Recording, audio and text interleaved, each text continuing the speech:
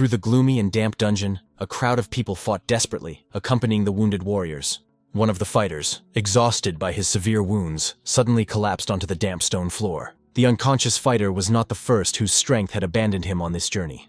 In despair, the man walking ahead said that the healer would soon be exhausted and their chances of survival would be slim.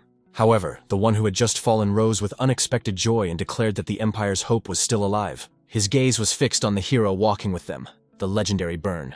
Bern noticed that if they had the strength to argue, then they could hold out a little longer. But inside, the hero was aware of the gravity of the situation. The anxiety in his companion's eyes was growing. When they began their journey, there were 74 members in the group, but now there were only 43 left. The loss of 30 men tormented the man, but that was not what worried him most. The real trouble was that of all those who had given their all, only 43 had survived. After all, in every battle with the monsters, the warriors fought selflessly, to the last drop of energy. But despite this, they were unable to protect 31 fighters, which left a bitter taste. Nevertheless, Bern understood that their spirit was ready for such trials, for they were in one of the 7 dungeons of evil. Now their path lay through a dungeon called the Core of Antiquity, and in the distance he noticed a light. The light also caught the attention of another fighter, who turned to Bern with excitement. He pointed to the faint glimmers ahead and asked if it was the exit. The hero focused his gaze and saw a massive gate, realizing that their long journey was nearing its end. These gates were the final destination of the Core of Antiquity, the end of a difficult adventure full of losses. Countless treasures were hidden there, possibly including the 36 greatest masterpieces of humanity. It was said that a cruel and bloodthirsty boss lurked in this dungeon, whose presence inspired terror. A sudden rustle made the man alert, and he instantly grabbed his weapon. Unable to contain his excitement, he immediately ordered everyone to take up defensive positions. Tanks and swordsmen were to line up in front, while mages were to light the dark path for better visibility. The wizards soon noticed that the frightening noise had stopped, leaving them confused. One of the mages decided to increase the range of vision, warning the others to be on the alert. After casting the spell, a huge silhouette of a monster hiding in the darkness became visible in the distance. The creature sensed the magical vibrations and slowly opened its many sinister eyes. A powerful vibration emanated from the monster, causing the ground to shake beneath their feet. In the next second, a huge creature with a mouth studded with several rows of teeth became visible. This sight caused intense fear in the man, who realized that the enemy seemed invincible. The skeleton, having awakened, came to the conclusion that the squad had invaded the dungeon while he was asleep. He thought about what had happened again and tried to figure out if he had understood the situation correctly. The main character confirmed that the enemy was fighting not only with people, but also with his own awakening. Despite the hero's calm reassurances, the skeleton remained terrified, unable to understand how to calm down. In the end, he noted that their invasion had awakened the boss, who had been sleeping peacefully in the depths of the dungeon. The creature continued to resent that before the clash, it had merely yawned, underestimating its enemies. The skeleton saw this as a sign of a lack of discipline, which, in his opinion, was vital. He then turned to Renee to ask her opinion on the incident. Renee, a little confused, said that the master's single movement was enough to stun the squad. Renee was once again in awe of Mr. Swallow's greatness, marveling at his strength and wisdom. Patrick was indignant as he watched what was happening and the strange harmony between them. He sat down with a heavy heart, thinking that perhaps it was time to accept what he had seen. In despair, he declared that the dungeon was coming to an end. But the hero asked him to calm down so as not to damage his skull. The Core of Antiquity is one of the 7 dungeons of evil that humanity considers impregnable. Most raids into dungeons end in triumph for humans, but not here.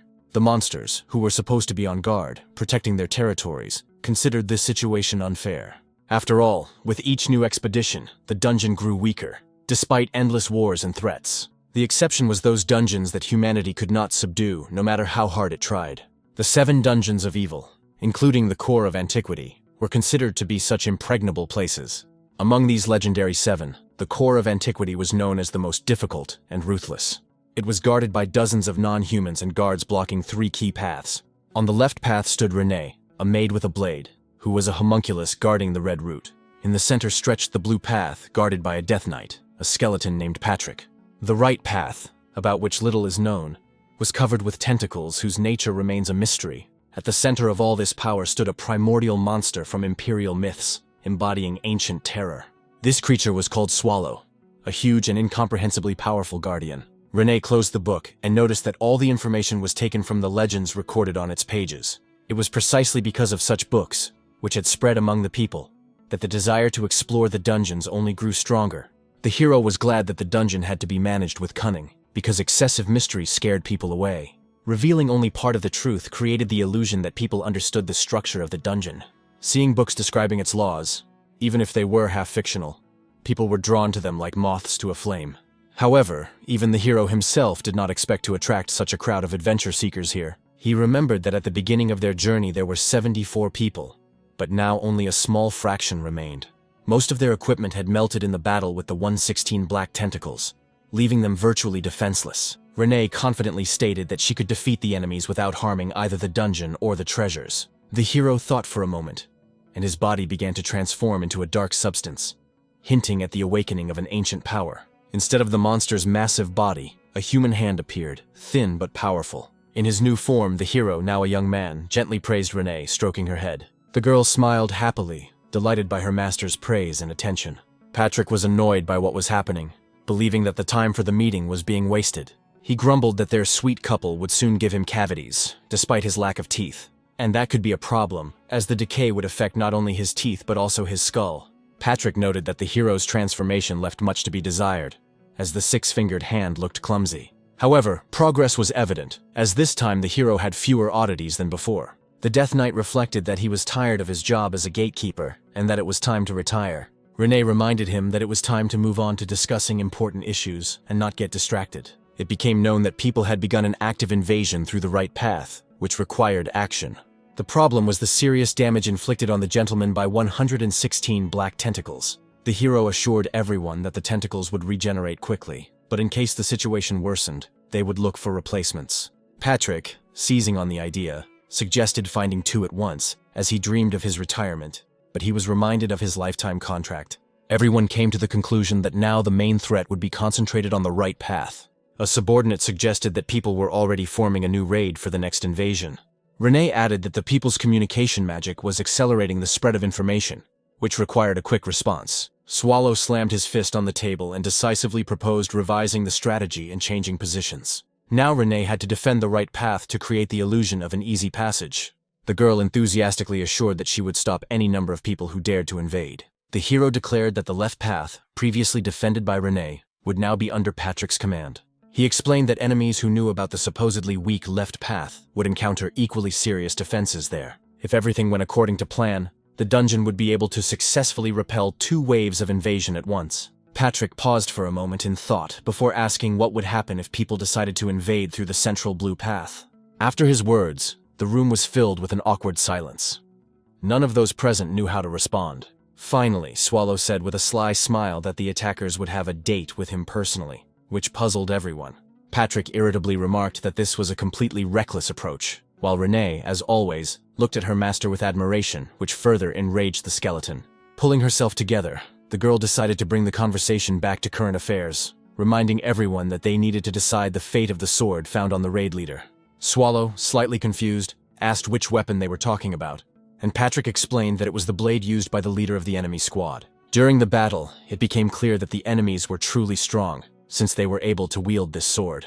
The blade, known as Tanaela, was one of 36 legendary artifacts so popular among humanity that it ranked 14th in their rating. Hearing the name, Swallow thoughtfully remarked that it sounded like some kind of dish, causing Renee to smile and Patrick to become irritated, who immediately corrected him, reminding him that it was not shawarma, but masterpiece. The hero noted that Renee's blade also belonged to these artifacts, which spoke to the high level of their opponents. The skeleton asked if they should leave the sword behind, fearing that in the event of another invasion, people might take it back. Swallow, without hesitation, suggested that Patrick take the sword for himself, adding that he would handle it perfectly. Patrick was a little taken aback by this statement and asked incredulously if the gentleman was serious about his decision. After a couple of seconds of confusion, he reluctantly agreed, realizing that there was no point in arguing. And so, in the dungeon of the core of antiquity, 3 unique guardians continued their existence. A deadly gnomish maid with a blade, a skeleton knight of death with a new duty to guard a magical sword, and Swallow, the embodiment of ancient terror, whose power was limitless. Swallow, satisfied in his own way, reminded Patrick that now that he had the artifact, it was time to destroy the resignation letter hidden among his ribs. Meanwhile, Renee turned to the master with a question about the distribution of the loot, clarifying which plan they would choose. Swallow, without hesitation, replied that they would keep everything valuable for themselves and use the rest as bait for new daredevils who decided to storm the dungeon. Renee, rejoicing like a child, enthusiastically agreed, assuring him that she herself would take care of all the organizational details. Renee noticed that they did not have suitable monsters capable of fully utilizing the magical weapons. She suggested removing the magic stones from the sword and selling them, noting that such a deal could bring in a significant profit. Upon hearing her words, Swallow unexpectedly declared that perhaps he himself should go to the human village. The others instantly froze in surprise, stunned by their master's suggestion. Patrick became wary and suggested that Renee go to the village instead of Swallow. This remark enraged the monster, but Patrick coldly explained that Swallow's transformations into a human always turned out unconvincing, and now he didn't even have his tail hidden. Swallow, still annoyed, reluctantly agreed, adding that Renee should not forget to bring him some treats on the way. So, in the end, it was Renee who went to the human village, noting on the way that it was a very good day. She was sure that she would be able to complete the task quickly and return to Mr. Swallow, who could not be left alone for long. The salesman, examining the magic stones, told Renee that, unfortunately, he could not buy them. The girl instantly became alert and demanded an explanation. The merchant began rummaging through his records, clearly puzzled, and after a few minutes found what he was looking for. He showed her a small stone, explaining that it was a Class B artifact, and even such a stone would cost ordinary people years of hard labor to pay for. The stones brought by Renee turned out to be even rarer and more valuable, so much so that only the magicians of the Imperial Palace or high-class wizards could use them. The seller added that such stones might be of interest, for example, to capital jewelers, who had agreements with the Imperial family, or to the Wing Mage Tower. Renee realized that the capital was too far away and said quietly that she would have to visit the tower. However, despite this, she did not want to go there at all. But for the sake of Mr. Swallow, she made up her mind. On the way back with her companion, he kindly asked her to be careful. Suddenly, his gaze fell on the table, and he noticed a huge magic stone that was clearly worth a fortune. He hurried to pick up the stone, reminding the little girl to stop. She had almost forgotten such an important thing. His companion turned around, smiled, and said that it was just a tip, but she was grateful nonetheless. The shopkeeper was stunned, and noticed that this girl was behaving strangely for an ordinary person. Finally, Renee reached the Tower of the Wing Mages, where they were already waiting for her. The magicians greeted her, saying that in order to sell the stones, she needed to meet with the head of the guild. One of them offered to take her to the office, and she followed him without hesitation. Gomunkul realized that the head was at the very top, and the tower itself resembled the structure of an ancient dungeon. Soon, the guild leader introduced herself as Gramitzamer and thanked Renee for her visit. The woman asked who this girl was, who had decided to visit such an important place. The little girl introduced herself, noticing the powerful mana reserve in her aura, which she couldn't help but notice. Amir admitted that when she learned of the child's visit, she did not expect such an influx. But after seeing the stones, she changed her mind. She acknowledged that the Wing Tower was renowned for its reputation, and hoped that the stones were indeed worthy of its high standards. Renee poured all the stones onto the table and asked them to be carefully examined. The guild's lava intently examined the precious stones, realizing that their quality was top-notch. This surprised her, because some of the stones were truly first class, and it was difficult to understand how a child could have such treasures. Intrigued, the woman decided to ask where she had gotten such jewels, but she fell silent when she noticed her interlocutor's unusual hair. The woman remembered that among the 8 great families of the empire, there was one with hereditary silver hair. Therefore, this girl was the daughter of aristocrats who had run away with precious stones, and perhaps she did not know their true value. Amir apologized for her previous rudeness and offered 50 ounces of gold for each stone. For the highest quality stones, they were willing to offer 80 ounces, which made Renee think a fortune that would take many years of labor to earn. An ordinary person earns only about 10 ounces of gold a year, so the price was clearly unfair, and she told the man directly that if he tried to cheat, he would be killed. The guild leader was taken aback, then began to apologize, realizing that the girl seemed to know more than she would have liked. She continued, honestly admitting that even the guild did not have enough funds to purchase everything that had been offered. The girl, looking at her piercingly, simply said that she should buy as much as she could. In the end, Renee received 2,000 ounces of gold, everything the guild had at its disposal at that moment. Amir, noticing the situation, asked what the girl would say to an offer to exchange the remaining stones for something equally valuable. Gomunkul looked skeptical and asked if she was sure it would really be valuable, because the item had to be easy to sell, to which her interlocutor hastened to reassure her. She suggested that the girl follow her, promising to show her exactly what she meant. Of course, the rules did not allow outsiders in certain places, but the head made an exception for her. They found themselves in the tower's vault, where the rarest and most valuable items were kept. First, she was shown a 4-carat diamond tiara with magical stones embedded in it, enhancing its usefulness for a magician. Then she was shown a living black pearl capable of emitting a howling sound if poison was nearby, a product created using alchemy. Upon hearing the mention of alchemy, the girl instantly tensed up, as this science caused her outright disgust. Amir couldn't help but notice this strange reaction and asked why it bothered her so much. She clarified whether Renee really disliked alchemy, adding that she understood her aversion, as it was a rather unsanitary science. Then, pointing in the other direction, she asked what the girl thought about the next subject. Renee was presented with a red love stone, which is said to be capable of turning love into reality. The girl was literally overwhelmed with emotion at these words, and she was consumed with the desire to get this stone. The head added that by putting mana into the stone in front of the person you love, you can summon a spirit that will create an eternal bond between you. The little girl asked several times if this was really possible, and her interlocutor confidently confirmed it, giving her word as the head of the Tower Guild. After that, the head asked if she liked the stone so much, to which Renee, without hesitation, declared that she would take it. However, Amir warned that this artifact could cause a lot of trouble, as it was capable of subjugating even the Emperor, and therefore its value was difficult to determine. Realizing that everything was spiraling out of her control, Renee became angry, realizing that her plans were falling apart. In her anger, she pulled out her weapon and asked a direct question about what they would say about it. The woman froze in amazement at the sight of the weapon and exclaimed where she had gotten it. The girl calmly stated that she was ready to give back all the gold she had received earlier, as well as her weapon, if she got the diamond in return. After a while, the subordinate asked Amir if she had really given the girl that diamond. It seemed unbelievable to him, because she must understand what the consequences could be for her. Such decisions are dangerous to make. But the boss, thoughtfully examining the remaining stones, said that there was nothing wrong with that, because the young aristocrat had literally lost her head over that diamond. Therefore, in her opinion, there was no need to worry. The girl would die anyway as soon as the spirit inside the stone was released. Moreover, the beloved of that unfortunate woman would not remain alive either, so there would be no traces of their connection left, although, she admitted, she felt a little sorry for the guy. After that, Renee went to one of the 7 dungeons of the huge hall known as Chait Castle. There she was met by a red-haired woman who, while fixing her hair, noticed that the ends were seriously damaged. The girl immediately apologized for her sudden appearance and for causing her trouble again. But her companions smiled and replied that it was no big deal. She added that neighbors should help each other and she would never refuse to see such a lovely Renee. This woman was the boss of the dungeon, and her name was Elizabeth Bathory.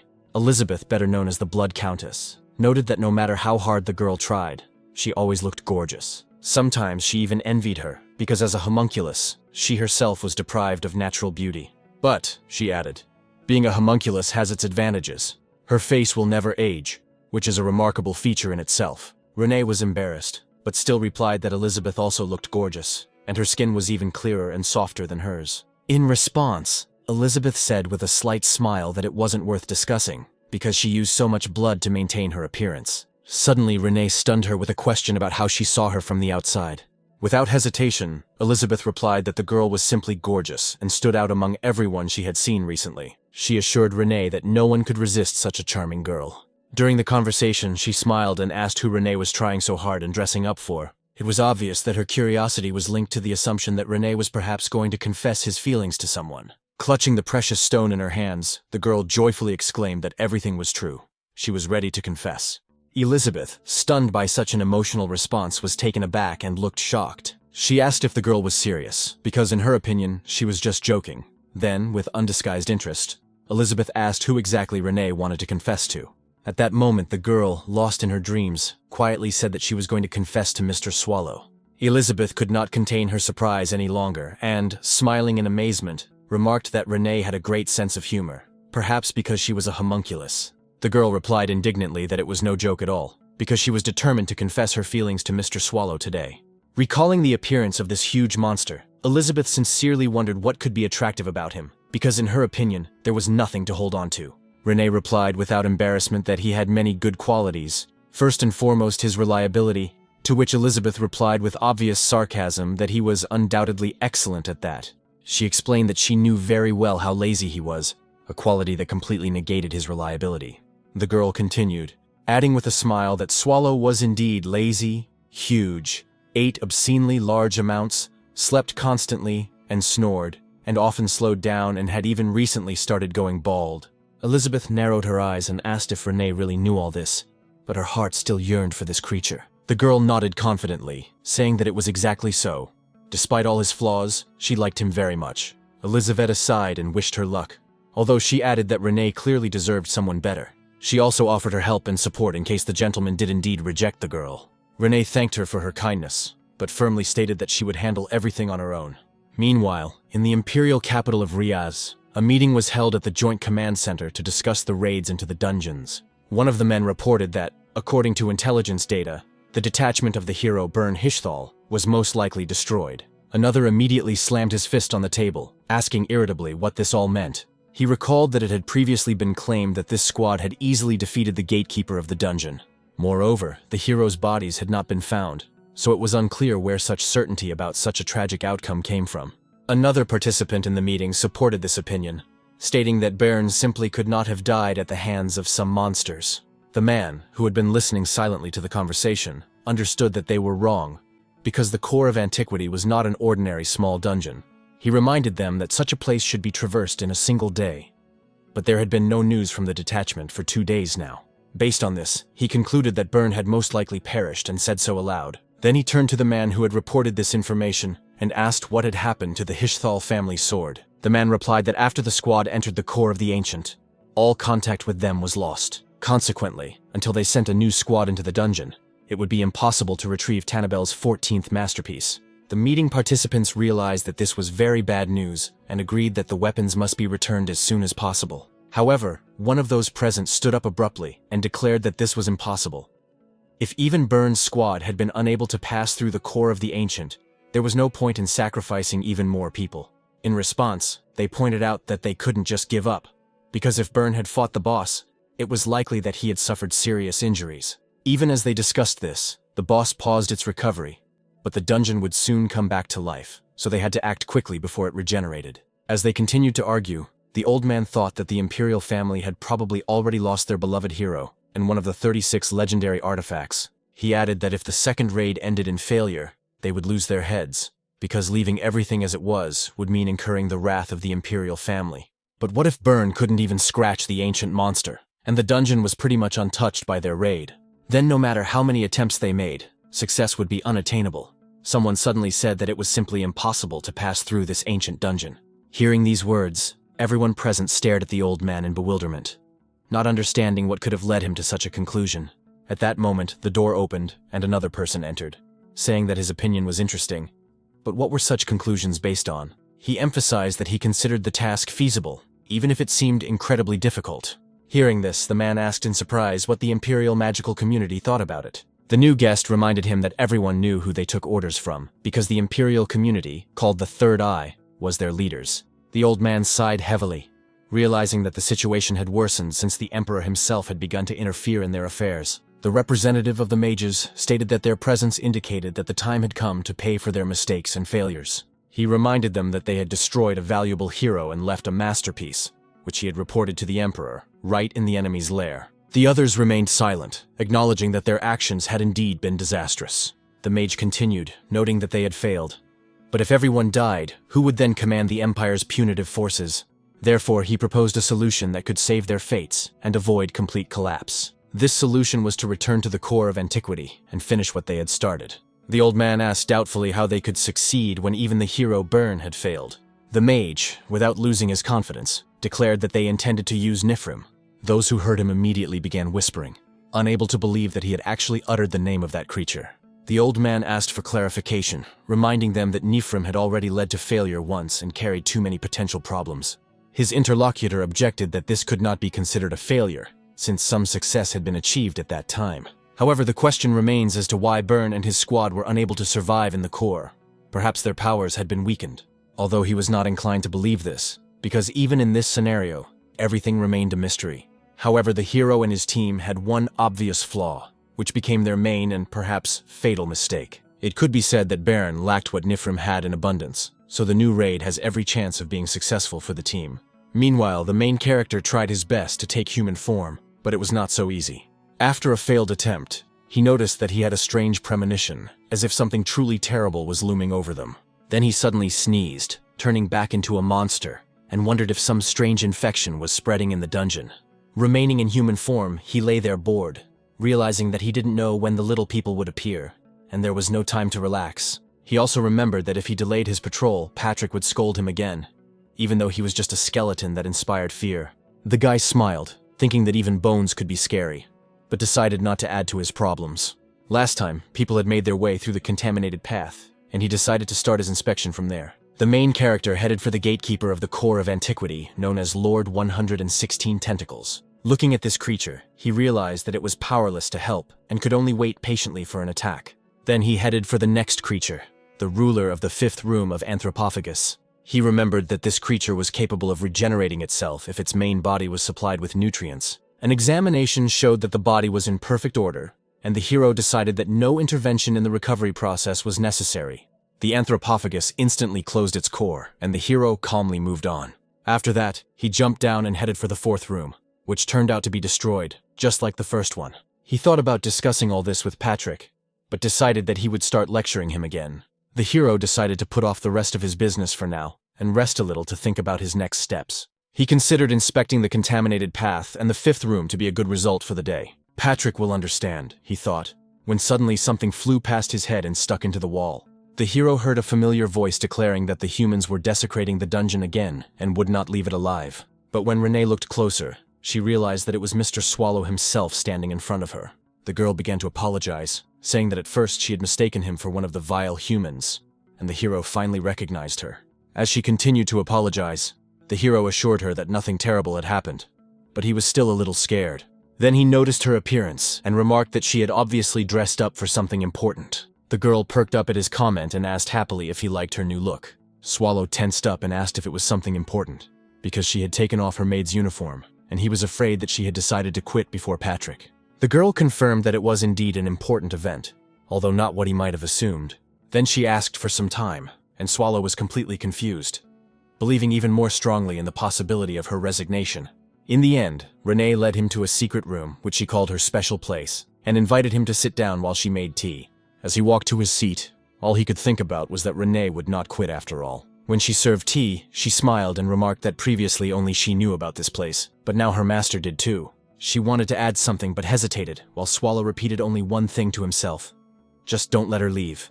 Renee reminded him that it had been 80 years since he had taken her into the dungeon and asked if he remembered it. Swallow replied uncertainly that he did, and began to recall the events of those times. Back then, 80 years ago, the raiding craze had destroyed more than 1,000 dungeons, and thousands of people had invaded the core of antiquity. It was during that period that Renee earned her nickname and significantly raised her status among the inhabitants of the dungeon.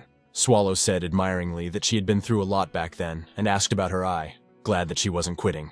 Renee clenched her fist, remembering the events of the past, and admitted that she was happy that he remembered even such small details. The hero assured her that it was impossible to forget such moments, and Renee added that she had always been happy to be near him. Swallow replied that the feeling was mutual, but pondered the meaning of her words, suspecting that they might be related to a farewell. He cautiously asked if she meant something like a breakup, because her words sounded like a prelude to a farewell. When she began to explain, he didn't even want to listen, afraid that her words would confirm his fears. But what she said shocked him even more. Renee confessed that she had been in love with him all these years. Swallow, surprised by her revelation, asked if she was serious, and Renee confirmed that she had been waiting for this moment for 80 years. Swallow was so excited that he even grew a tail, and he froze, not knowing how to respond to such a sincere confession. Finally, he found the right words and thanked her for her feelings, although it was difficult for him. Then he added that life in the underground was always on the edge between life and death. Renee listened intently as Swallow continued, saying that they could never be sure when they would be wounded or killed. He asked if she was prepared for the possibility that one of them might be left completely alone. Renee clenched her fist and replied that she had expected such an answer, realizing that her request was practically impossible. Despite her fears, Renee knew she couldn't hide her feelings forever, even if it meant heartbreak. The thought that Swallow would reject her confession and turn away from her frightened her more than anything else in the world. Because of this, she decided to fight for his love by any means necessary, clutching the precious stone tightly in her hand, as if it were a symbol of her determination. Unexpectedly for him, Renee kicked the table away with force, shocking Swallow with her actions. She rushed towards him, saying that she was even ready to use such radical means to fulfill her dream. Swallow begged her to calm down, but she only firmly stated that now her dream had a chance. His gaze fell on the mysterious stone in her hand, and she assured him that once he invested his mana in it, everything would change for the better.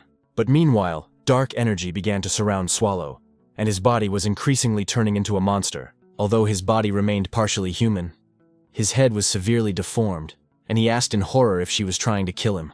The dark energy suddenly touched the magic stone that Renee was holding, and it slipped from her hands. The stone fell to the floor and shattered into many pieces, causing confusion. A spirit emerged from the cracks and burst into an ominous laugh as it watched the events unfold. Later, Patrick said with admiration that the spectacle was incredibly impressive. However, he reproached Swallow for his leniency, saying that expelling people was not a royal task, but that driving Renee away was quite logical. He sarcastically noted that the boss was so blind that he couldn't tell her apart from the common rabble, and even the skeleton froze in amazement. Swallow, confused, asked Patrick what he should do now, but Patrick reminded him that he had created this problem himself. Patrick picked up a piece of broken stone, claiming that it had also played a role, but did not justify the boss's actions. He emphasized that the responsibility for what had happened lay entirely with Swallow, regardless of other circumstances. Swallow tried to understand what had happened and asked in bewilderment why he didn't remember it. Patrick, surprised by his words, began to recall the events of that fateful moment that changed everything. When the chief lost control of himself, he burst in here like a whirlwind. At that moment, she noticed him preparing to attack the girl and tried to calm his mad rage. However, his face had changed beyond recognition. One half retained human features, while the other resembled that of a demon. In front of him, in complete despair, sat Renee, sobbing, clutching a stone in her hands and muttering about what she had done. Patrick realized that the situation was out of control and urged her to wake up, run, and save herself while the monster was focused on him. However, his voice went unanswered. She seemed to have completely withdrawn into herself, and her presence was becoming dangerous. Without wasting any time, he drew his weapon and struck her to push her back to a safe distance. Inside, he reproached himself for this action, but he saw no other way out, and finally, the necessary distance arose between them. At the same time, he couldn't understand what was happening to his boss, who was incoherently repeating that they wanted to destroy him. When the Death Knight described everything that was happening, the main character felt a chill inside. After her story, his interlocutor asked if he remembered what had happened, and he immediately began to apologize. Patrick was glad that he did not deny his guilt, but he also guessed that events had unfolded for a reason. After all, it was about the magic stone that the girl held so tightly. The conversation soon turned to the need to find Renee at all costs, as her absence was disastrous for everyone. She was responsible for everything, from preparing food and planning meals for the monsters to cleaning the dungeon, setting traps, and replenishing the monster army. She also mined gold, kept track of resources, and handled complaints. Without her, life in the dungeon seemed to have come to a standstill. Realizing this, Patrick asked her not to waste any time and to go after her.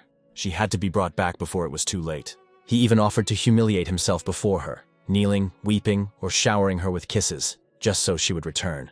Then his interlocutor handed him a strange object, a bracelet called Demora, which stabilized the balance of mana. He warned that the device was extremely valuable, but he wasn't sure if it would work, given the instability of the magical flow.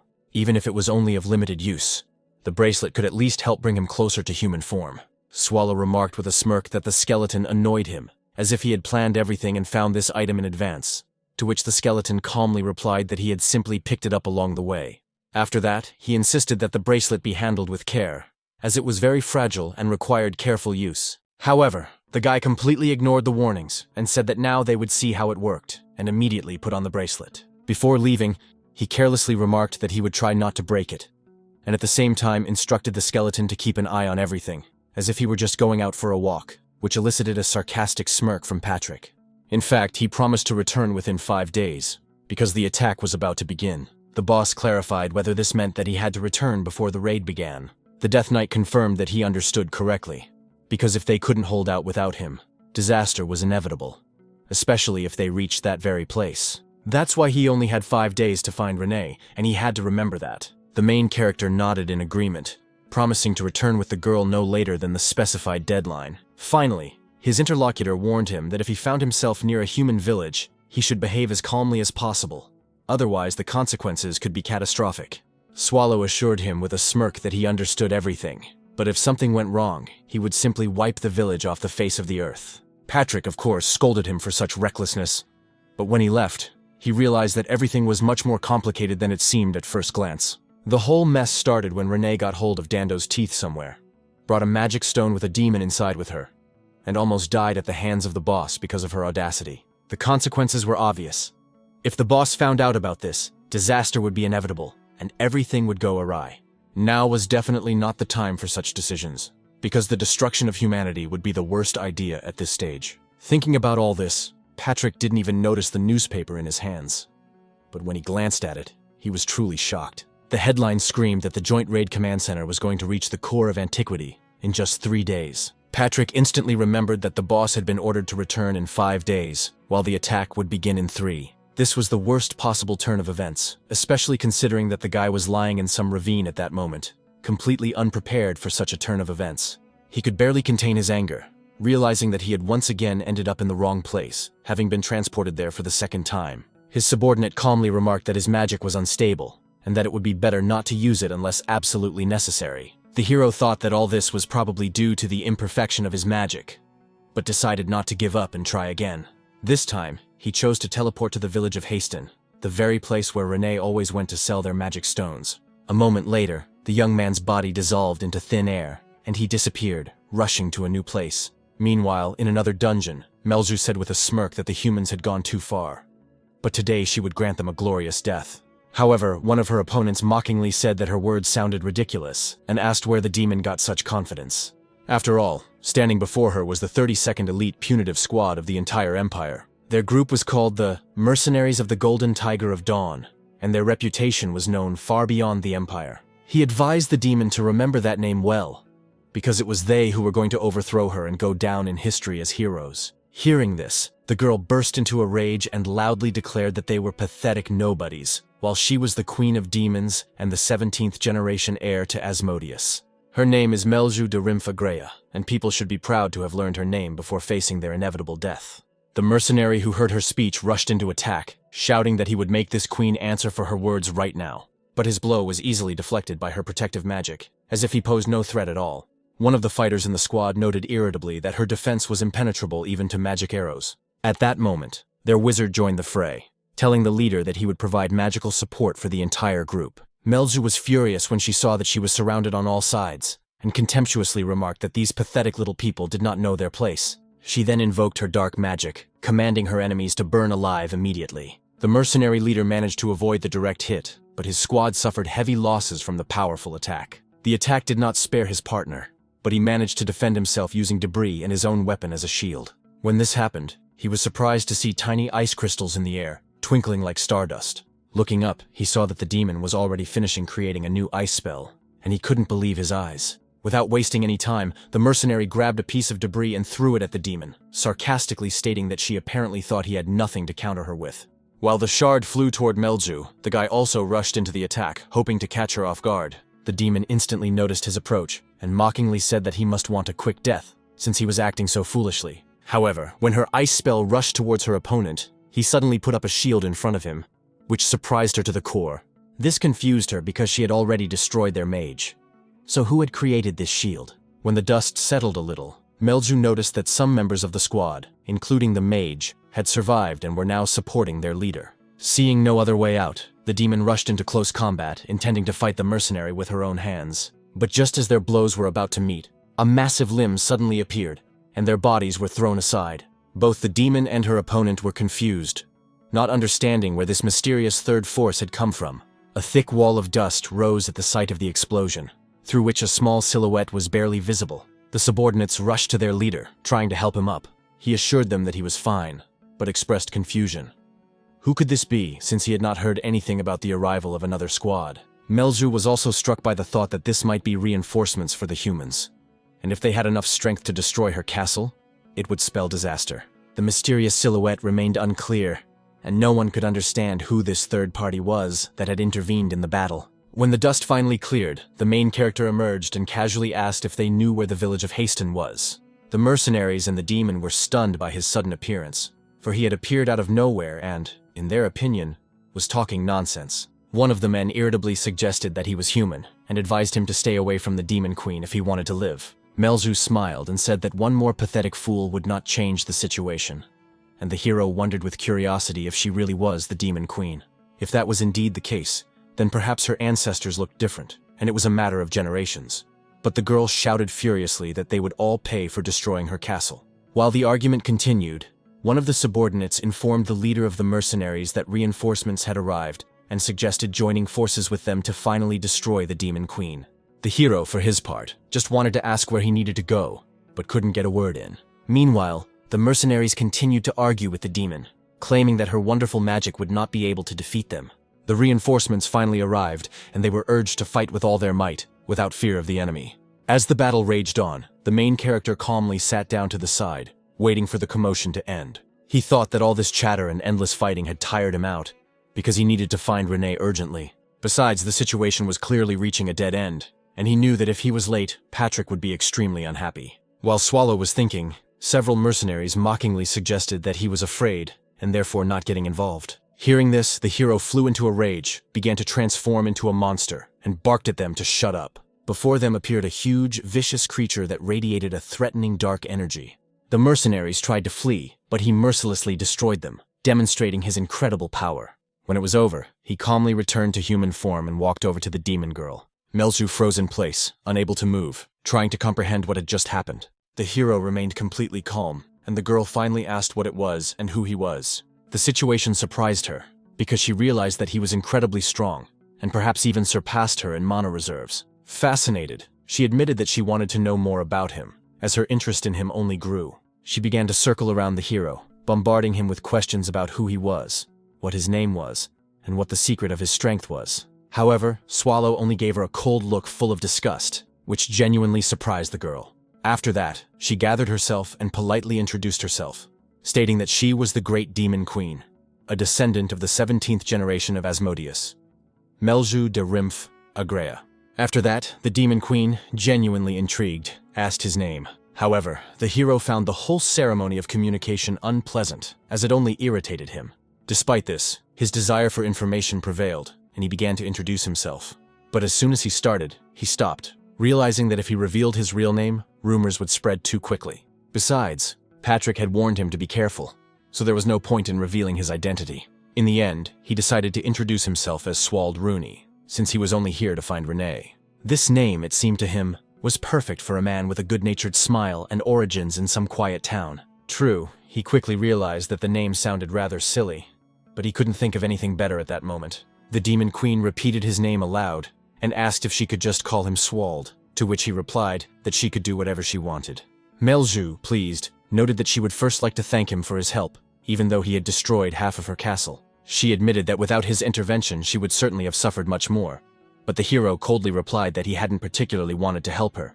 But the queen continued, saying that now she owed him a debt, and asked how she could be of service. Hearing this, Swallow became excited and asked if she knew the way to the settlement of Haston. When the girl repeated the name, he felt relieved, deciding that he was indeed where he needed to be, and that Renee was very close. However, the queen soon stunned him with the question of who Haston was. The hero's joy instantly evaporated, for it turned out that not only did she not know the way, but she had never even heard of such a place. He wondered if he had traveled so far that no one here even knew about this settlement. Not wanting to despair, he asked where the nearest town was.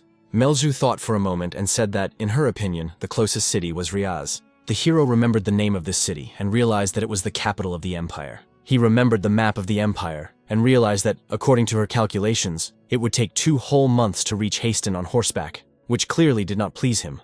Realizing the gravity of the situation, he fell helplessly to the ground, and Melju, noticing his distress, asked if something was bothering him, to which he admitted with despair that he was too far away. Melju smiled and said that now everything was clear. He was not going to the capital at all, but to Haston, and suggested using the teleportation center as the fastest option. The hero was stunned by this information, and asked in bewilderment what kind of center it was, since he had never heard of it before. Melju readily explained that it was a magical invention created by humans using alchemy and magic, which forcibly generated the magic of movement. Intrigued, Swallow immediately asked where the center was located. The girl calmly replied that if he wanted to get to the teleportation center, he had to go to the city of Riaz. When they arrived at the right place, the hero asked doubtfully if this was really the center, and Melju, standing nearby, confirmed that it was, and that now was the time to gather information. Swallow thought that although Renee was unlikely to be here, he still had to find out if she had actually gone to Haston, so he needed to learn as much as possible. Melzu, with a smile on her face, said that if he was looking for a girl with silver hair, she would help him in his search, and he had nothing to worry about. Swallow was surprised by her words, and, puzzled, asked how she, as the mistress of the castle, could leave it unattended and just walk away. Melzu, noticing his confusion, replied with a gentle smile that she was pleased that he was concerned, but that he should calm down. She added that as the demon queen, the supreme being born to rule, the castle was only a temporary refuge for her, because the demons were her army, and it did not matter where she was. Swallow nodded, noting that this was clearly a demonstration of the Demon King's ability to summon their army at any moment, and that she could indeed gather her warriors at will. Melzu confirmed his guess, saying that in general he was right, although in practice she had not yet tried to summon the army, but she was sure that it would be possible. She added that if her father could do it, then she could definitely do it too, because her power was much greater than that of ordinary demons. Besides, she continued, the castle her father left her had been destroyed, and there was no point in returning there, so she would not have to go back to that place. Swallow, realizing that it was his fault, immediately apologized, but Melzu assured him that the situation was difficult, and the attacks by humans were inevitable. She explained that he should not worry about the destruction, because when the capital of the human empire is located right in front of the demon castle, it is difficult not to encounter such troubles. Melzu ended the conversation on that note, suggesting that they stop discussing sad topics and continue gathering information, because time was of the essence. The hero, of course, agreed, but deep down he continued to wonder what he should really do next. He felt that with each step, her presence became more and more burdensome to him, like an extra load that was impossible to throw off. After a while, they found themselves in a local bar, and Melzu, wasting no time, ordered 2 beers, ignoring those around her. Swallow realized that his feelings had not deceived him, and, turning to his companion, remarked that they had important business to attend to, so he did not understand what they were doing here. Melzu, tilting her head back serenely, took a big gulp of beer, which, according to her, immediately made her feel refreshed. With a sly smile, she remarked that he was clearly unfamiliar with human cities, because a bar was not just a place to drink, but a whole center for gathering information. He should have just looked around and listened to the conversations filling the place to uncover all the secrets. All these conversations echoing around the bar were a real treasure trove of information that was so easy to use if you knew how. Swallow, following her advice, listened to the conversation with interest, realizing that his task was simply to filter out what he needed, and then the information would be in his hands. He easily took her words to heart and immediately began looking around, hoping to find something useful. His gaze fell on the wall, where a bulletin board hung, and, intrigued, he asked her what the papers were. Melzu, without turning her head, explained that they were ordinary announcements, the kind you could find in any bar. They were here too. According to her, this was the very spectrum of information she had been talking about, and Swallow, slightly surprised, wondered how appropriate it was after all. Looking at the board, he noticed that these were lists of the squads participating in the raid, to avoid repeated passes through the same places. He thought that this actually made sense, since several squads should not invade the same dungeon. And then Melzu added that this also prevented conflicts over rewards. Melzu expressed her disappointment with people who stubbornly remain loners, forgetting that by joining forces, the chances of success in the dungeon increase significantly, while they, in turn, are stuck in their own ambitions. Swallow, trying to balance her fervor, noted that in fact, it would be better for them. But the Demon Queen couldn't help but clarify what he meant. She continued, with some surprise, that she was now interested in whether she was also a monster from the dungeon, because it was strange that, as the mistress of the castle, she could be equated with one. Swallow, with a crooked smile, replied that he was difficult to understand, and to be honest, he simply did not want to go into details. Melzu noted with curiosity that he clearly had his secrets, but she decided not to bother him with questions, since he himself preferred to remain in the shadows. Swallow, looking at the bulletin board again, noticed something that immediately caught his attention. There was information about his own house, and it made his heart beat a little faster. Looking at the empty column with the teams, he felt relieved, realizing that he still had time before anything started to happen. Melzu, noticing his excessive restraint, jokingly asked him not to be so greedy and let her see what he was so carefully hiding, because she already guessed that he was just proud of his height.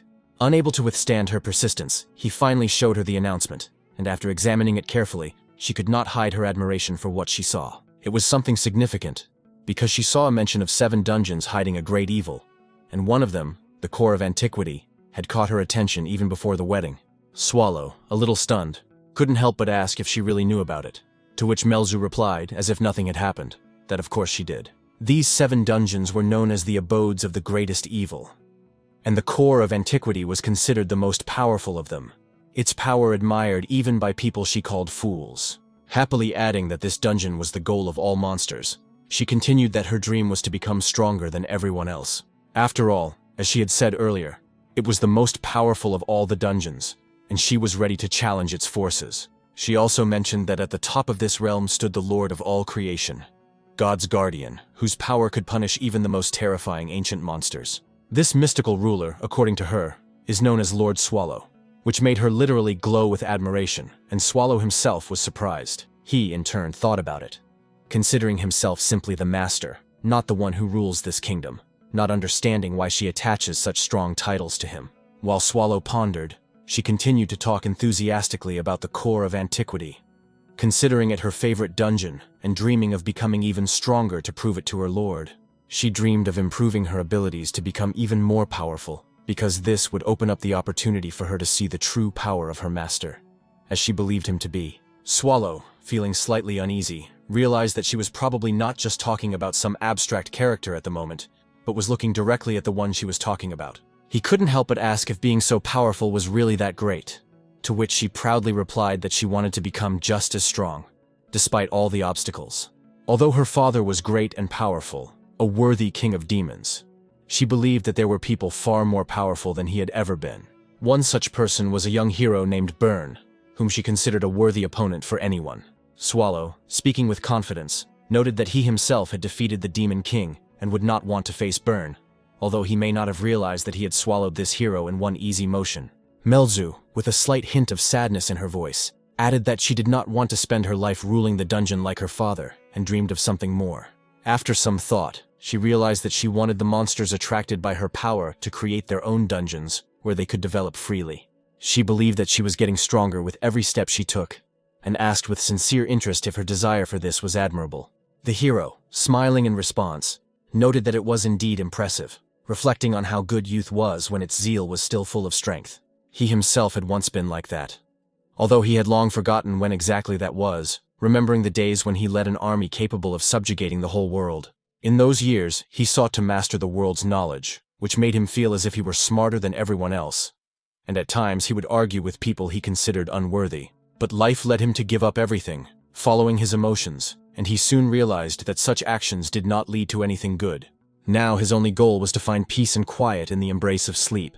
However, at that moment he noticed that the girl he was talking to was clearly intoxicated, and he realized that he had to do something about it. He decided that the best thing to do would be to gently pick her up and carry her away, while people around them continued to talk about the new announcement regarding the dungeon. The shop owner, realizing his mistake, explained that he had forgotten to post the announcement, and promised to fix it, immediately setting to work. Someone in the crowd pointed out that he constantly forgot to update the information, and if his inspectors noticed this, they would certainly impose a fine. The announcement was about a raid on the core of antiquity, in which Paimor Dubelay's squad, led by Nephrim, would take part, and the raid was to take place within the next 72 hours. Time passed, and soon morning came when she finally came to her senses. Melzu woke up with a heavy head, feeling intense pain in her ears and head after the night's revelry. Suddenly, Swallow appeared in the room and, noticing that she had woken up, asked if she was finally awake, to which she, looking at his yawn, admitted that she did not remember what had happened yesterday. He replied with slight confusion that of course she didn't remember, because it couldn't be otherwise. But suddenly he was overcome by an anxious premonition. Suddenly falling sharply to the ground, he looked very frightened, and Melzu, noticing his reaction, asked with interest what had happened to him. A few moments later, continuing to look anxiously in her direction, he remarked that his eyesight must have deteriorated. He couldn't understand why she now seemed so small to him, even though, in his opinion, she had always looked petite. Melzu wasted no time and, hitting him, declared that she was not small at all, and then asked if he thought he was being too rude. He couldn't understand why she had suddenly changed so drastically that it even frightened him a little. The girl continued to strike him, repeating passionately that she had not become younger at all. After a short pause, she added that yesterday she was in her second version, created so that pathetic little people would not dare to mock her. And now standing before him was her true and first appearance, the one she had always hidden. He was very confused and asked if this was really her true form. The demon nodded, confirming his words, but then abruptly changed the subject, asking what was wrong with his face and whether he had eaten something at night without her. In short, She explained that transformation was a magic that allowed one to project one's future, and that her second version was only a prediction of what she would become when she grew up. She added that when she grew up, she would be as strong and cool as her second version, and there would be no more doubts. Mel's asked with interest if he understood her explanation, to which the guy admitted that he did not. In response, he suggested that maybe she just needed to change her clothes, but she shouted sharply, warning him not to treat her like a child. At that very moment, as if by fate, a crowd of people gathered at Count Hastings' house, ready for action.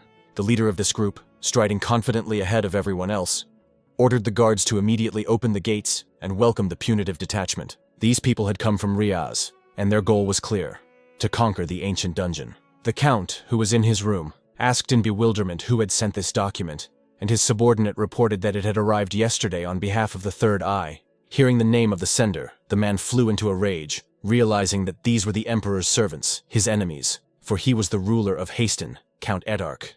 The thought flashed through his mind that a raid on a higher-level dungeon required the approval of the ruler of the lands, and these people had simply dared to act without it. He realized that an aristocrat could not simply refuse, because it was almost an imperial order, and his will was binding. Turning to the girl in the room, he asked her what she thought.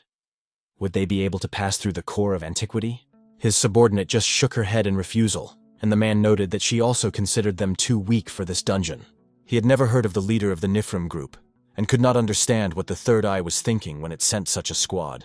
The Count thought, if they were defeated, his land would suffer again, and perhaps it would be better to send a stronger squad first. He whispered that he would need to send a proven team for this. The girl, with a smile on her lips, told the Count that the answer might be right in front of him if he looked closely. The Count thought that perhaps she was referring to the wing tower, which could well cope with such a task. After all, they now had very high-level stones, and although it was naive to think that this could instantly strengthen the tower for a raid on the core of antiquity, there was still hope. The core of antiquity was the highest level of the dungeon, and if the rumors were true, a truly dangerous task awaited them. The Count couldn't help but wonder, what if the only one who could pass this dungeon was Swallow, who had fought the hero Bern and his squad? Soon, the Count gave the order to send a request to the wing tower, promising huge sums of money and glory for the successful completion of the task, as well as for them to be the first to pass through the dungeon. As soon as the conversation was over, mercenaries burst into the room where the aristocrat was without knocking. These were the very same mercenaries who entered without permission and defiantly asked if he was Count Etark. The Count, struck by their insolence, asked in surprise who these people were, and the young man, without delaying his answer, introduced himself as Nefrim and complained that he had called for a long time, but there was no response, so he had to enter without invitation. The Count, even more perplexed by their rudeness, asked what they were doing there without warning, and the young man, sitting down in a chair, replied that he had brought documents from the imperial house itself. He defiantly asked if there was any order from the kingdom that forbade them to be there. The Etark, not hiding his irritation, replied sharply that there were no such instructions, but at the same time he felt someone pressing on him, as if ready to attack at any moment. At that moment, another girl, without hesitation, asked what had happened to them since they were guests, asked everyone to smile, and also brought tea and cookies. Despite his inner discontent, the Count restrained his emotions and ordered his subordinates to hurry up and entertain the guests. Sitting down opposite the visitors, he asked them directly what they were doing there. Nifrim replied smugly that the Count, as an adult, should understand perfectly well that they were here to raid the core of antiquity. Etark, with a hint of sarcasm, remarked that not even a day had passed since they had received the document, and they were already so eager, and asked when they would finally set out. Nifrim, in turn, admitted that they had indeed planned to set out today, but new circumstances had arisen, and now the raid was postponed until tomorrow. The Count, with an unsatisfied expression on his face, noted that they were rushing too much, that the raid was a complicated matter, and suggested that they rest a little, promising blood and parties in their honor. The leader of the detachment assured him that there was no need to worry, because they were not going to touch Wing's tower at first. The Count asked in surprise why they were going there, whether they were going to see friends. Nifrim replied mockingly that he had misunderstood everything, because the goal was simply to eliminate all life there, without unnecessary conversation. The aristocrat, stunned by this statement, could not contain his surprise and began to ask what he meant. The young man smiled contemptuously, stating that the security was so weak that the mansion could easily be bugged using magic. They already knew all the details, and now it was interesting to see if the Count was going to send the order to Wing Tower after all. He added defiantly, "Did they really come all this way just to be beaten to the punch? That's just unfair. Small pawns should be cut off at the root." Etark, although he felt defeated in this conversation, realized that the only benefit from this whole situation was to raid the core of antiquity with the strongest of them. In the end, the man, suppressing his irritation, apologized and said that he would not interfere with the raid, and their order would be sent as they wished. Nephrim, biting into a cookie with a satisfied look, expressed his sincere gratitude to the Count for his generosity, if all this was true. While Patrick was waving his weapon in the lands of the core of antiquity, in a distant corner, his gaze was fixed on the current events. Patrick glanced at the time and realized that his remaining time was almost up. The main character and Melju were walking through the city streets, and it seemed to him that this walk was reminiscent of something from the past. While he was looking around, Melju smiled and asked him to shift his attention and look the other way. Without hesitation, the hero turned to the knight walking ahead and asked how far away the teleportation center was, to which the knight replied that the journey would still be long. Swallow looked at the knight in surprise and heard in response that they were only at the exit of the fourth wall of the city. The knight explained that the teleportation center itself was located behind the Imperial Palace, and from there, they still had to pass through 3 walls.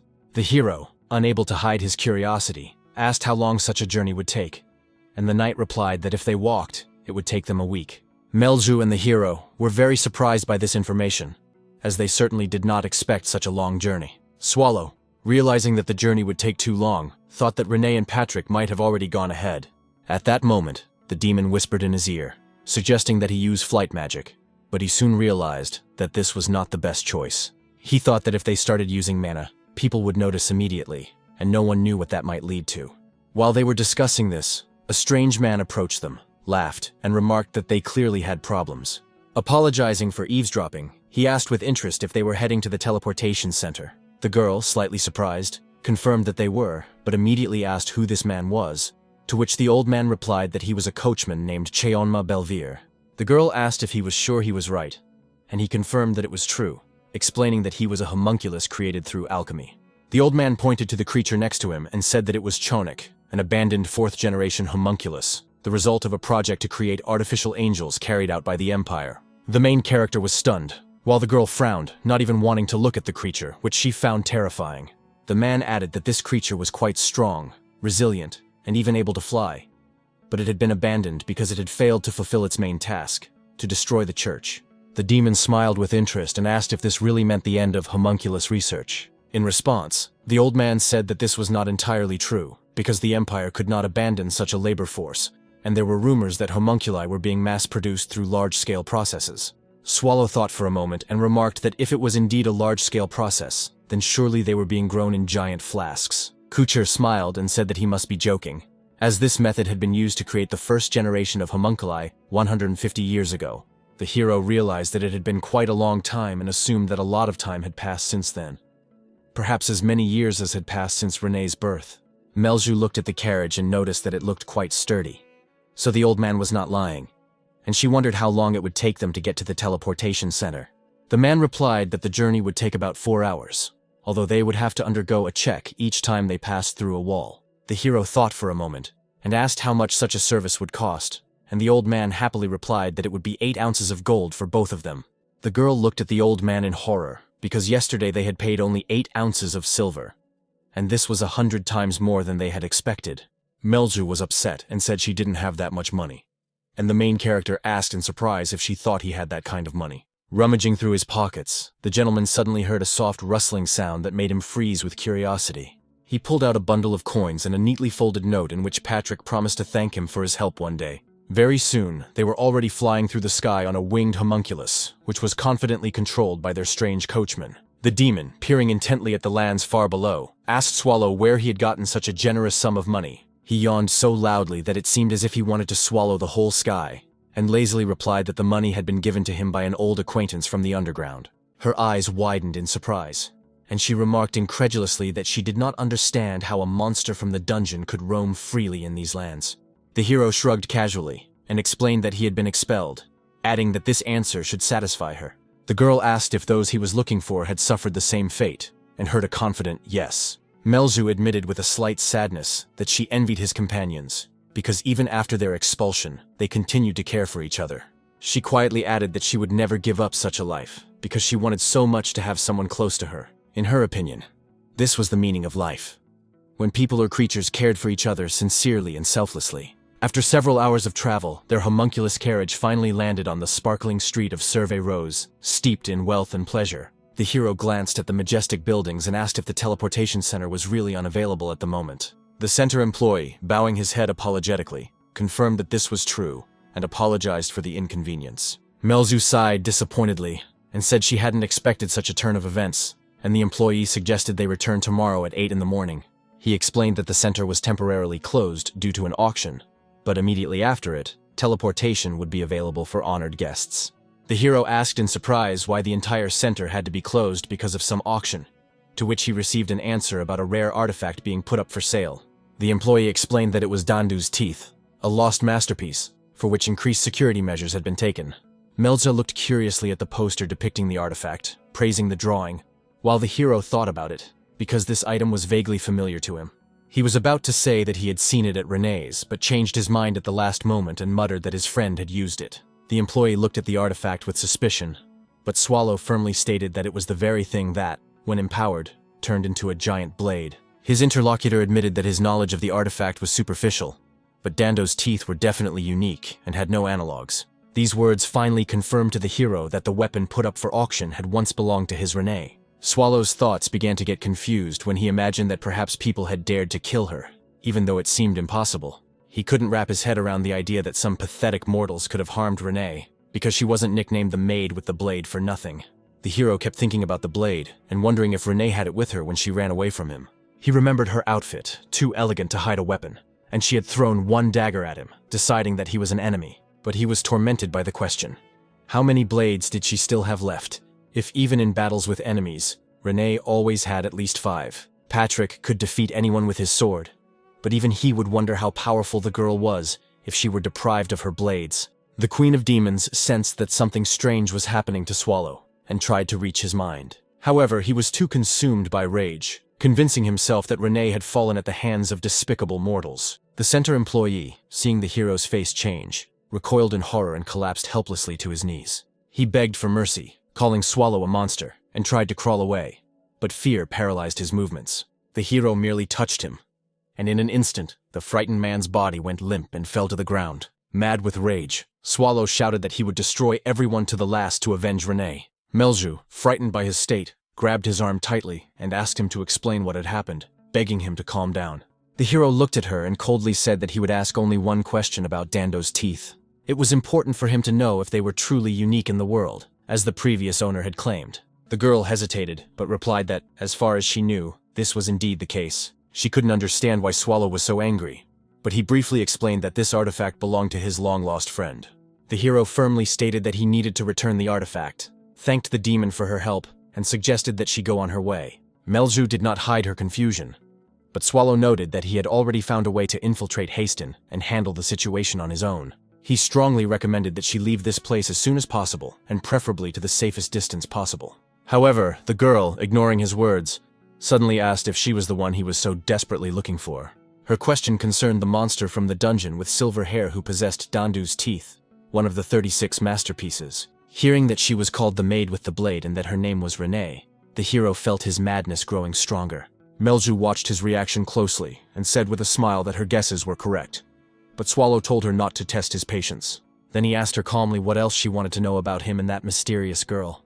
In response, Melju said that she didn't need anything else, because even the threatening tone of his voice didn't scare her at all. She already understood who he really was, Renee, the guardian of the great core of antiquity and the highest consciousness. And if he called himself her companion, then everything immediately became obvious and understandable. After all, in this case, we are talking about the great lord of chaos known as Swallow. The hero realized that his identity had been revealed, removed his dark aura, and wanted to explain himself, but the girl interrupted him. She added that, despite everything, he remained only a subordinate, as she had assumed. At that moment, Swallow realized that he was dealing with a rather naive creature, and was at a loss as to how to react. The girl laughed loudly, saying that she had exposed him thanks to her sharp mind and insight. Moreover, she added that she knew about his dark thoughts and was going to help him, regardless of his objections. The hero thought for a moment and, looking at her, asked how the Demon Queen could walk around so carefree, relying only on her words. Melju replied that being rational, she would never become the Demon Queen, because her words were absolute logic. These words did not convince Swallow, and he realized that her explanation sounded like an extremely weak excuse. Melju, looking at his face, noticed with relief that it now seemed familiar, and declared that the old swallow had finally returned. She added anxiously that he had looked frightening before, with strange dark growth stretching from his back. Nevertheless, she was glad that he was now normal, and assured him that he had nothing to worry about, because she would stay by his side. The girl even asked him to promise never to speak in such an ominous voice again. On the day of the auction, the main entrance was crowded with aristocrats ready to spend a fortune on their whims. At that time, a lone guard stood at the back entrance, sadly reflecting on his uselessness, because no one had come there. He even wondered why he had been assigned to this spot, when suddenly his thoughts were interrupted by a friendly voice. The guard turned his head sharply and saw a girl in front of him who asked if she could participate in the auction. He was taken aback by her sudden appearance and replied that he had to check her name first, asking her to tell him. The girl introduced herself as Melju from the Agrea clan and added that she was accompanied by a servant named Swallow. Hearing her name, the guard apologized, asked her to wait a moment, and began searching for it in his book. After a couple of minutes, he apologized again, saying that her name was not on the list. But Melju smiled and said that was impossible. She then turned to Swallow and asked if he had their invitation, to which he replied in the affirmative. However, the man next to them expressed confusion, as no invitations had been issued for this auction. As soon as he tried to object, he felt someone's fist suddenly slam into his head. It was Swallow, who smiled and said that his invitation was a ticket to the afterlife. He then turned to Melju, noticing that she had changed her appearance, to which she replied with a smile that he was probably afraid of falling in love with her. The guy just smirked and called her a child, which immediately sparked an argument, because she had asked him not to call her that anymore. At that time, Renee was far away, in Chait Castle, surrounded by cold walls and dark thoughts. Lying on her bed with tears in her eyes, she whispered that she would never be able to return to the core of antiquity. 80 years ago, a huge fire broke out in the forest of Graphenia, causing a great tragedy. Then the main character apologized to the old woman, saying that he could not imagine that people were capable of such evil. Comforting her, he noted that the forest would probably soon recover and regain its harmony. After all, the mistress of the forest, the spirit of the land of Graphenia, known as a witch, had repaid her offenders in kind. At that moment, he reflected on how the forest served as a natural fortress for the core of antiquity, and that he must respect her wrath. Most likely, she had already punished all those guilty of arson, and now her fury would gradually begin to subside. But then he sensed another strange presence and became curious about who it might be. Approaching the cage, he realized that the person sitting inside had no connection to the arsonists. The longer he looked at the girl, the more surprised he became, realizing that she was a homunculus. Homunculi are creatures created by humans but deprived of human essence, and the hero decided that she should be eliminated as an unnecessary witness. However, unexpectedly for himself, he said that she could be free, according to her master's last will. Nevertheless, this did not mean that he was going to help her get out of there. He added indifferently that she would either die here or try to survive outside, leaving the choice up to her. Before his death, her master had called for a maid named Rello, and there were no other maids nearby, so it was probably her. With these words, he left, declaring that his mercy had run out. The girl, not fully understanding what was happening, could barely utter the name Rello. This name belonged to the maid who served the head of the family and was considered an honorary title given to the most distinguished servant. But as a homunculus, the girl had no right to such a name, for the family considered her nothing more than a thing. Despite this, she firmly decided that from now on she would be called Relu, because the one who gave her freedom had named her that. From then on, she proudly bore that name, feeling that it was her first step toward a real life. The girl quietly settled at the foot of the majestic Chait Castle, thoughtfully studying its gloomy towers and stone walls. Suddenly, her contemplation was interrupted by a woman who announced that the Imperial squad was heading to a mysterious place known as the core of antiquity. The girl casually remarked that none of this mattered, because she still couldn't return there, despite the efforts of wind and time. Elizabeth calmly explained that she had no intention of forcing her to return, because now her happiness and freedom of choice meant much more. Nevertheless, she sincerely wondered whether it was worth so hastily burning the bridges that connected their fates. After all, the comrades with whom she had shared the battlefield would cross the entire continent to find her, and if they found out about the deception, especially Patrick or Swallow, the consequences could be unpredictable. If she was determined to disappear forever, she would have to erase all traces of her past, leaving only emptiness behind. But perhaps that is not necessary. Patrick will most likely figure it out on his own, especially since the raid on the core of antiquity is about to begin, and they will be absorbed in their tasks. Therefore, if she wants to complete her mission, now is the perfect moment to do so. After thinking for a moment, Renee suddenly told her companion that she needed to get some fresh air to think things through properly. The woman warned her that it would be better to wait, as her right eye had suddenly become cloudy, and offered to keep her company. The girl gratefully declined, assuring her that she could manage on her own, and casually asked Battery where her blades were. At that moment, the hero roughly grabbed one of the auction house employees, demanding that he tell him everything he knew about the mysterious Dandu teeth. The man, gasping in pain, confessed that the artifact had been put up for sale by the Wing Mage's tower and that he knew nothing else, begging for mercy. Swallow quickly realized that he would have to go to Haston after all, as the matter was clearly connected with the magical tower. After a moment's thought, he released the worker, thanking him for his honesty, and, as a sign of mercy, promised to spare his life. The stunned man silently watched the receding figure, still unable to believe that he was still alive. He whispered that it was some kind of ridiculous absurdity, because he had expected death, even though he was only doing his duty as a guard. Before he could finish, the hero reappeared before him, assuring him that he had done nothing wrong. However, he added that he was simply unlucky to be in the way at the most inopportune moment. The hero asked mockingly whether people called their invasions massacres or genocide when they stepped on foreign territory. Although, he mused, they preferred to use words like conquest or conquest, avoiding heavier terms. They probably never even felt remorse for killing monsters, which begs the question, what did the monsters do to deserve complete annihilation? The gentleman calmly noted that he was only playing by their rules, considering them simply enemies, nothing more. Meanwhile, the auction was gaining momentum, and the price for the rare lot soared to 7 billion.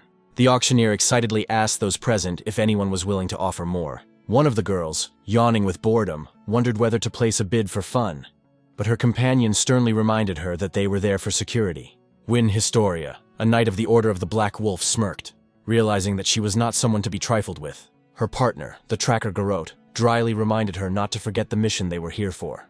Win assured her that she remembered the goal, but expressed her desire for the auction to end quickly so that they could go get some snacks. The auctioneer warned that if there were no bids, the lot would be sold in 3 counts. But at that moment, the main character appeared behind him. The hero swiftly killed the auctioneer and coldly declared that only he had the right to end the auction. He defiantly addressed those present, hinting that they were all there for Dandu's teeth, and asked if he was mistaken. There were only 3 heroes of the Empire, but one of them, Bern Hestald, had died in the core of antiquity. The remaining heroes were attacked by the public, who accused them of pride and inability to protect the people, even though that was their destiny. Those who survived the criticism originally directed at Bern were now under constant pressure, and Win was among them. She had to prove her right to be a hero, suppressing her instinct for self-preservation with her unyielding fighting spirit. As she was about to attack, Garrow stopped her in time, holding her back by the arm. Garrett said with horror in her voice that they couldn't interfere, because the situation was beyond their capabilities. The main character's intimidating aura prompted the woman to warn that he was incredibly dangerous and could destroy them in the blink of an eye. Approaching the main lot at the auction, Swallow noted with a slight smile that, contrary to expectations, the blade was real. He paused to think, because at first he'd considered it a fake, but traces of Renee's power were clearly visible on the weapon. Without wasting any time, he immediately transformed the blade into his weapon, thinking that if Renee had indeed died at the hands of humans, then he was not destined to survive either. After a pause, the young man admitted aloud that it would be extremely difficult to explain the situation. However, he added that this weapon already had an owner, which meant it had to be returned, regretfully emphasizing that someone had been willing to pay a huge amount of money for it for nothing. One of those present, looking at Swallow, shouted, calling on the guards to immediately seize this insolent stranger. The hero calmly replied that he understood perfectly well that no one would let him go just like that, although he himself had no intention of leaving. Swallow coldly declared that he would deal with everyone here right now and bury them along with their futile knowledge. But suddenly, the heroine of the Empire rushed toward him with a cry, asking if he really thought he would get away with it. His attention was immediately drawn to the girl, and he wondered with interest what kind of flying squirrel was rushing toward him. Recognizing that her movements were quite fast, he still noted their slight clumsiness. Therefore, a moment before her blow, he easily stepped aside, allowing her to fly past him. The girl quickly stopped and rushed back into the attack, and Swallow, watching closely, realized that her only weapon was her gloves. He realized that to win, he only needed to break her hands, which seemed quite feasible to him. Despite this, he acknowledged that she was a very worthy fighter for a human. At that moment, the girl gathered all her strength and activated her crushing skill, delivering a powerful blow. The gentleman decided to meet the attack with his bare hands and intercepted her fist at the last moment. However, he was stunned when he was unable to completely block the blow and was thrown back several dozen meters by the explosive force. Even for Historia herself, the blow was heavy, and her breathing immediately became erratic. Swallow, examining his barely damaged hands, noted with interest that this girl was much stronger than he had initially thought. The heroine, staring in surprise at the silhouette of the guy who appeared from the dust, couldn't believe that he was still alive, because in her opinion, it was absolutely impossible. She was sure that such a technique, even from the most powerful dungeon bosses, would leave no trace behind. Usually, with such a blow, the replica of the apocalypse would be destroyed with a single strike. But that was not the case. Looking at her opponent, the girl noticed that some kind of dark liquid was spreading around him, and immediately realized that he was not a human, but not an ordinary monster either. At that moment, she had no idea who he really was. A moment later, the hero looked her in the eyes with a crazy smile and said regretfully that he was sorry. The dark energy emanating from him began to cover everything around him, approaching his opponents. Garrett saw that her ally was in danger and ran towards her, but Historia immediately stopped her, asking her not to approach. However, the tracker did not listen and, without hesitation, used her power to protect them. After a while, when everything had calmed down, Historia approached Swallow and asked anxiously if he was all right. He smiled and replied that he was fine, and the little girl remarked with relief that she had thought he had died. Meanwhile, reflecting on the recent blow, the gentleman realized that it was not an attack by an ordinary person. If it had hit him directly in the heart, he could have transformed, which would have been dangerous for everyone. In that case, Patrick would surely be angry, and the consequences could be dire. It would have been better if he had just died, but despite everything, he regretted letting those people get away. His recent opponents turned out to be two, and the one with pink hair was particularly strong. While he was distracted by the blue-haired girl, she managed to evacuate everyone and then cast several layers of protective magic. That's why he realized that she had caught his interest, and he had to be ready for her next move. When the explosion thundered, people began to say that something had collapsed, but no one could understand what was really happening. Soon they noticed a person among the ruins and rushed to ask if she was all right. The man who examined her first reported that she was seriously injured, and suggested calling security and a doctor immediately. Histo thought about how she was a heroine who had been attacked by a monster whose name she didn't even know. And she wasn't sure if the people at the auction were okay, nor was her ally, Garrot. She quietly said her friend's name, and her friend asked if she thought she would respond if she called her so quietly. The girl immediately looked at her companion, and realizing that she was alive, immediately felt relief and joy. The tracker, noticing this, suggested that she quickly thank her, because if it weren't for her, preparations for her funeral would already be in full swing. Of course, she thanked her savior, but soon noticed that something was wrong with her body. The girl asked what had happened to her arm, because it was missing, to which Historia calmly replied that it was nothing to worry about. Her life was not in danger. However, despite the reassuring words, the heroine cried bitterly, hugged her, and apologized, because she believed that she should be removed from her position for this. In response, her ally called her by her full name to calm her down a little, and reminded her again that she was still a heroine. She added that if the heroes of the Empire behaved like weaklings, the people would not like it. Then she whispered quietly that losing one arm was a small sacrifice, especially considering who their enemy was. She said with confidence that it was Swallow, the master of the core of antiquity. History, in complete shock, said that this could not be true, because it was unclear why such a powerful monster would come here. Her companion replied with a serious look that she did not know the reasons, but she was sure that it was so. She felt that it was him, the Black Catastrophe, the ancient monster Swallow, and noticed the traces of the hero Bern at his feet. As a tracker, she could tell that the tracks were fresh, no more than a month old, so Miss Wynn needed to understand that the situation was much worse than they had thought. If things continued as they were, the Empire might indeed face its end. Histo realized with horror that if it really was him, they would have to make every effort to win, because the land of the people here was in their hands. Garrett added that this was no longer a problem they could solve on their own, because even she felt fear. Now there was almost no chance of victory, and Garrett decided to go to the Joint Command Center for dungeon raids to request reinforcements. She also planned to inform the Imperial family of the situation, but in her current state, it would be difficult to teleport two people, so she asked the girl to stay here. She then used the Whisper of Light skill to heal her, realizing that she would not be able to completely cure her. She advised her to stay put and not wander around, but to wait quietly. The girl got up and said that the monster could reappear at any moment, but the tracker added that in any case, she should stay and wait. In any case, she needed to wait, because acting now would not lead to good results if she did not wait patiently. Soon the teleportation technique took effect and the girl disappeared into the sky. Swallow thought that it was unfortunate, but perhaps it was better to simply leave the fugitives alone and go to Haston, or catch up with those who posed a threat and get rid of them. All these thoughts kept running through his head, and he couldn't settle down. In the end, he realized that he had successfully returned the Dandu's teeth, so he could stop there, because he still had a goal that he couldn't forget. He had to find Renee, or at least her body, and told Melia to get ready. The girl agreed, but her sad state did not go unnoticed, and Swallow asked her what was wrong. The demon replied that everything was fine, but Swallow was persistent and asked her to speak. He sensed that something was wrong, and her expression was too obvious. Melia admitted that Swallow was very powerful. She realized this when she first saw him in her castle. But the more she got to know him, the more powerful he seemed to be.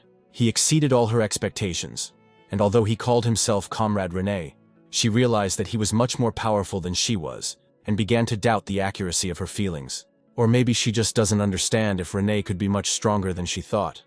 So she asked Swallow to answer her. She was genuinely interested in who he really was. The main character scratched the back of his head and realized that she was a little naive. He touched her head and asked why she was so downcast. For her, at that moment, he was a creature named Swallow. But when they sorted out the whole situation, he promised her that he would definitely tell her the truth. In the end, Swallow asked her to pull herself together and show her power as the Demon Queen, to which the girl agreed. Soon, her sad expression disappeared, and the boy saw the real Demon Queen in all her glory. She grabbed her weapon and used a skill called Reconstruction, after which a huge dome of energy spread throughout the area.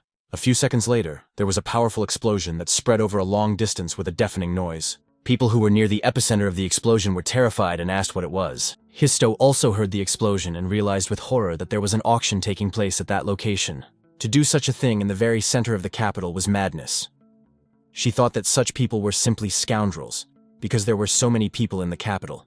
The girl immediately thought about what to do and remembered the words of her ally, who asked her not to wander around, but to just wait for her, no matter what happened. However, despite these words, she couldn't sit still and was already about to rush into action. Suddenly, she felt someone touch her hand and immediately paid attention to it. It was a little girl in tears, talking about her dad.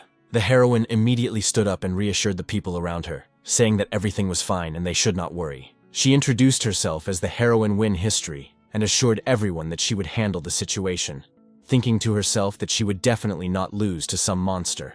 Only destruction remained at the epicenter of the explosion caused by the Demon Queen. The main character began to crawl out from under one of the piles of rubble. He immediately turned to Melza and asked what kind of magic she had used. The girl replied that it was a spell called Reconstruction, the highest magic capable of destroying the earth. With a smile, she asked if he liked it, because now everything was clean.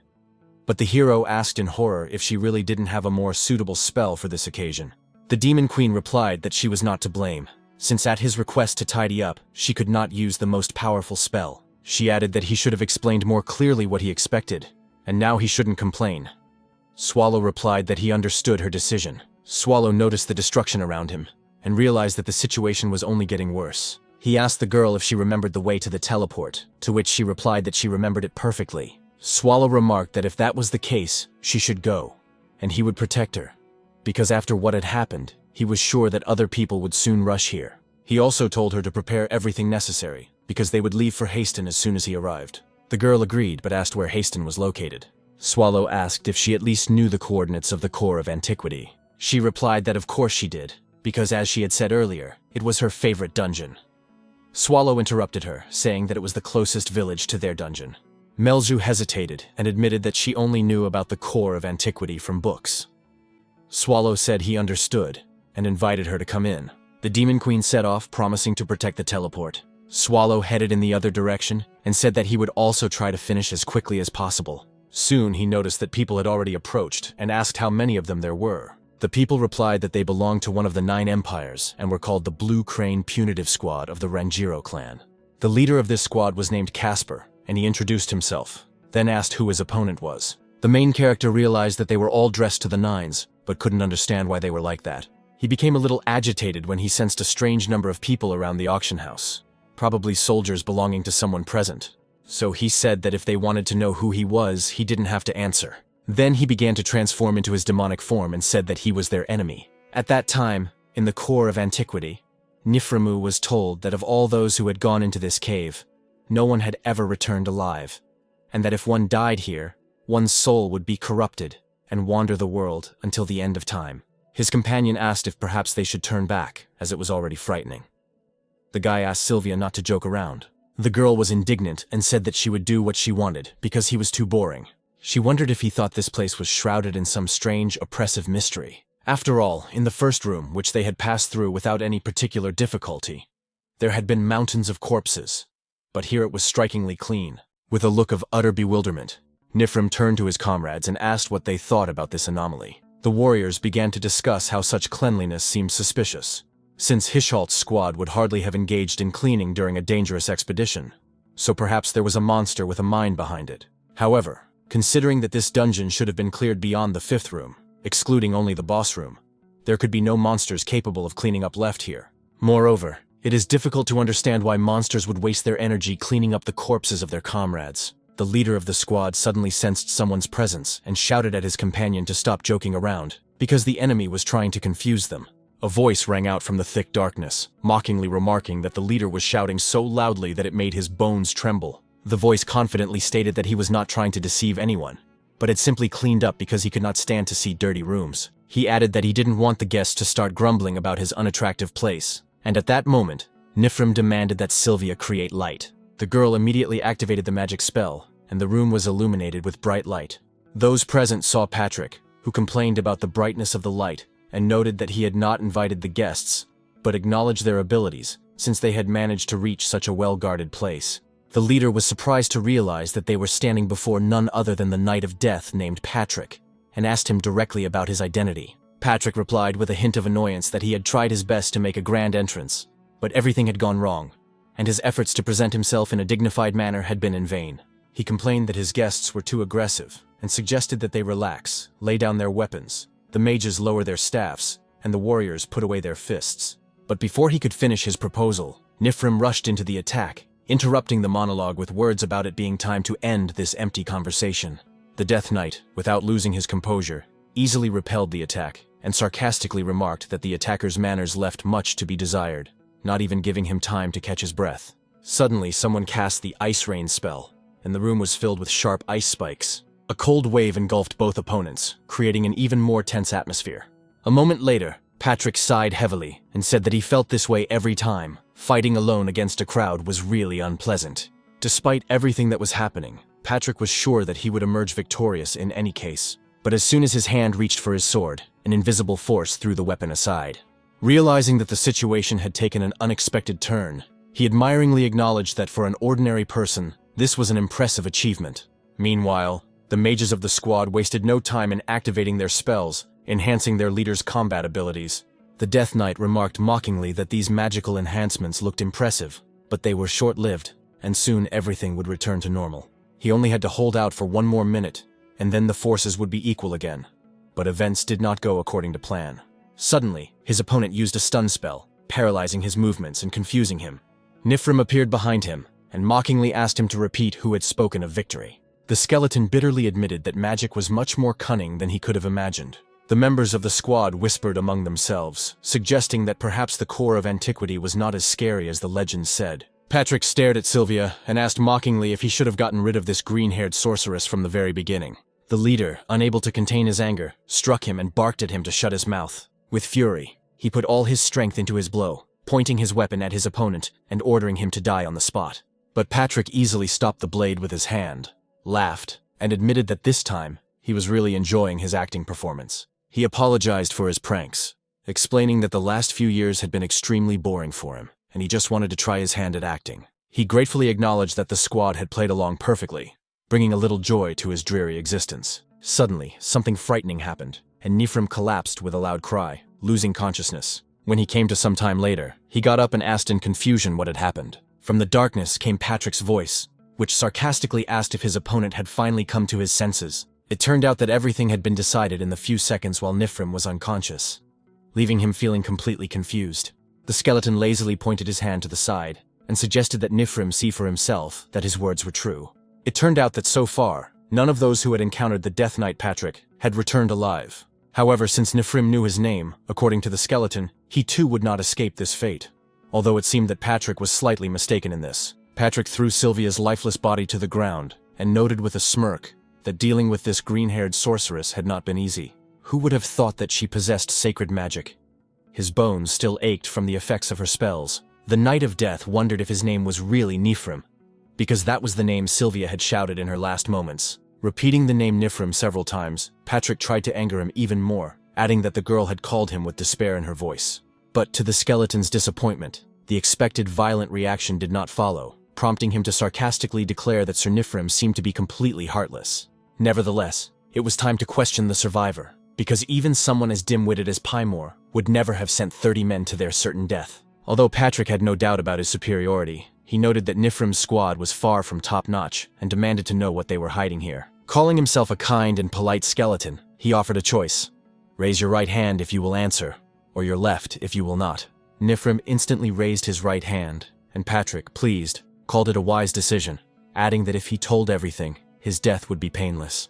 But instead of answering, the guy made an obscene gesture at Patrick, which angered the skeleton, who grimly remarked that now the killing would be long and painful. With these words, he plunged his blade into Nifrim's body, and complained that he was annoyed by the prospect of cleaning up after another battle. However, he consoled himself with the thought that this time it would be easier to clean up than before. Even with the blade piercing his body, Nifrim remained conscious, staring intently ahead, trying to figure out if Patrick had left. Then his gaze fell on Sylvia's lifeless body lying at his feet. In utter helplessness, he whispered an apology to his friend for not being able to protect her. After all, he was about to do something terrible in order to survive at any cost. Meanwhile, Patrick, watching from afar, felt a chill even in his bones, thinking that in this world, it seemed that nothing was impossible.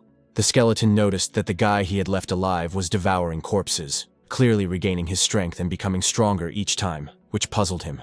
He assumed that only human bodies were suitable for this, and wondered whether his power was based on magic or alchemy, watching the process with interest. Even at moments like this, Patrick was preoccupied with the question of where his boss was and what he was doing now. The skeleton mentally asked his boss not to do anything strange in unfamiliar places, so that he wouldn't have to deal with the consequences later. Meanwhile, the main character, fighting with his last ounce of strength, suddenly noticed the girl who had brought him here. He coldly asked her what she was up to, and if she had really come here to die. Histo proudly replied that she was a hero and had come here to fight him and win. Swallow just smiled, saying that her name didn't matter to him, but her fighting spirit was impressive, even though she still had no chance of defeating him. Despite her doubts, the girl decided that she had to stop him at any cost and rushed into the attack. This time, the main character caught her arm and successfully stopped the attack, demonstrating his strength.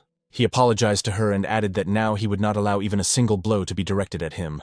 Swallow suggested that she try to escape if she thought it was possible, but he didn't believe she could do it. After these words, he forcefully knocked her to the ground, holding her by the arm, and delivered a powerful blow. Lying on the ground, Wynne realized that she would not be able to defeat him, but wondered if she had at least bought some time for the others. After all, a hero must always act in accordance with his status, fulfilling his duty by any means necessary. After several heavy blows, the guy lifted her body and asked mockingly if it was really over. Unconscious, Historia suddenly whispered her name and, gathering her remaining strength, declared that she would not give up and could not allow herself to lose. She reminded him that the people of the Empire were vulnerable and needed protection, so he must not leave. Gathering all her remaining strength in her fist, she tried to deliver one last blow, hoping that at least it would be successful. But the attack missed its target, and as she fell, she whispered that as a hero, she had a duty to protect innocent people, no matter what it cost her.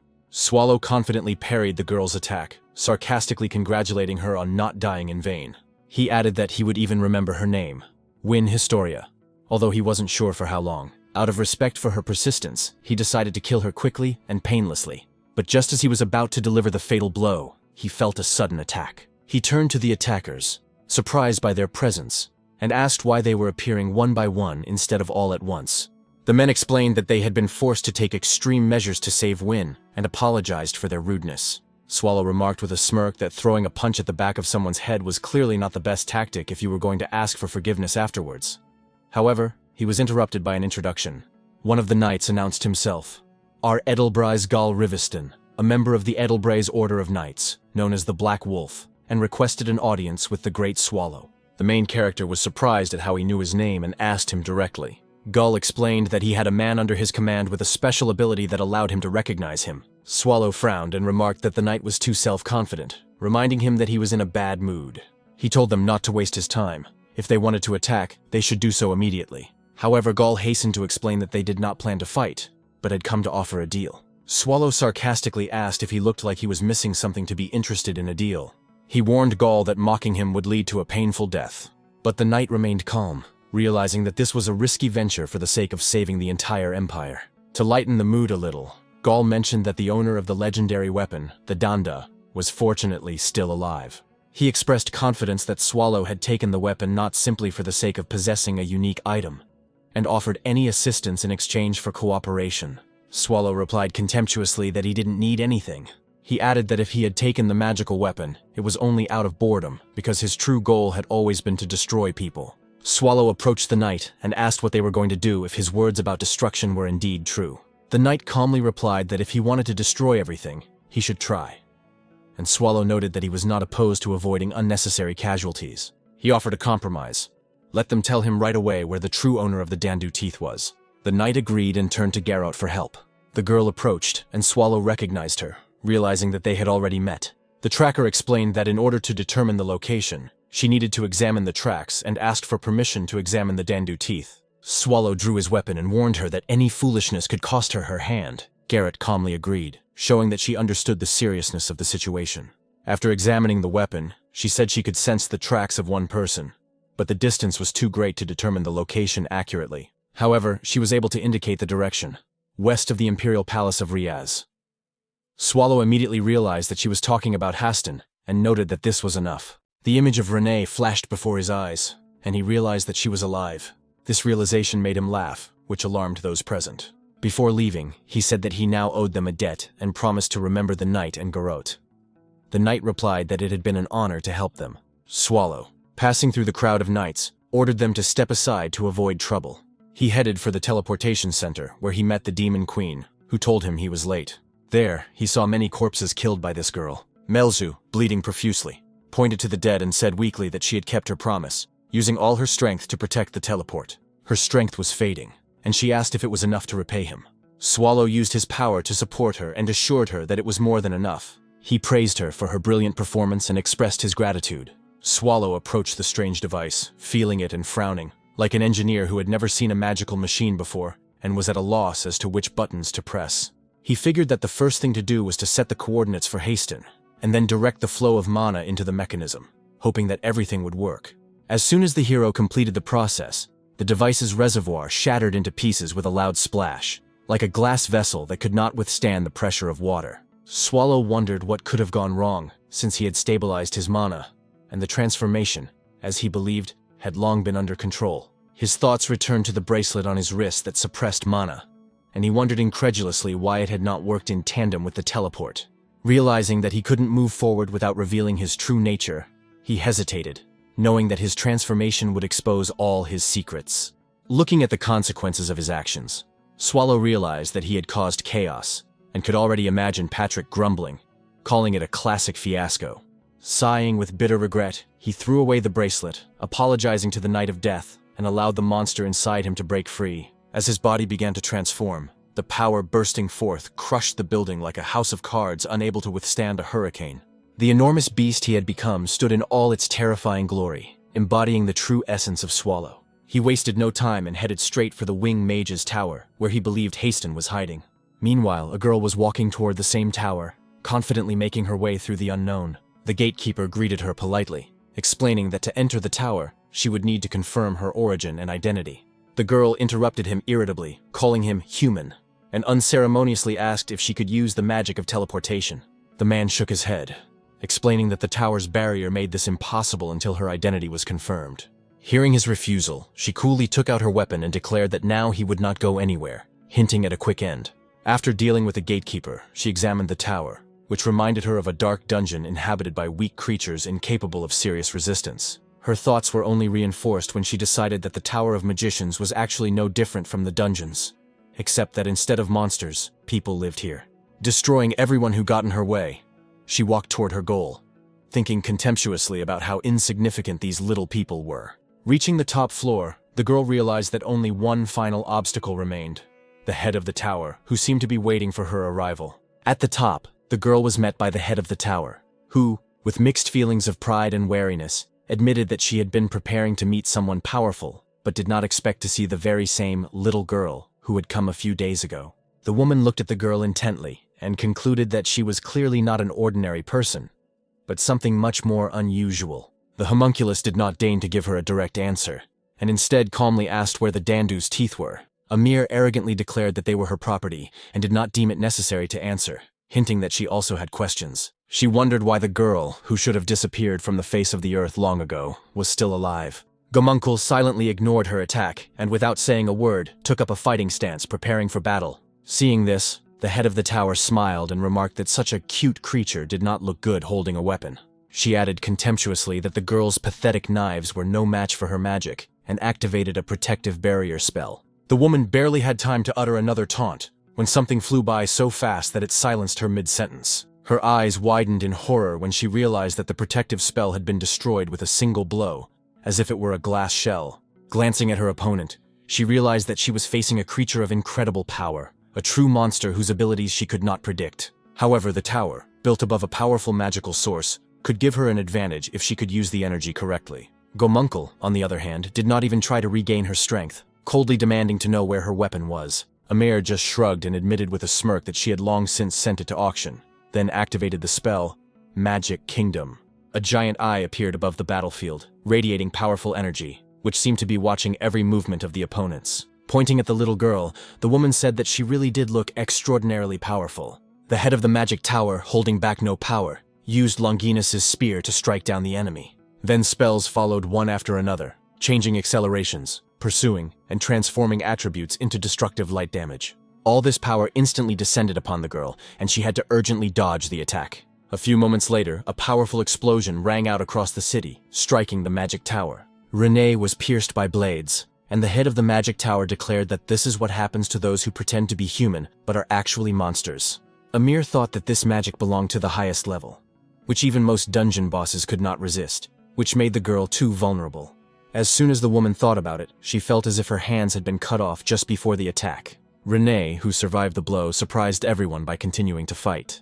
Gomunkul approached the woman and casually said that she had only cut off her hands, so there was no need to make a tragedy out of it. The sorceress shouted that she was not going to die and had to survive at any cost. In despair and through tears, she tried to crawl away from her pursuer. She begged someone to save her, but Renee remained adamant. The girl realized that this was the end of her journey with Renee, because she had erased all traces of herself, just as Batory had promised. She didn't know what to do now, because she had nothing left.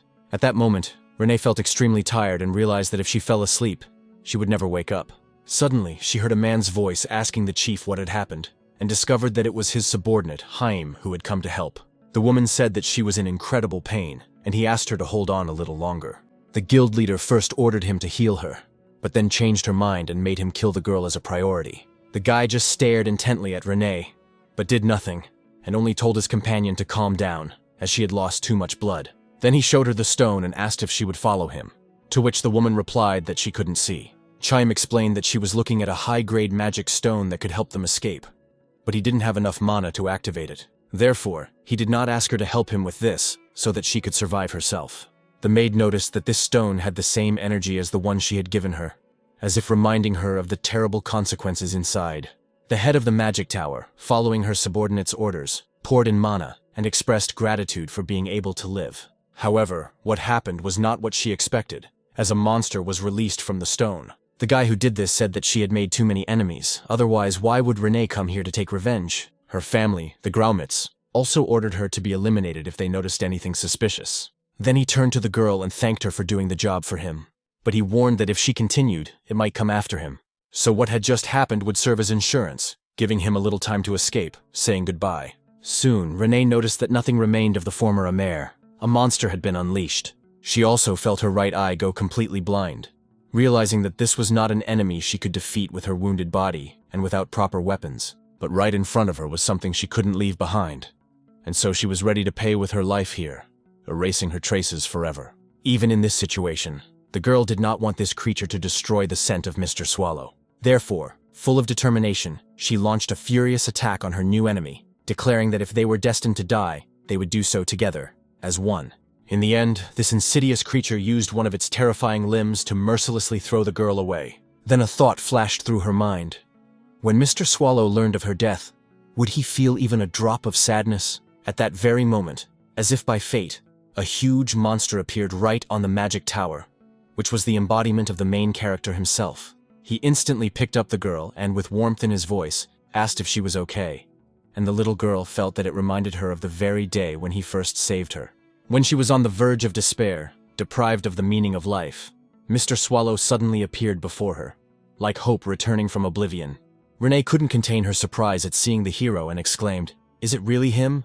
The young man gently lowered her to the ground, but she couldn't understand why he was here, and Swallow, smiling slightly, asked her to wait a moment. Meanwhile, the maid looked at his confident appearance and wondered if it was all just a figment of her imagination.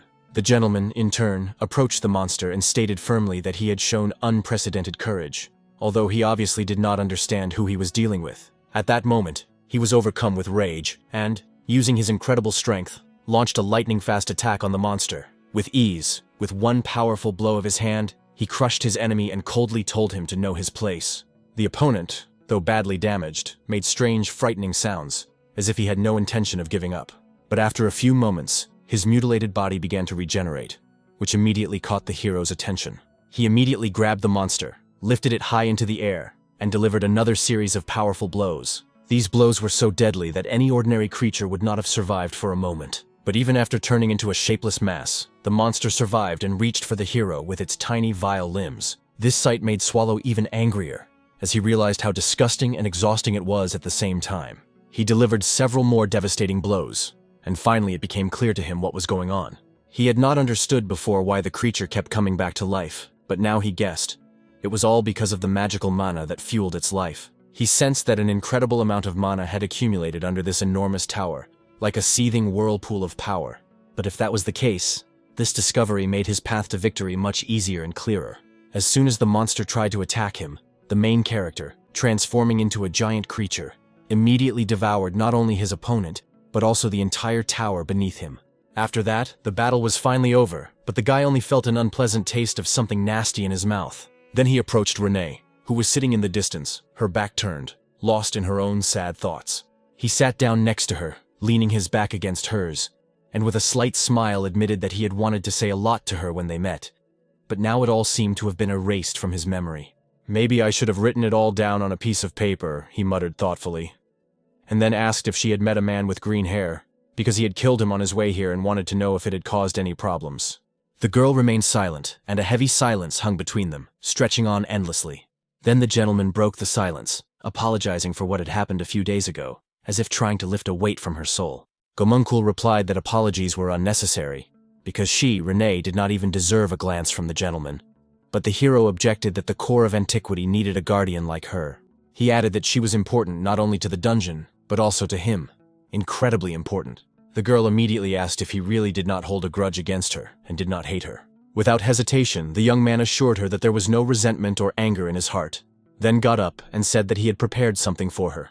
He took out the Donda teeth that once belonged to the girl and handed them to her, saying that she had left them behind. The girl immediately grabbed the weapon and burst into bitter tears, realizing that the gentleman had done this for her. Through her tears, she confessed how much she had feared that he would hate her and simply leave her. The hero smiled warmly, assured her that this would never happen, and held out his hand, offering to go together to the core of antiquity. Once in the dungeon, laughing cheerfully, he asked her if she was really a homunculus, because they had met when he was investigating a fire in the forest of Graphenia. And now he saw her again, but this time, in the laboratory. "It seems to be fate," he remarked, adding that her tiny body concealed all the wisdom and knowledge gained from researching homunculi. Immediately his thoughts turned to the core of antiquity, where such sinister energy had accumulated that it was called the Realm of Darkness. However, the little girl was not afraid at all, even in the most dangerous room, which confirmed her incredible mental and physical abilities. The Knight of Death turned to the boss, asking what they intended to do with her, and heard in response that she would live here. But first, she would be taught to fight. And if she refused to learn, she would simply live as she wished, perhaps even as a cook, since she had experience as a maid.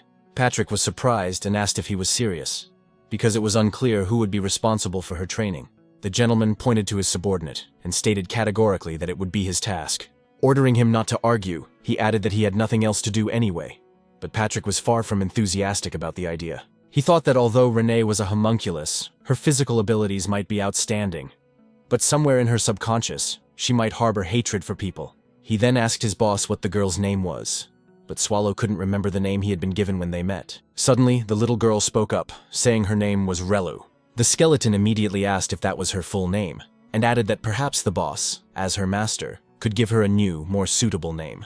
The hero thought deeply about this, but no suitable name came to mind. At one point, he settled on the name Renee, thinking it suited her perfectly. Patrick agreed that the name sounded harmonious, suggesting that she be called Renee Rello, but immediately noticed that the boss had fallen back asleep. The new mentor approached his ward and decided that the first thing they would do was teach her to smile sincerely. Meanwhile, one of the subordinates, trying to understand the reason for what was happening, noted that strange events had recently taken place in Haston, causing the earth to shake even here. He wondered if this was related to the actions of the main character, who simply replied that even in the lives of monsters there are exceptions. The subordinate, pointing to the sleeping Melja, asked about her significance, to which the boss calmly replied that it was too long a story. This was followed by a clarification about the child, and the subordinate expressed doubt that the boss could have simply kidnapped him. He then asked where Renee was, whom the boss was supposed to bring back, and why another child had been brought here instead. The main character calmly explained that he had found her in one of the human villages. The subordinate noted that this was understandable, but asked if the girl had been injured, to which he received the answer that she did indeed look very emaciated. The hero concluded that perhaps they had been too strict with Renee all this time. However, Patrick objected, saying that this was not the case, and suggested that the boss was dramatizing to hide his failure. The hero agreed, adding that Patrick would now wear a maid's costume and manage the dungeon, to which Patrick replied with a smirk that his resignation letter was already prepared. Then the subordinate became more serious and asked what actions they would take next. The main character, as usual, announced that he was going to sleep and suggested waiting, because maybe Renee would come back to them herself. The Death Knight realized that in this state, it was better to leave his boss alone, to give him time to deal with his difficult emotions. Suddenly, one of the subordinates reported that the girl they had been waiting for had indeed arrived. Renee emerged from the darkness, quietly asking if the gentleman had eaten today and offering to prepare lunch for him. At that moment, Patrick's attention was drawn to the girl's unusual gaze, which seemed particularly expressive to him. Patrick looked closely at the main character and realized that he had indeed given the girl his eye, but he couldn't figure out whether he had done so consciously and sincerely. A little earlier, Swallow had mentioned that Renee's right eye was in terrible condition, and if her vision had been better, she would have noticed the magic stone right away. He wondered if she still had the same feelings she once spoke of, promising to love him forever. At that very moment, as he spoke his words, he removed his eye from its socket without a shadow of a doubt. After that, he gave it to Renee, adding that next time she should bring him the true stone of love. In the present, the little girl smiled, sincerely happy that she would now be truly close to Mr. Swallow. After a while, a drop of water fell from the ceiling of the cave onto little Melza's face. She woke up, not understanding where she was or what had happened to her. Looking around, she suddenly became frightened when she noticed a skeleton with a weapon in its hands in front of her. In a panic, she asked if she had died and if this was hell, to which Patrick indifferently replied that this was complete nonsense. He explained that she was in the core of antiquity, which completely stunned her. The demon quickly got up and said with a clever look that if that was the case, he was not the Grim Reaper, but Mr. Patrick, to which he smiled, noting her quick wit. Then he got up and wondered how long the boss could remain in hibernation. Without hesitation, he approached the main character and kicked him so that he would finally wake up. Swallow lazily got up, noting how well he had slept, and wondered why he had been awakened, until he noticed that Melju had regained consciousness. The Demon Queen was amazed and immediately began to worship him, declaring that she was standing before the Lord of all creation and the ruler of the core of antiquity. She continued, praising him as a divine guardian who punished the weak, and an ancient monster who towered above all those who called him Lord Swallow. After a slight hesitation, she apologized and asked permission to formally introduce herself. She called herself the Queen of Demons, a descendant of the 17th generation of Asmodeus, Melzu de Rimph Agrea. The main character smiled and said that he had known her name for a long time, which surprised the girl, wondering how such a venerable gentleman could know about her. She cautiously asked if Swallow had told him about her. The Queen of Demons couldn't understand where Swallow was now, because she clearly remembered how he had taken Dandu's teeth and gone to take revenge on humans. The main character calmly replied that all this time he was the very same Swallow, and Melju, struck by what she heard, asked again, trying to comprehend his words. Swallow looked at her intently and confirmed in a restrained manner that he was indeed Swallow. The Demon Queen was in deep shock, wondering if she had been behaving so inappropriately towards her master all this time. While Melju was in horror, Patrick, ignoring her, turned to his boss, noting that he had a serious question regarding her words. With a menacing expression on his face, he asked what exactly was meant by Swallow going to punish people, demanding an explanation. Realizing the seriousness of the situation, the boss visibly tensed up, understanding that he was in a difficult position and not knowing how to respond. Without wasting any time, Patrick suggested that he follow him, to which Swallow, remaining outwardly calm, agreed without objection.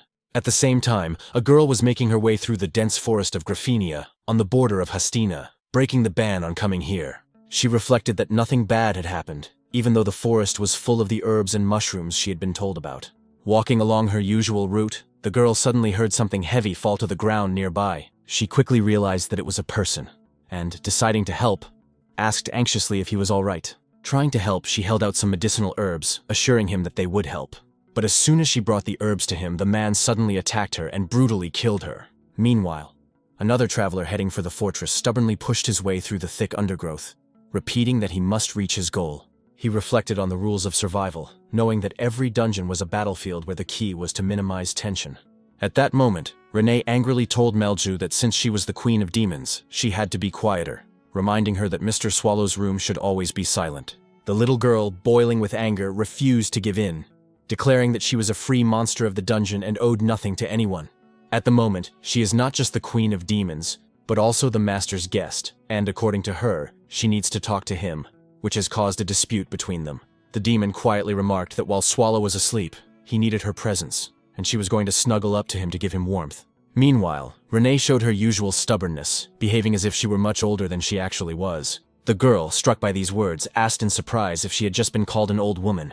In anger, she rushed at her offender, declaring that she was ready to kill her, but the demon deftly dodged and ran away. Patrick, true to his principle of minimal tension, watched this chaotic spectacle with bewilderment. The main character, annoyed by the noise, remarked that their behavior was keeping him awake, to which his companion sarcastically replied that it wasn't exactly quiet outside either. Swallow, slightly concerned, asked if it was really that serious, and the skeleton reminded him that he probably hadn't even looked at the newspapers left for him. In Riaz, as reported in the newspapers, the number of troops had been significantly increased to strengthen defenses, and villages on the outskirts were being depopulated due to the invasion of monsters. In addition, there were rumors that the ruler of Haston had committed suicide, which put the village in an extremely difficult position, and Swallow acknowledged that this was indeed serious. Patrick added that in 3 weeks of searching, he had found only 3 articles in human newspapers about Haston. He asked his boss directly if he understood what all this meant. However, after thinking for a moment, Swallow simply turned away, saying he had no answer. Irritated by this, the Death Knight sternly asked if his boss was thinking about his answers, adding that perhaps he should resign, after which Swallow immediately apologized. He then cautiously asked what Patrick himself thought about what was happening, but Patrick replied that there was too little information to draw any conclusions. Patrick noted that the village that was not mentioned had been cut off from the outside world, which seemed strange, especially considering that Swallow himself had destroyed it. He immediately asked if Swallow remembered how much he had destroyed, adding that the lack of news from the destroyed settlement was extremely inconvenient. After all, they particularly needed this settlement to track the approach of the next punitive detachment and their numbers. He emphasized that they needed to go there as soon as possible. Otherwise, the delay could have unpredictable consequences. Swallow indifferently wished him luck on his journey, adding that his interlocutor should not overdo it, mentally hoping that he would go alone. The subordinate, actually getting up, said he would try to return as soon as possible. Swallow thought with surprise that if Patrick really went alone, he might be able to sleep a little longer. However, the Knight of Death suddenly turned around and said that going alone was unwise, so it would be good if someone joined him. Swallow instantly got up, asking him to wait a second, and glanced at the 2 girls who were still fighting. His first candidate was Melchu, who immediately asked what had happened. But he immediately realized that she was too dangerous, a real walking bomb. If she used the same spell she had used in the capital of Hastina, nothing would remain of the village. Then he switched to the second option, Renee, who had just offered to go in his place. However, remembering her bloodthirstiness, Swallow realized that she was even more dangerous and decided that it would be better for her to stay here. At that moment, Patrick calmly remarked that they seemed to have forgotten how long it would take, so why not let the boss go with him himself? Swallow realized that he was caught in a trap from which there was no escape. He reluctantly admitted that he might have to go, but reminded them that he couldn't use his transformation because he had destroyed Demur's bracelet. Patrick confirmed that this was true, and that without transformation, he really couldn't go. Swallow was relieved that his plan had worked, and that he was now free to return to his sleep. However, after a while, he still left with his subordinate in human form, irritably declaring that his death would be painful. Patrick noted with a smirk that his curses were useless since the body was already dead. He also reminded him that Swallow himself had said that without Demur's bracelet, he could not leave. So, doesn't that mean that with the bracelet, he would have left immediately? Swallow, finally enraged, became indignant and accused Patrick of manipulation. claiming that he had misunderstood everything. After a while, they finally arrived at their destination, and Patrick ironically remarked that the boss had created real chaos here. Then he began to list 4 simple ways to determine how active the village was. The first was an analysis of market activity. But Swallow looked around, saw the emptiness, and suggested returning immediately. His companion continued, saying that the second method, counting how much smoke was coming out of the chimneys of the houses, should be checked before dinner, and now it was too late. The third method was to check how many mercenaries and troops were in the center of the assignments. But this had nothing to do with Hastings, so they moved on. And finally, the last method is hotels and taverns. Suddenly, Patrick noticed that his boss was not in his hands. He was already ahead, asking his subordinates why he had gotten up and telling them to hurry up and follow him. As they approached the establishment, his companion asked him not to expect too much. But surprisingly, there was no one in this establishment, only overturned furniture. After the knight looked at it, he immediately said that everything was very bad, because it turned out that this village was almost completely abandoned. There were a huge number of human corpses in the streets of one of the settlements. They had all been killed by a creature that used dark energy and passed through these places, and then someone among all these corpses said that they had put in a lot of effort. It turns out that right behind Hastings lies the heart of the enemy, namely the capital of the Riaz Empire, and because of the Black Catastrophe, the people are weaker than ever. That is precisely why now is the best time to destroy the entire empire. Patrick repeated that this was serious, because the hotel was completely empty.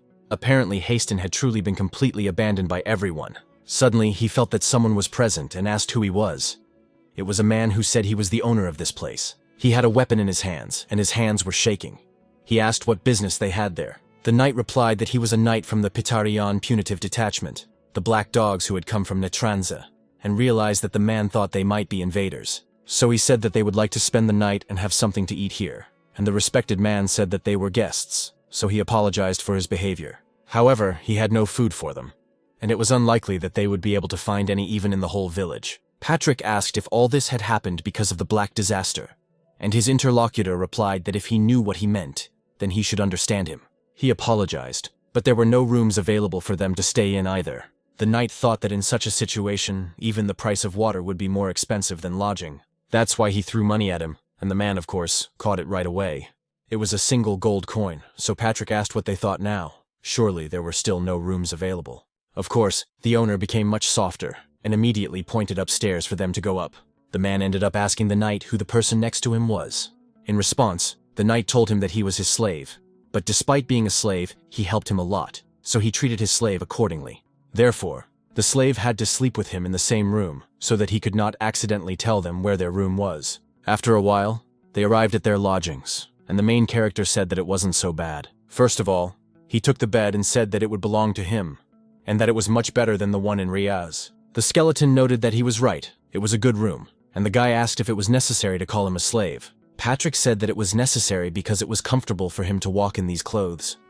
But they were too worn out, and in them he looked more like a beggar. Therefore, such treatment would be the best option, as one never knows how people will react to a commoner. But if he is with his master, then the opposite is true. Didn't he think it was a reasonable decision, since he hadn't even bothered to change his clothes? And didn't he want to move as little as possible? Swallow shouted this, of course, and in his next life he would surely become a stone. The knight noticed that in that case he should listen to him. Besides, he needed to go out for a short while, so let him rest. The hero said he did not advise him to overwork himself on his first day. The subordinate noted that the boss should not worry about him, because there were places where one could move freely even at night. While on the street, he thought that the imperial family had expressed their anger over this attack, so who should take responsibility for the failed attempts to conquer the core of antiquity? But before the imperial hand touched these places, Count Etarch, the ruler of Hastina, died, and the subordinate looked at the crater left by his boss. After that, he immediately became curious about who was now in charge of this place. Obviously, the emperor would send their family there, but it was unknown whether Count Etarch's successors had inherited the position. Therefore, he decided that it was worth going to see the new ruler, and soon found himself near his castle. There, the knight realized he had a problem, because the guards were much stronger than he had expected. Of course, Patrick could kill or stun them, but as soon as the sun rose, there would be an uproar. So before doing anything, he decided it was better not to rush. On top of all this, there was a place here that attracted his attention even more. Apparently, people can't sense it, but he is not human. One of the basements really did have a very strong smell of corpses, so he wanted to go there first. The main character was in his bed at the time. He thought it would be better to sleep in a cool basement, but it wasn't bad here either. Just as he was about to fall asleep, he suddenly heard a knock on the door, so he asked if he would ever be allowed to rest in peace. It turned out to be the owner of the establishment, who asked the knight if he was there. Swallow opened the door and said that the owner had gone out for a night walk. The man said he understood, but asked if he wanted to have dinner. Although it was simple, he had prepared food for them. As the owner of the inn, he could not allow his guests to go hungry, and besides, the knight had paid him generously. He also wanted to introduce himself, as his name was Novin, and the hero said he was Swallow. The man hoped he would not be disappointed when they went downstairs, as he did not have many supplies for cooking. The guy asked if things were really that bad in Hastine, and the man replied that it was obvious, because there had been a disaster, and many residents had gone mad when they saw it with their own eyes. Moreover, after what happened, even the count killed himself. After that, of course, traffic was blocked throughout the settlement, and now the corpses of people who died of starvation lie behind the wall. The man does not know why they came here, but it would be better for them to leave quickly, because he himself is about to leave this village soon. The host went on to say that Svaldu must know how people behave when they are cornered. At the same time, a red-haired girl was making her way through the window of one of the rooms. When she finally made it into the room, she was glad that she had succeeded. She then thought that the village was in such a state, and the knight had decided to stay here, so he must not be a local, and besides, this was the most expensive room in the hotel. Therefore, most likely, this could only mean that this man was very rich. So the girl was going to take everything that could be of any value to her. First, she found Swallow's belongings and didn't understand why this rag smelled so bad, immediately questioning whether a rich man had really stayed here. Although these things would be useful for wrapping up valuables, and at least something. After that, the girl noticed the chest, and for some reason it was empty. She immediately thought that it couldn't be that he carried all his belongings with him, because that would be quite strange, and began rummaging through the boxes. When she opened one of the compartments in the cabinet, she saw something there, and realized that he couldn't have taken everything with him.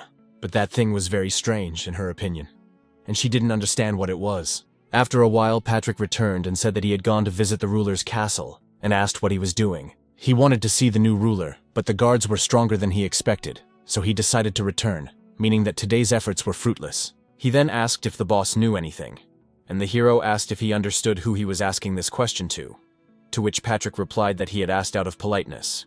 Swallow said that communication with the outside world in Hastine had been cut off, and besides, the hotel owner didn't know anything else. The interlocutor was simply shocked by this information, because he was surprised that the boss had done anything at all. The gentleman said that everything was correct, because communication with the outside world had been cut off, so tomorrow they should find out more about it.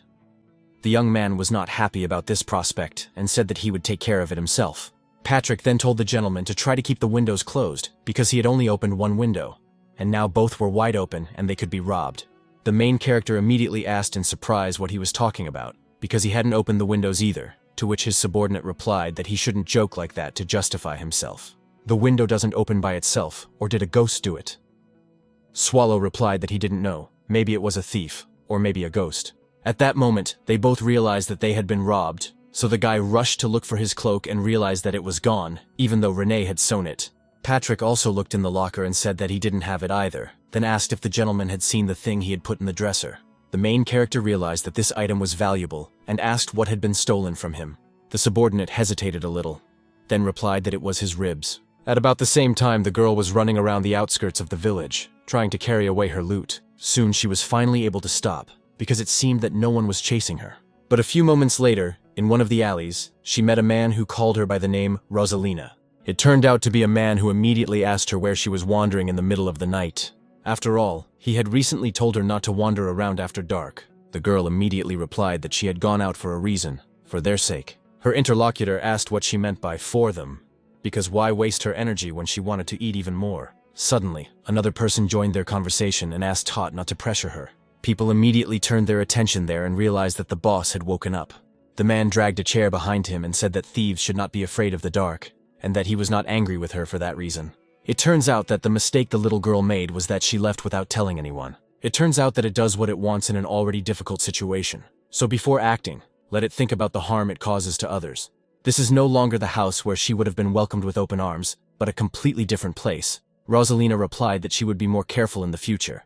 The head said that he thought she understood everything, but now he was curious to see what she had come with. The girl immediately unwrapped her loot and asked him to take a look. There were ribs inside, and the thief asked if she had really stolen them. The young woman replied that she too wanted to contribute to the cause, so the head asked her where she had got it from, and found out that it had been stolen from a hotel. Rosalina said that there was a whole nice room there, and this item was lying in a dresser, and it was clean, so it must be an expensive relic. The man felt a little uncomfortable, so he said that these were human ribs. The little girl asked what other ribs there were, because she really didn't know what they were. He asked if she had dug up someone's grave. Suddenly, the chief interrupted their conversation and said that she had not desecrated the grave, but if she had, she would not have bragged about it to them. So either someone had an unusual hobby, or they weren't used for magic. The subordinate was surprised that someone could collect human ribs. The boss noted that the world is full of trash who use the amputated limbs of their slaves as a declaration, and it is unclear whether these are the bones of a human or someone who once was. He thought that if they belonged to a necromancer, or someone who studied black magic, the situation would become even more dangerous. It was all too suspicious, and right now, the clothes really did look like the rags of some beggar. But despite this, it can be said that it is made of the highest quality material. Suddenly he heard something jingling inside the pockets, and realized that Rosalina was so distracted that she hadn't even checked them. And when the chief did so, he found a bundle with a large amount of gold coins, and the girl was terrified by the amount of gold. But the man immediately shouted that these fools should not rejoice, when suddenly they heard a voice that was quite difficult to find. Patrick told the main character that they had arrived at their destination. The chief thief thought that this was a guest staying in the most expensive room of the hotel in the ruined village, so he should be more careful with him. Then he remembered the human ribs, as well as the high-quality clothing and lots of gold, so they touched something they shouldn't have. Patrick greeted the gentlemen thieves and said that they had come for their belongings. He was also very glad that they had found them right here and right now. As a knight, he could see that their belongings were still intact and undamaged, which made him happy. He could also see the very cloak that Renee had given to the boss. Patrick wondered if, after all, the gentleman had broken her heart again. He didn't even know what could happen, so it was definitely a relief.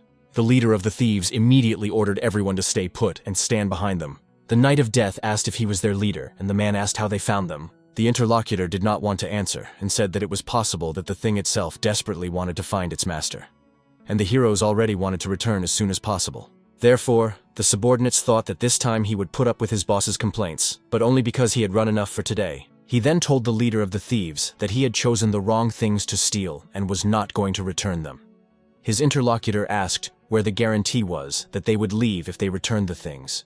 Patrick said he was thinking about it, and the man thought that even if Rosalina had left traces, they had found them too quickly, even though it was nighttime. Only monsters were capable of such a thing. So, could it be that those bones were for using black magic? Therefore, the man inquired if they were the ones who lived in darkness, to which Patrick noted that it was indeed dark near the cave. The chief immediately realized that it was definitely black magic, so he said that these bones were probably important to him, and his interlocutor noted that, of course, this was so, because they were not his body. So, he noticed that they were important, like the whole body. But the knight noted that this was not entirely true, because they were just a part of his body, and it was enough to waste their time. But at that moment, the man immediately threw those very bones up in the air. After that, he immediately shouted to his subordinates not to rescue those who could not move on their own first. Patrick paid no attention to the other people because he was chasing after his ribs. Fortunately for him, he managed to catch them, so he was happy. But then a man who had just been released from prison appeared next to him and immediately swung at him. And then, with the help of some kind of weapon, he hit him very hard on the head. The knight only said that it hurt a little, but immediately looked at him. The man was horrified when he saw what had happened, because he realized that his opponent hadn't even flinched. The hero stood calmly and asked if he had been hit with a stone. It seemed that things were really bad here, and at that moment the thief was already running towards him. As soon as he tried to stab the guy from behind, the guy used his hand to deflect the dagger and break it. Then he grabbed the man and said that although they had normal weapons, he would ask the master what to do with them. Why didn't he tell the boss that they could stop these games? And for starters, he suggested they just sit down and kill everyone. The guy was surprised and asked if he really wanted to leave them all alive. The knight said he misunderstood him and was just suggesting they deal with all of them at once. Swallow said he was very tired, so he couldn't calculate his strength properly. His subordinate replied that he should try a little harder and immediately struck the man hard enough to smash his bones. Melzu and Renee sat in the cave and wondered if their master was all right.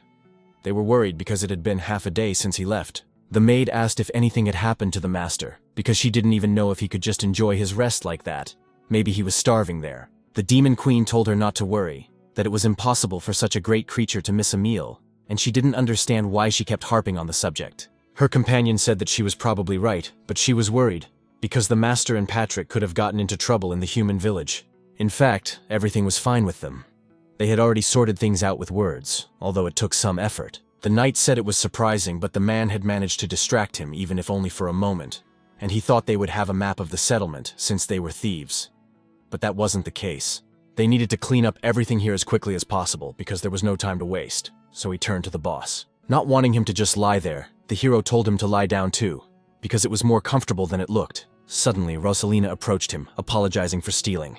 The girl fell to her knees and said that the others had nothing to do with it, so it would be better to kill her.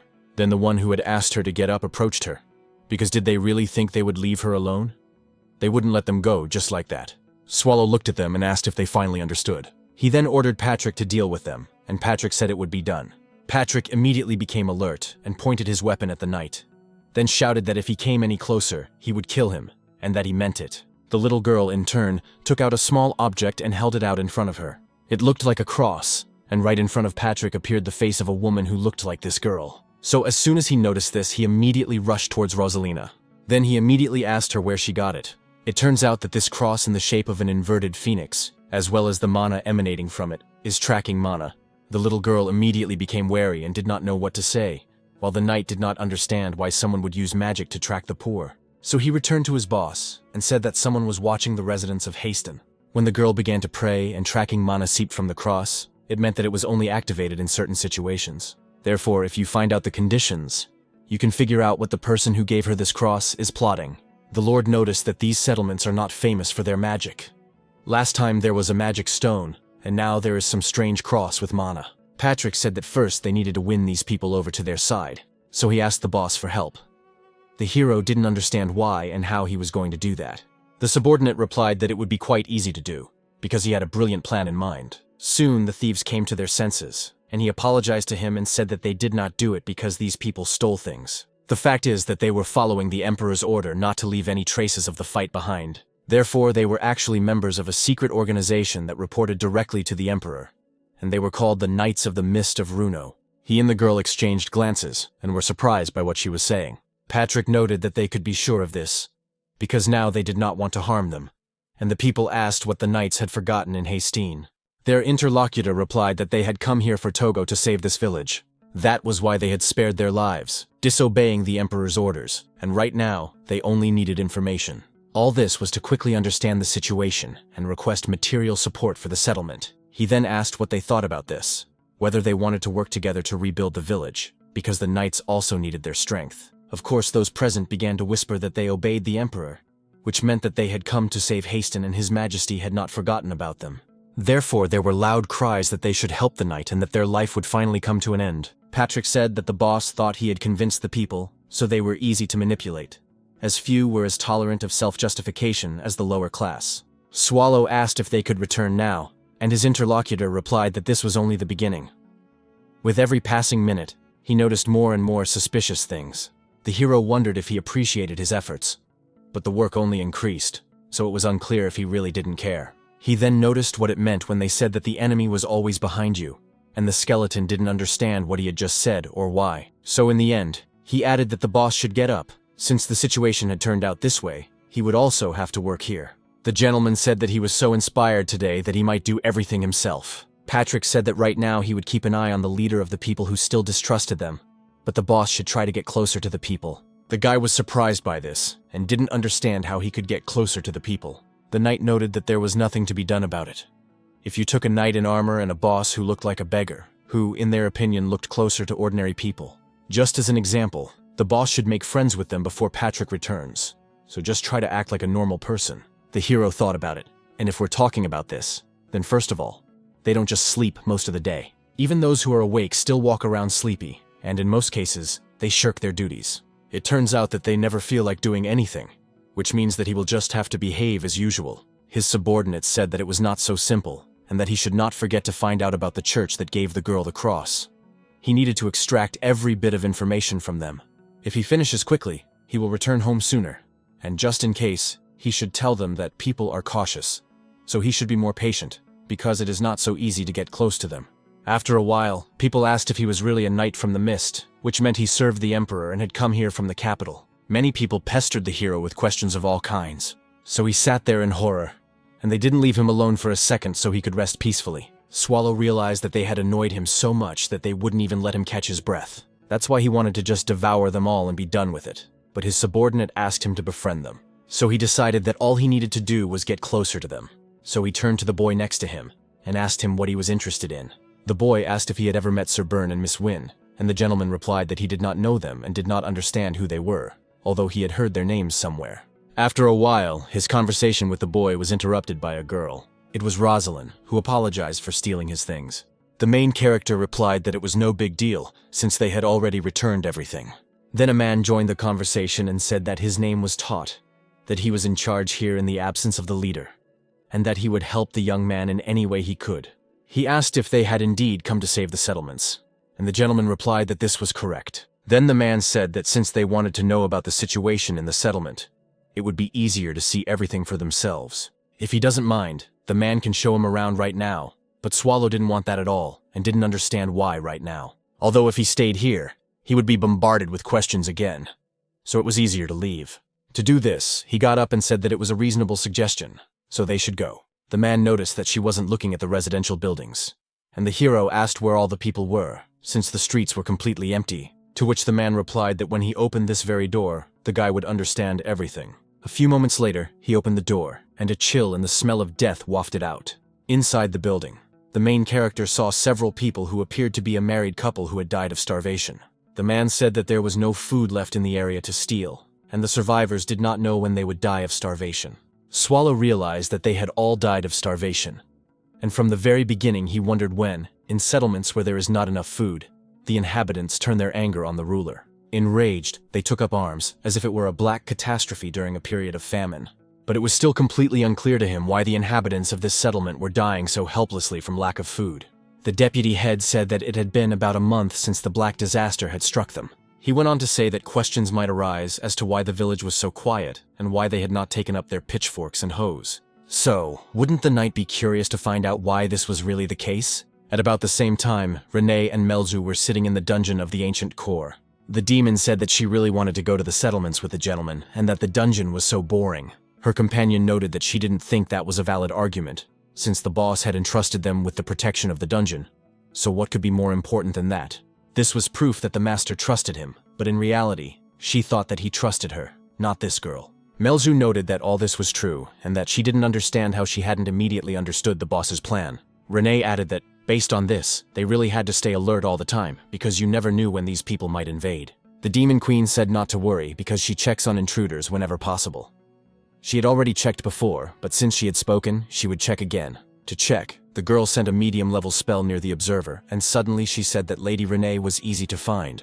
This was because she sensed that someone had invaded the dungeon, and since only one eye responded, it was most likely a single intruder. After that, the homunculus immediately got up and asked her companion to be on guard. Then the girl felt a huge flow of energy coming in and realized that the intruder was coming towards them. The woman who had come to the dungeon asked why they weren't more alarmed. Renee immediately paid attention to her and saw a familiar face. It turned out to be the boss of the Dungeon of Great Evil, Elizabeth Bathory of Chete Castle, who asked the little girl how she was doing. After a while, the young woman apologized that she could not offer her guest anything else. But if she had informed her of her visit in advance, she would have prepared something. Elizabeth replied that everything was fine and there was no need to worry about it, because it was she who had come here without warning. If she had anything to offer her, she would not mind tasting some of their Renee blood. The girl also hesitated and said that she could not offer that. The guest said that was a pity and asked who the newcomer was. The Demon Queen noticed that she was interested in her. She then introduced herself, stating who she was and that she was a higher being who ruled over monsters, a descendant of the 17th generation of Melzu de Rimph Agrea. Renee noticed that she had forgotten to introduce herself, because this was Bathory, the boss of Chate Castle. The woman noticed that she was their young demon queen, and now it was clear why her aura seemed unusual. Suddenly, the demon whispered to the maid that if she stayed here, she would be able to meet all the bosses of the dungeons of Great Evil. Her companion grabbed her and said that she was saying ridiculous things, because how could she show her face here, pretending that she was going to live here as a freeloader? And Elizabeth said that if she wasn't here for the bread, then she probably wasn't part of the ancient bucket, to which the girl replied that that was the case for now. While Bathory was pouring fresh blood, she asked where that slacker and Patrick had gone. Renee noted that they had left for a while, which surprised her interlocutor. She was too confused by the situation, so she asked why they had decided to leave right now. Gomunkel noticed her strange disappointment and asked what had happened. Elizabeth replied that the villages surrounding her castle had been destroyed. They were literally covered in blood, which meant that people had died. But there were no bodies because they had all disappeared. So the woman could say that humans clearly could not have done this, because the bloodstains on the ground led in a certain direction, as if forming a path. And this path leads straight to Haston, but it is unclear what this could mean. The Demon Queen realized that it was strange for all the bodies to disappear at once, so she wondered if it could have been the undead. Her interlocutor replied that it was quite possible, but few of them were capable of such an act. This is because most undead are completely irrational, and only the higher types who have a special senior rank are rational. Since the army of the dead was moving in one direction, it meant that someone was leading it. Elizabeth thinks it was the Lord of the Dead and immortal King Erebos, because only he could have done such a thing. Of course, she has no concrete evidence of this, but they still have to notify him, the jerk. So the woman asked if they had any monsters that could deliver the message. And Renee sadly replied that the dungeon was completely empty at the moment. The woman asked if they had any other means of communication, and the girl said that they didn't. But Renee had no doubts about the master's decision. After that, there was an awkward pause, and Melzu said that she would have to take everything into her own hands because there was nothing else to be done. He was telling the main character that it all started with a black disaster, and soon after it hit the settlement, someone set fire to the fields. The fire spread quickly, instantly destroying the ripe harvest, leaving only ashes behind, while at the same time, bad rumors began to spread in the village. They said that the crops in the areas affected by the black disaster were contaminated, and if a person touched them, they would contract a painful disease. And so it came to pass that Haston became a cursed land. And then rumors spread that even the emperor had abandoned their settlement, and the people despaired completely. But even in this despair, there was a small ray of hope, because a wealthy couple of commoners decided to take care of the residents. They had enough weapons, which, fortunately, had not been damaged by the fire, so they opened up their supplies and began to distribute them. A group of people began to form around this couple, who decided to work together for survival, and that is how they gained faith in a better future. But, unfortunately, very soon the couple was found murdered in their own home. Someone who wanted more food killed the couple. After that, trust in each other completely disappeared in the village, and without trust, no one wanted to unite, and people simply locked themselves in their homes in the hope that their remaining food would not be taken away. As a result, they died of starvation. Thanks to rumors that the grain was contaminated, no one touched it, and the people from the alley managed not to die of starvation. The hero asked if this meant that, contrary to the rumors about it, they had not been poisoned, and his interlocutor replied that everything was fine with them so far. Swallow did not understand how the grain could be contaminated if he had not even touched it, so someone must have spread this rumor with malicious intent. Then Tot suggested moving on, and they headed for the ruined fortress. Near the mountain of corpses, the man said that at first many people thought they would be able to quickly overcome this disaster. But this was the result of such complacency. If the corpses were left on the street, they would begin to decompose and attract insects, so people began to dig pits and stack the bodies. That's when the guy asked why they didn't burn them. He replied that the families of the deceased still mourn their loss, although the problem is more that no one has volunteered to burn the bodies. Swallow asked why they didn't do it themselves, and the man said that he hadn't mentioned it before. But there was also a daughter. The gentleman did not understand what he was talking about, but his interlocutor continued that they were Rosalina's parents, and they too were lying somewhere there. So now everything was clear to the young man, and he asked if the soldiers were still guarding the place, and the deputy head replied that they were, working in 2 shifts. It wasn't that they were protecting it, but rather just monitoring it. The hero realized that this situation was strange, which meant that they were doing it on the orders of the ruler. He thought that this was to be expected, because the ruler was too suspicious a person. In such cases, a face-to-face meeting is the best way to clarify issues, but it is impossible to figure out his hidden intentions using conventional methods. That is precisely why Patrick stole the harpy's egg. Since they live as one family, they will surely come after him, and then he will get rid of them and get an audience with the governor. The knight was delighted that he had come up with such a brilliant plan, and said that he was a genius. Although he would like to say so, the situation is bad because he did not expect them to have such a large family. And while he was thinking about the situation, the harpies merged and tried to attack him. Walking down the corridor at night, the girl accidentally noticed her brother, who was hanging. Suddenly, he came very close to her and said that she had to live, that she should remember this well and survive. When this happened, Lara immediately got up and realized that it was just a bad dream. But even so, she sat there in a cold sweat, very frightened, and her breathing was also very uneven. The servant who was in the room asked his mistress if she had had another nightmare. The girl immediately changed her expression, and trying to smile, said that everything was fine, that she was now the ruler, Hastina, and her name was Lara Sinavier Etark.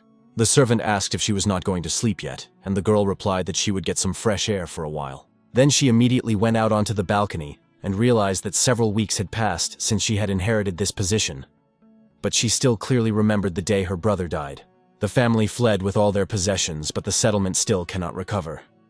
She has only one way to survive in this situation, and so the girl firmly decided that she must restore the settlement to what it used to be. After a while, the new ruler told the guest sitting in front of her that he had promised to save her. A little earlier, he had also spoken and assured her that he would protect her and her lands. Without hesitation, her interlocutor replied that she understood everything correctly. Lara immediately shouted for him to look out the window and see what was happening there, asking if this was the salvation he had spoken of a little earlier. The man replied that he had not broken his promise at all, and that all the problems she and the inhabitants of Hastinapura were facing would indeed be solved, so she should not worry. The ruler thought that this man never revealed the details of all his plans, but now she simply had no choice but to trust him. To reassure her, the man in the cloak said that everything was going according to plan, so the lady should just continue living her comfortable life. After all, he could say with confidence that very soon all her worries would simply disappear. Lara replied that she would agree to this for now. She would trust him and wait just a little longer. No sooner had she said this than a subordinate entered and assured her that he needed to report news concerning the security of the lands. The ruler asked what other news there was, and the girl replied that, according to the guard's report, a harpy family had attacked from the north gate, but suddenly a knight appeared and single-handedly repelled their attack. Lara asked how he did it alone, and wondered who this knight served. The subordinate said that the guards had asked him, but he had remained silent. The ruler then said that she would meet him personally and asked where he was now. Suddenly, the guest said that the lady should think carefully about her decision, because it was quite possible that this knight could be a disguised assassin. The countess replied that the fact that he was suspicious did not negate his merits in saving the settlement, and that it was natural for a ruler to pay attention to such feats. That is why she asked for the knight to be brought to her, and soon Patrick introduced himself as a wandering knight, and said he was honored to greet the ruler of Hastin. The road here had been quite difficult, and he was quite exhausted, but simply standing before such a noble ruler, he felt rewarded for his hard work.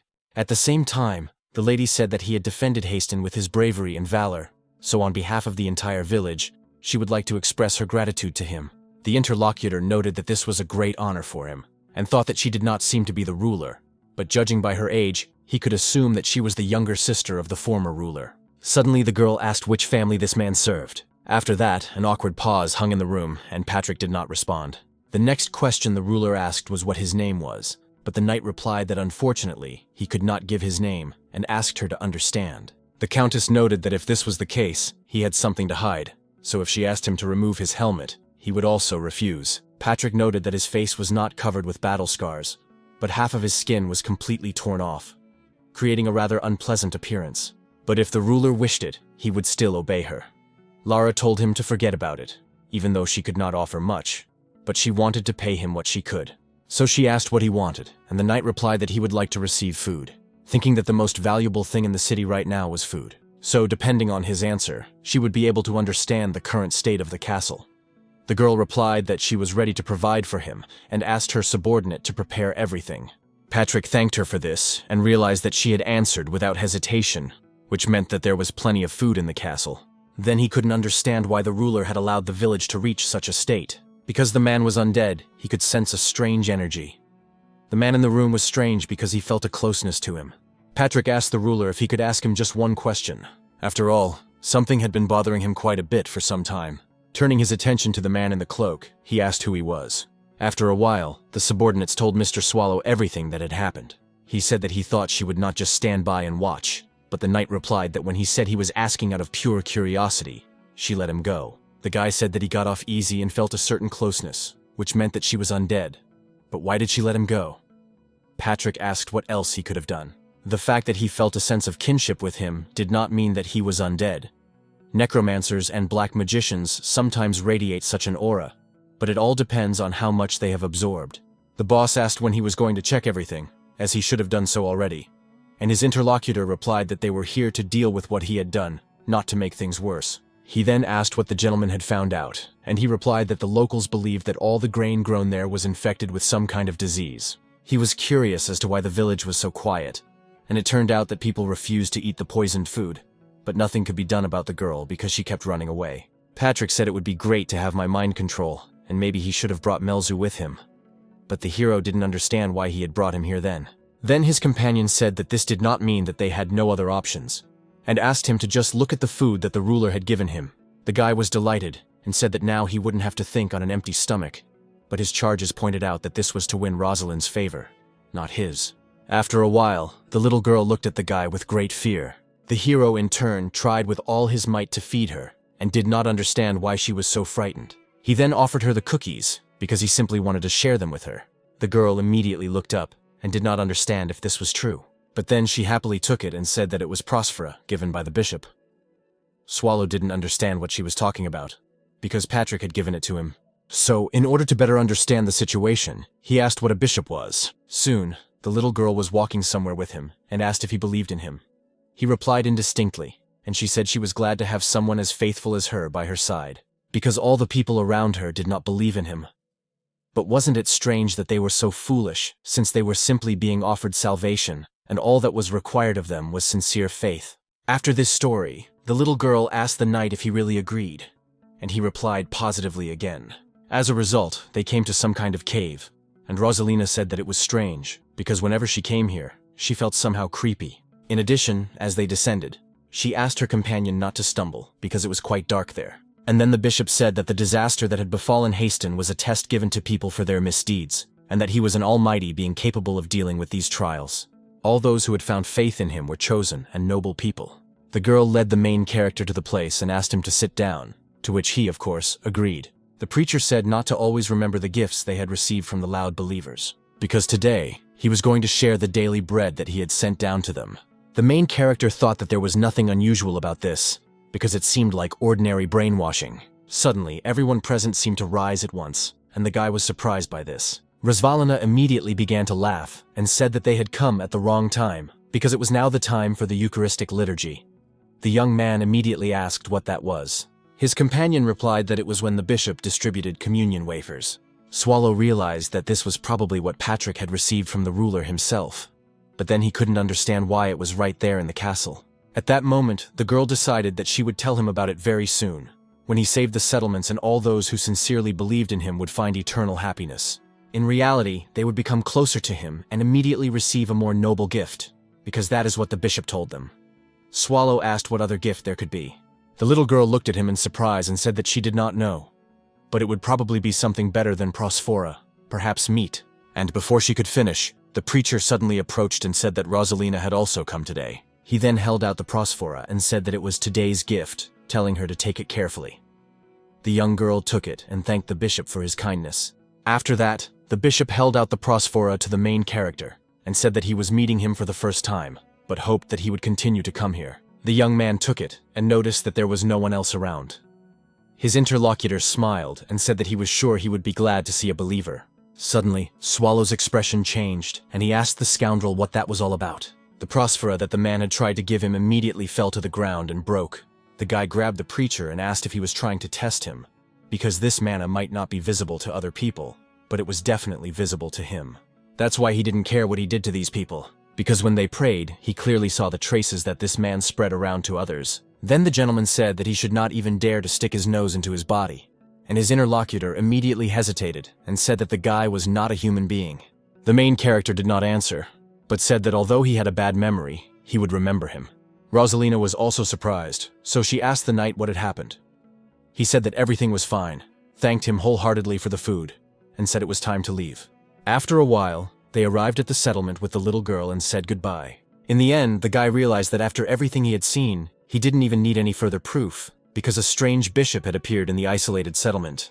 With his pseudo-religion, which brainwashes and monitors people using an unknown manna, and that guy next to the ruler, who reeks of undead. Even the hero found it hard not to notice how organized it all seemed, and that someone was definitely behind them. Suddenly Melzu appeared, having heard this information, and was surprised. She, in turn, asked how he was able to figure this out, although she expected this from the great Lord Swallow. He said that the girl said she was curious to see what kind of mess he had made here. So she came here. The view here is certainly not bad, stretching out. The guy noticed that she was clearly not here out of curiosity, so it was unclear why she had come. His companion replied that Lady Bathory had visited the dungeon and asked him to convey that the undead were moving towards Haston. She said she had found strange tracks near her castle that led straight to the settlement. After sharing this information, she added that Erebos was most likely behind it. The hero noted that he had already guessed this, and that this version did indeed fit. But as he understood it, it was only her assumption. Melzu replied that she had already thought about it, and that when the undead attacked a village, they typically came in superior numbers. But right now, it didn't seem like the current settlement could resist them in any way. The girl then asked him why he thought they hadn't invaded in this way. If her guesses turned out to be correct, then they were most likely using a mana flow. While the girl was thinking about this and talking, she used her low-level mana detection skill, and then said that she had hit the nail on the head. Late at night, the bishop headed straight for the mountain where the corpses were located near the settlement. When the crows flew up, he immediately fell to his knees and began to emit that same sinister energy. On top of all this, his face also changed quickly, and it was clear that he was undead, and he would turn the dungeon into a huge evil land of rotting corpses. His name was Lich Simon Magus, and soon the crows that were there began to form into a dark substance. It soon turned into the image of the king of the undead, and the creature said that right in front of him was his faithful servant Simon Magus. The man bowed even lower and said that he was greeting Erebus, lord of all the dead. He had come here to present his final report before arriving at the settlement of Haston. The lord said he would not forget the hard work Simon Magus had done for their cause. But the servant said that he was only doing his duty for the sake of the great cause, and then asked what he was going to report to him. In response, he heard that some intruder had unexpectedly interfered in the matter. Erebos said that it was some kind of coincidence, because Ukmel had told him about the same problem. Could it be that this intruder also wore armor and emitted an aura of undeath? To which the subordinate replied that he did not sense the aura of the undead, nor did he wear armor. But even so, he felt a deep darkness within. So I asked the gentleman if he had any guesses about this, and he replied that he had no guesses, because he would not get involved in this. Whoever it was, in order to conquer the Empire, they would first have to capture Haston, so they should not forget where Simon was, and let them remember that one must always be extremely careful when executing a plan. My interlocutor said that he had entrusted him with a great task, and regretted that he had not been able to fully accomplish it. The leader said that Ukmel had requested reinforcements at the castle, so he had sent him to the underground dungeon of Mesham. But did he need reinforcements against the intruder? Lich said that he was fine and would let him know if necessary. The ruler of the undead said that in that case it was fine and he would leave the matter to his discretion. When his interlocutor disappeared, Simon thought that soon he would not be alive to rule over everything on Earth. He changed his appearance back to human and thought that whoever stood in their way would not be able to stop them, except for this monster. Swallow asked where the one who had cast the spell was. The girl replied that she couldn't say for sure, but most wizards usually used mana flows directly on the surface to maintain such magic. The hero noted that this meant he must be somewhere nearby, but the demon replied that this was not always the case, as some types of magic used a conduit. This was only her assumption. But wouldn't it require a huge amount of mana for magic with a supporting conductor to cover the entire Haston? A conductor capable of forcibly directing the flow of change cannot simply be taken and buried in the ground. In short, the most likely place where it was hidden is right there. She was referring to the structures, and since they aroused the most suspicion, Swallow wondered if she was talking about the ruler's castle. His interlocutor said that this was only her assumption, and she was not 100% sure. The hero did not know what they were planning, but decided that if everything was turned upside down, everyone would stick their noses in. Therefore, he noted that Patrick must be on the other side, and asked if Melzu was available now. His companion replied in the affirmative, and then the gentleman said that they were going to the castle together. The girl was surprised by this, but her companion said that it was time for them to destroy one of the 7 dungeons of evil. Patrick, in turn, was heading downstairs and thought that this place was the most suspicious. The smell of rotting corpses coming from below became even stronger than before, which made it even more suspicious. Moreover, at such a time the darkness was of no use at all. From inside, a strange sound could be heard clearly, and when the night descended a little, he saw what kind of creature it was. Naturally, it was undead and was cutting up human corpses. Patrick immediately understood why there was such a horrible smell here. He was naturally surprised by what he saw, because he hadn't seen a cleaver in a long time. He then apologized to the creature for distracting it from its work, but he was curious to know who its master was. The creature, in turn, instantly turned toward him and immediately became very wary. Without a moment's hesitation, it struck the uninvited guest with its cleaver. But of course, this blow was nothing to the Knight of Death, so he said that he was a match for his opponent's physique. He easily grabbed the weapon and said that he could not be struck by such a slow attack. He then noted that the creature could not even pull the weapon out with both hands, and he was a little disappointed.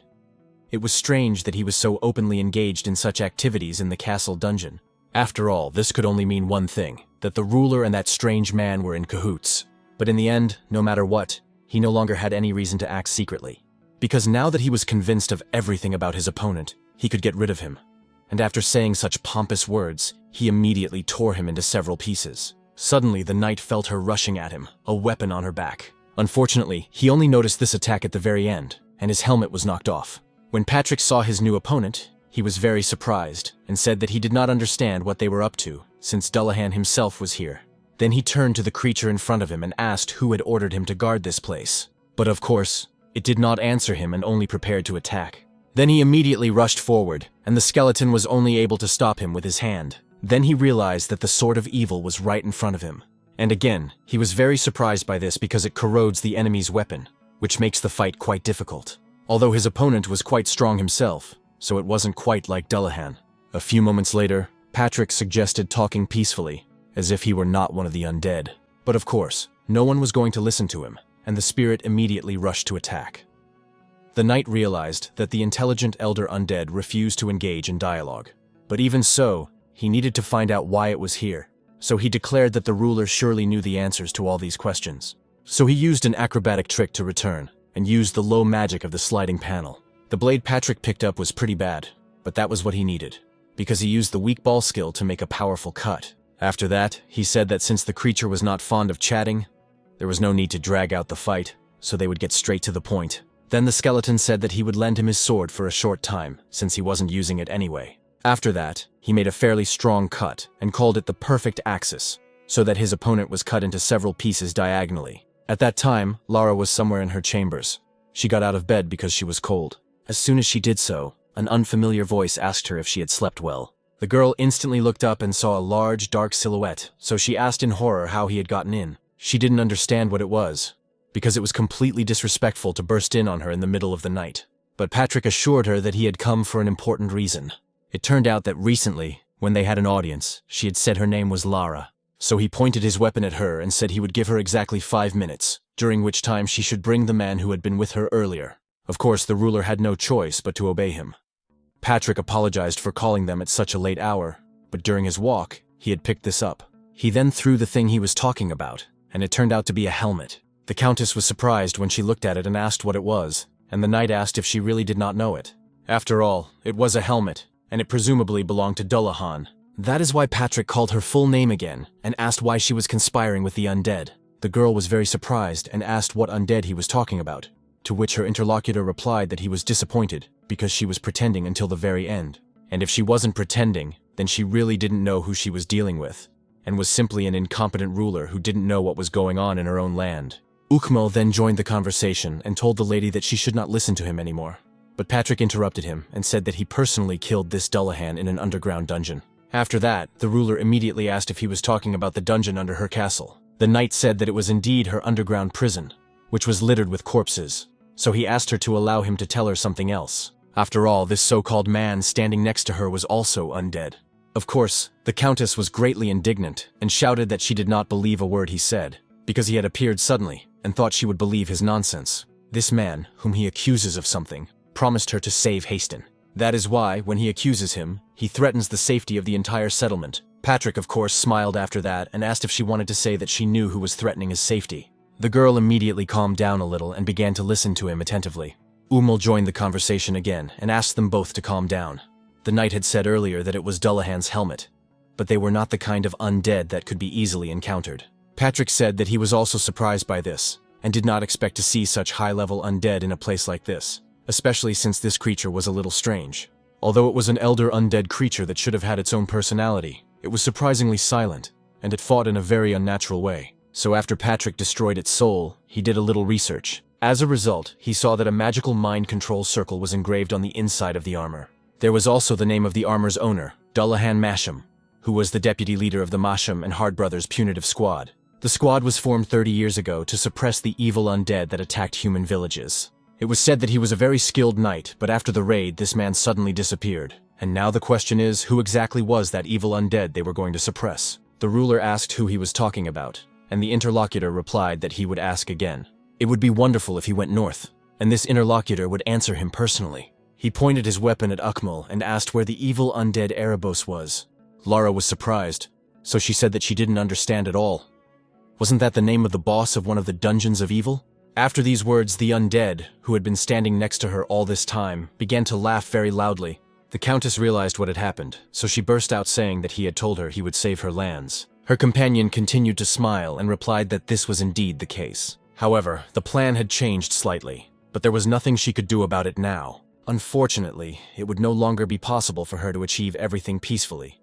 So the ruler immediately asked what he meant. But her interlocutor did not even bother to answer, and immediately reached out his hand. But a few moments later, Patrick used his weapon and cut her off completely. Then he looked at them and said that it would be better for them not to make any sudden movements if they didn't want consequences. Now Lara looked at the one who had been next to her all this time and said that he was not alive. The creature began its transformation and declared that its name was Ukmal, and right now, he was going to kill her and all the people in this village, turning them into undead creatures, for whom such a death would be a real salvation. After all, this was the fulfillment of the will of Erebos, the Lord of the Dead, who served death. When he spoke of this, he had already shown his true undead face. Patrick said that, to be honest, he couldn't even imagine such a thing about himself. Because usually the undead attack with numerical superiority. That was precisely why he could not have expected such a planned and organized invasion from them. Umel stated that it was unusual that he had caught his attention at their first meeting, and that he had exceeded his expectations by defeating Masham with great dignity. The Death Knight said that this was the first time he had seen a representative of one species praise another for killing an ally. At that moment, the creature opposite him said that it was interesting, because he was becoming increasingly intrigued by his personality, since he was the same kind of undead creature as him. That's why he couldn't understand why he didn't serve Erebus too. After that, Lara immediately asked if he was also undead, and the skeleton realized that his identity had finally been revealed. From the point of view of future land management and cooperation, they needed a ruler, so he didn't want to kill this girl. Therefore, he said that his mood had suddenly taken a turn for the worse for some reason. So he immediately rushed into the attack and cut off the limb of the undead in front of him. Then he pointed his weapon at him and said that from now on, he had to obey his orders. His interlocutor asked if he thought intimidation would work against him. Patrick noted that he understood this, but it turned out that he had nothing to lose. Therefore, if he had learned even a little about the situation, he would have known that his companion, with whom he had come, was much stronger than he now thought. So much so that he could completely ruin their plans. Umel said that this situation was interesting, but then the little people would suffer too.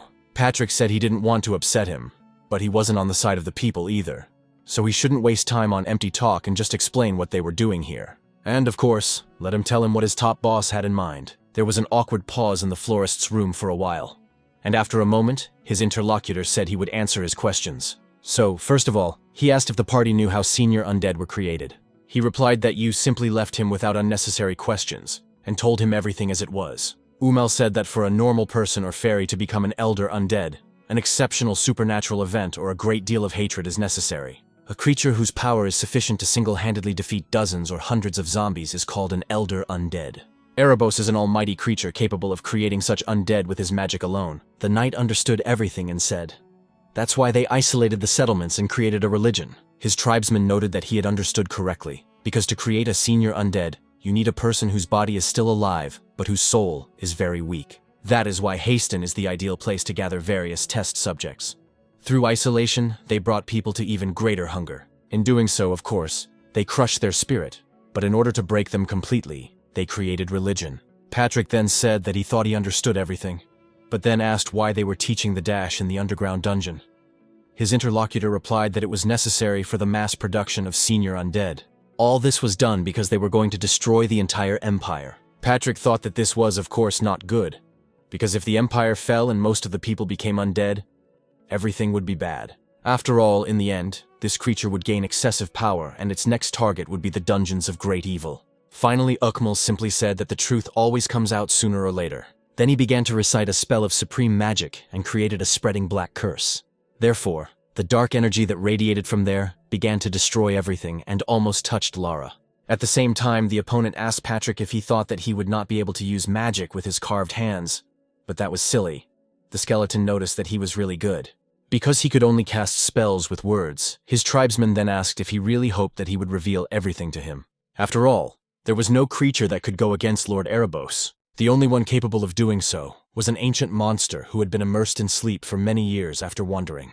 Therefore, the creature can say with confidence that no one can interfere with the master's plans. Patrick noted that if he thought so, then he could ask him just one question.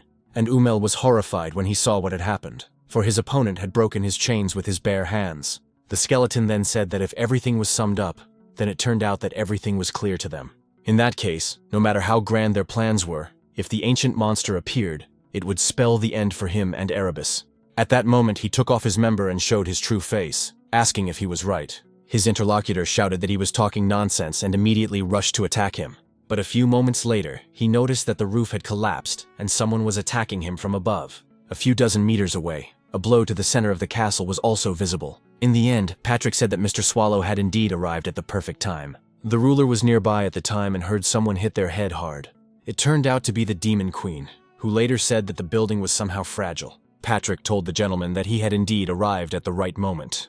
After that, they continued to discuss the topic, while Lara watched them intently and worried. Suddenly, an attack flew towards Swallow from Umel, but the guy easily blocked it and told him not to even hope for success. Melzu saw what had happened and asked what else had happened.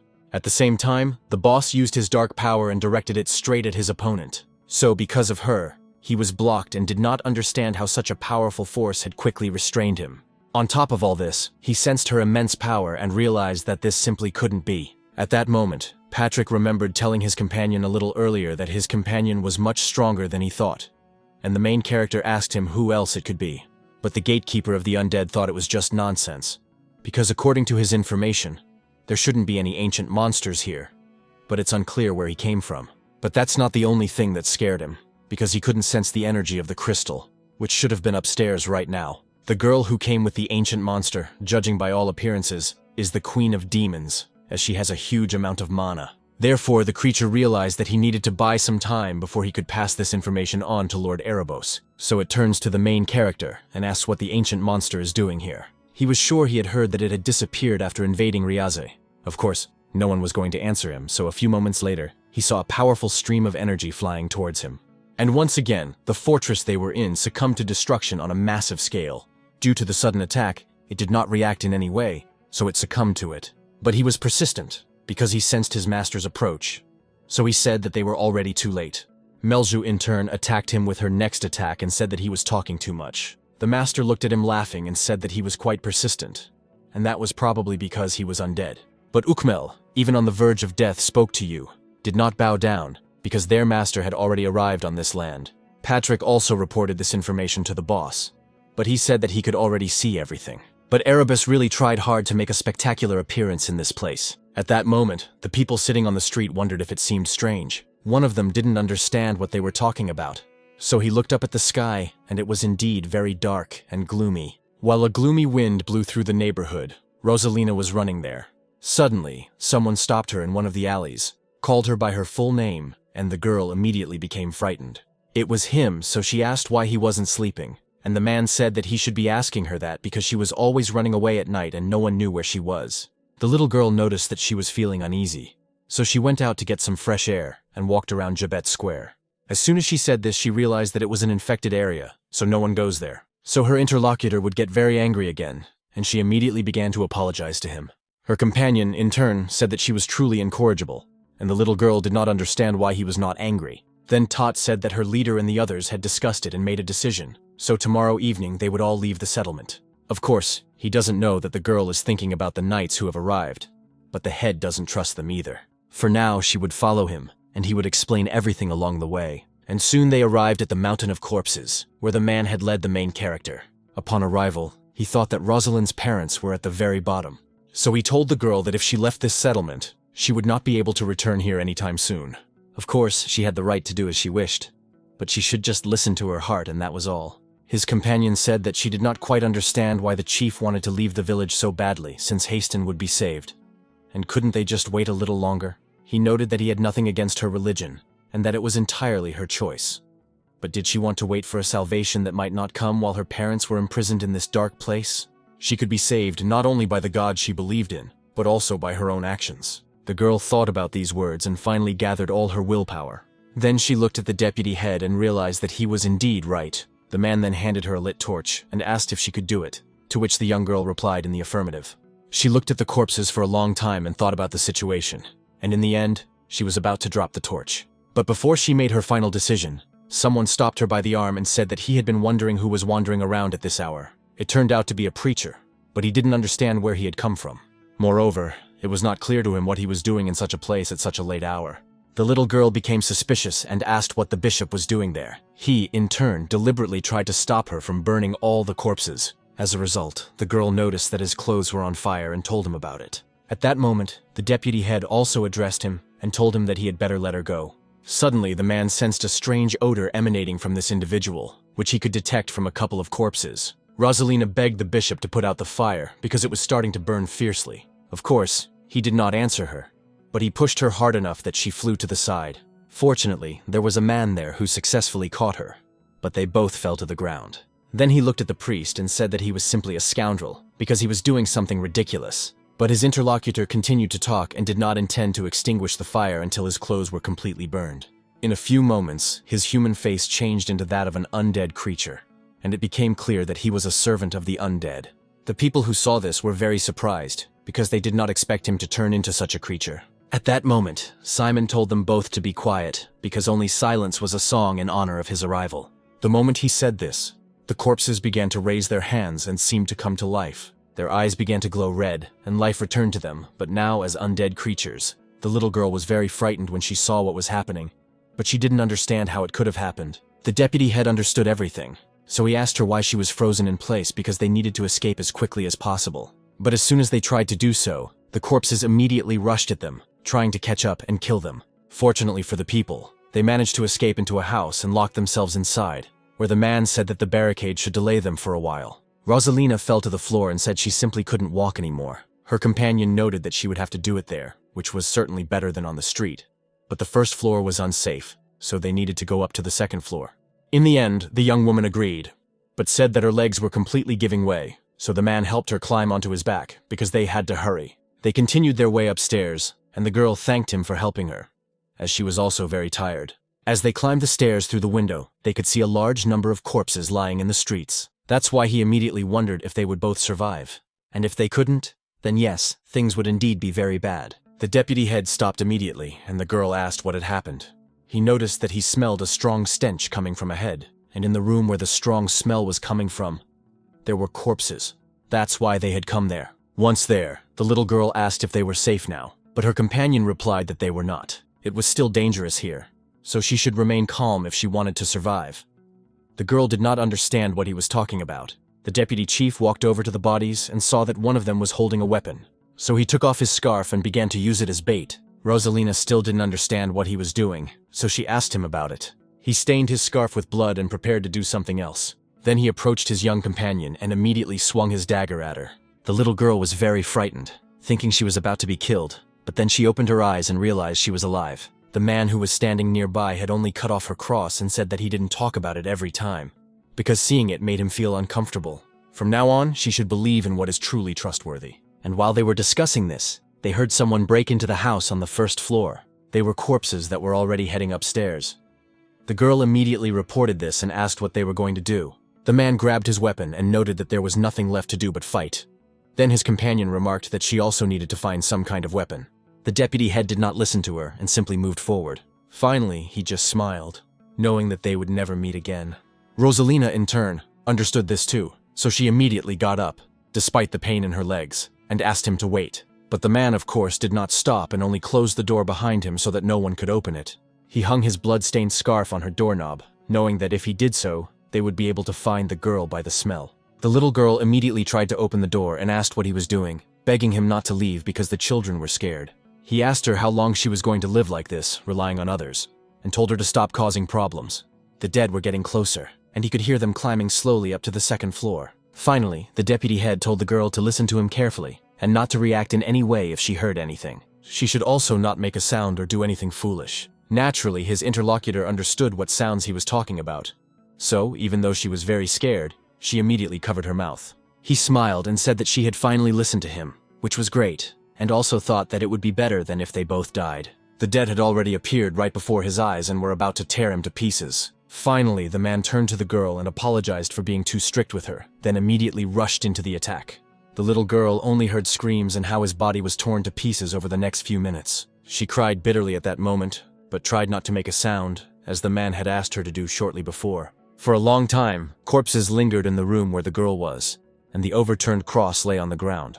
Next to this house was the gatekeeper of the undead, hovering in the sky above the undead. Soon, he raised his hand and ordered the entire army to listen to him carefully. Then, of course, he lowered his hand, and the army rushed forward to attack the settlements. The people, in turn, fled to the ruler's castle, thinking that it had not been painted in an ominous color because of her, and it was strange that she had not appeared in public for several weeks. Therefore, they believed that the heavens were angry, so they should go to their leader. Suddenly, they heard a very loud noise behind them and immediately looked back. There, they saw a man who was trembling and unable to stand on his feet. He was also exhausted, so he said that it was dangerous there. Someone asked him what had happened to him, whether he had been wounded.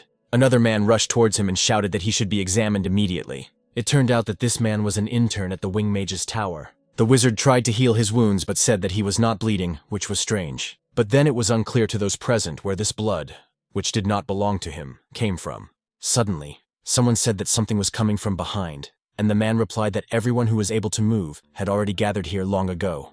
Therefore, it was unclear who it could be. Suddenly, the wounded man grabbed the doctor and shouted that it was the undead. They begged him to calm down, but he said that a huge crowd of undead was coming. Those present looked in that direction and saw a dead man who was indeed approaching them. When it saw a person, it rushed to attack him in order to kill him.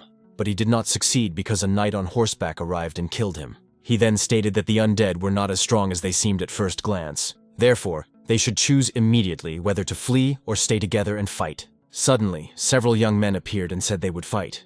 They introduced themselves as former trainees of the Wing Tower of Mages. On that fateful day when the Black Catastrophe struck, they were not at the tower, which saved their lives, so they asked to be allowed to help now. The rest of the people also began to raise their hands one by one, saying that they would also fight. The knight immediately noticed that they had become united, so he said that was great. Let those who have the strength to wield weapons stand at the front, and let the rest try to form a line of defense.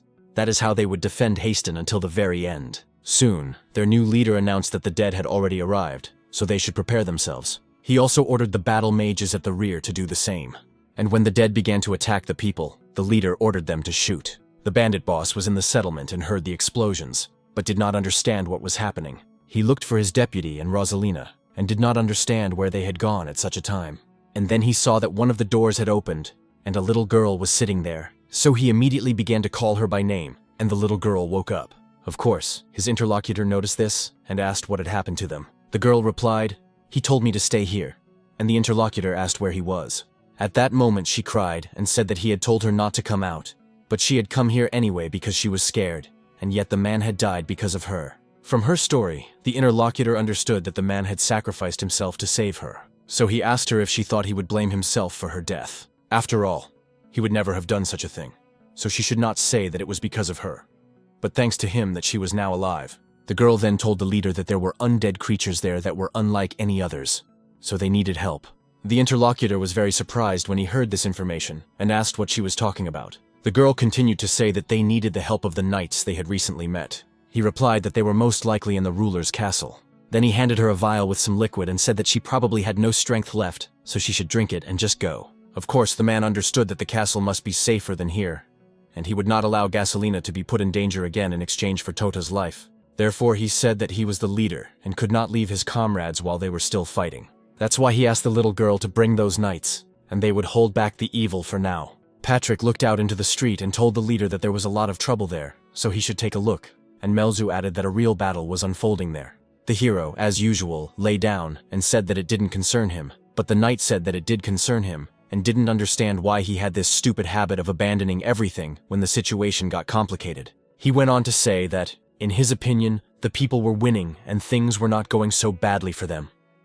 The gentleman asked how long they would be able to hold out. His interlocutor remarked that it would not be long, as they had enough weapons and a good line of defense, even though it had been built in a hurry. But if things continued like this, they would quickly tire and be wiped out by the undead army numbering in the thousands. Moreover, if Ukmal's words were to be believed, there should also be elders among the ordinary undead. In any case, Erebos had prepared quite seriously for everything, so he thought they should respond in kind. Swallow immediately smiled and agreed, but said that something needed to be done first. Patrick asked what he was talking about since she was encouraging his actions in advance. But the leader pointed out that he himself had said not to lie around doing nothing. So the main character approached Lara and, turning to her, asked her name. The girl, of course, was very wary of the way he looked at her, but said that her name was Lara Sinevier Etark.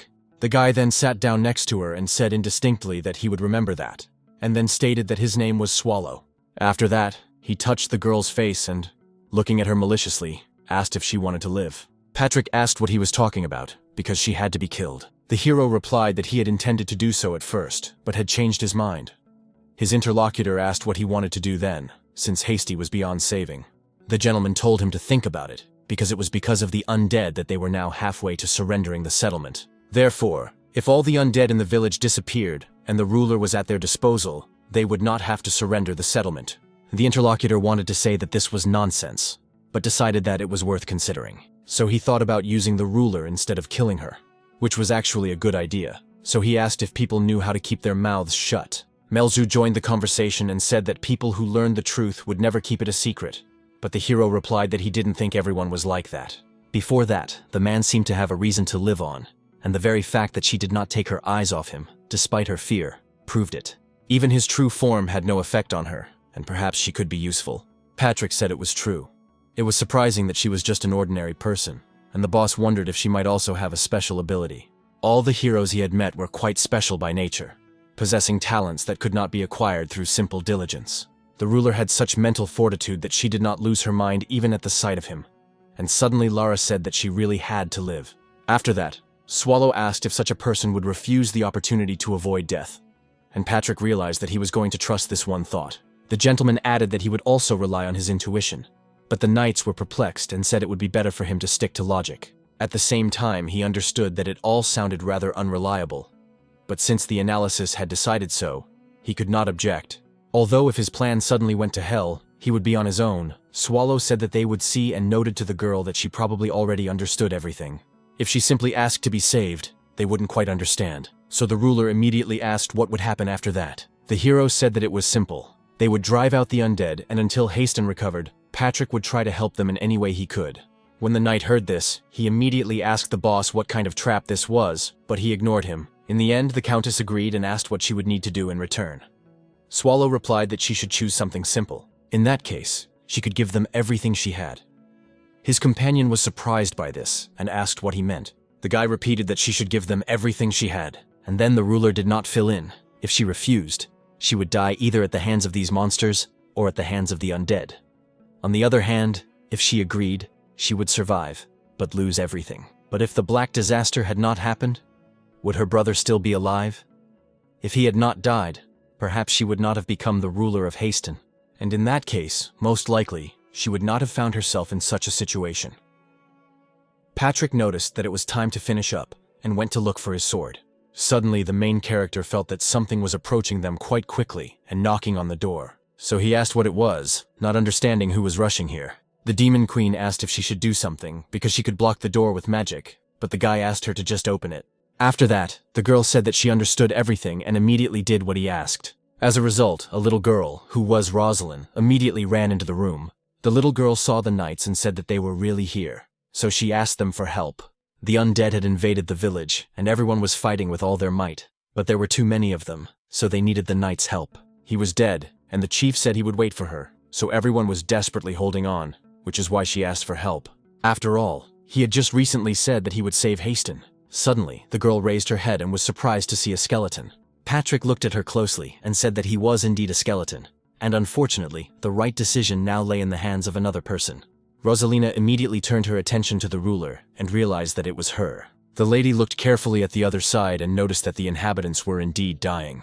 Patrick said that, come to think of it, now was the time to start exterminating them little by little. So could he ask Melju for a favor? The girl had already begun to use her magic, and said that she herself was curious to see.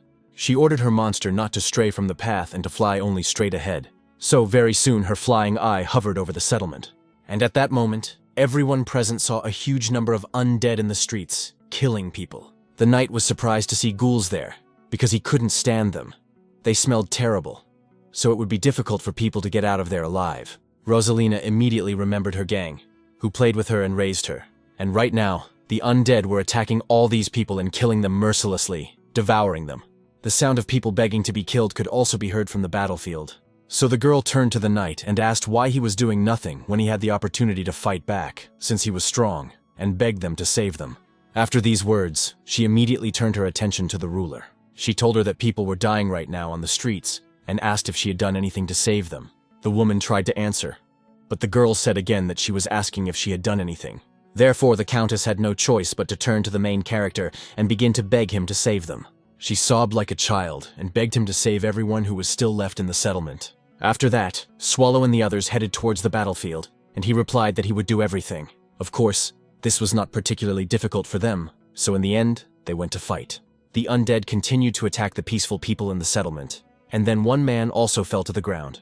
He was still conscious, so he got up and asked who had said that the undead were weak. At the same time, he did not even think that everyone would die so easily. At the same time, the corpse got up and rushed to attack him, and the man thought that it was the end for him too. But that was not to be, because just as it was about to attack him, a girl appeared and killed the monster.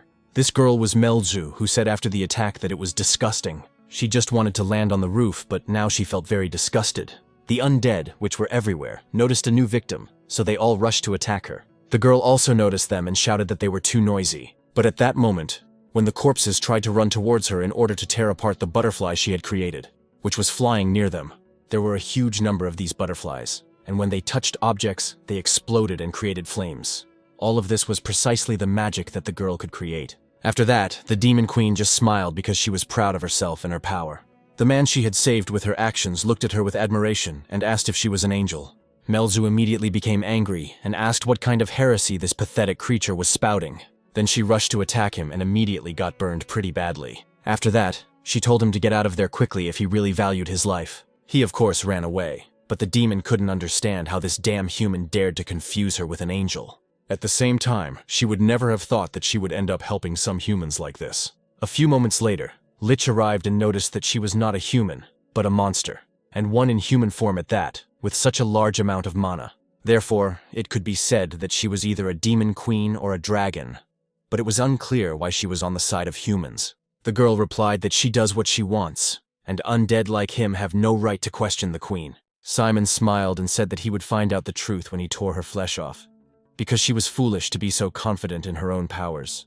But in that case, why doesn't she give up her humanity and become undead too? Since she would definitely become a powerful creature. But Melzu said she didn't understand what he was talking about, but she could say for sure that he was the most talkative undead she had ever met. So much so that her ears were already wilting. The interlocutor continued to laugh, and added that he was one of those who served the great lord of the dead. He is the darkness of the 10 evils, so does the girl think that Simon Magus will lose to some demon queen? At that moment, he gathered all his strength in the bone staff he held in his hands and prepared to attack.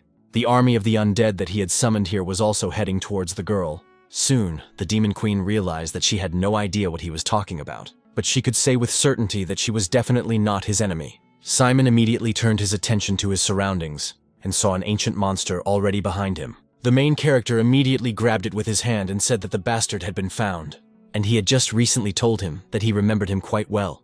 The undead looked at this guy and realized that he was the one who had recently met him in church. But when Simon realized this, it was already too late, because the guy hit him very hard in the head with his hand.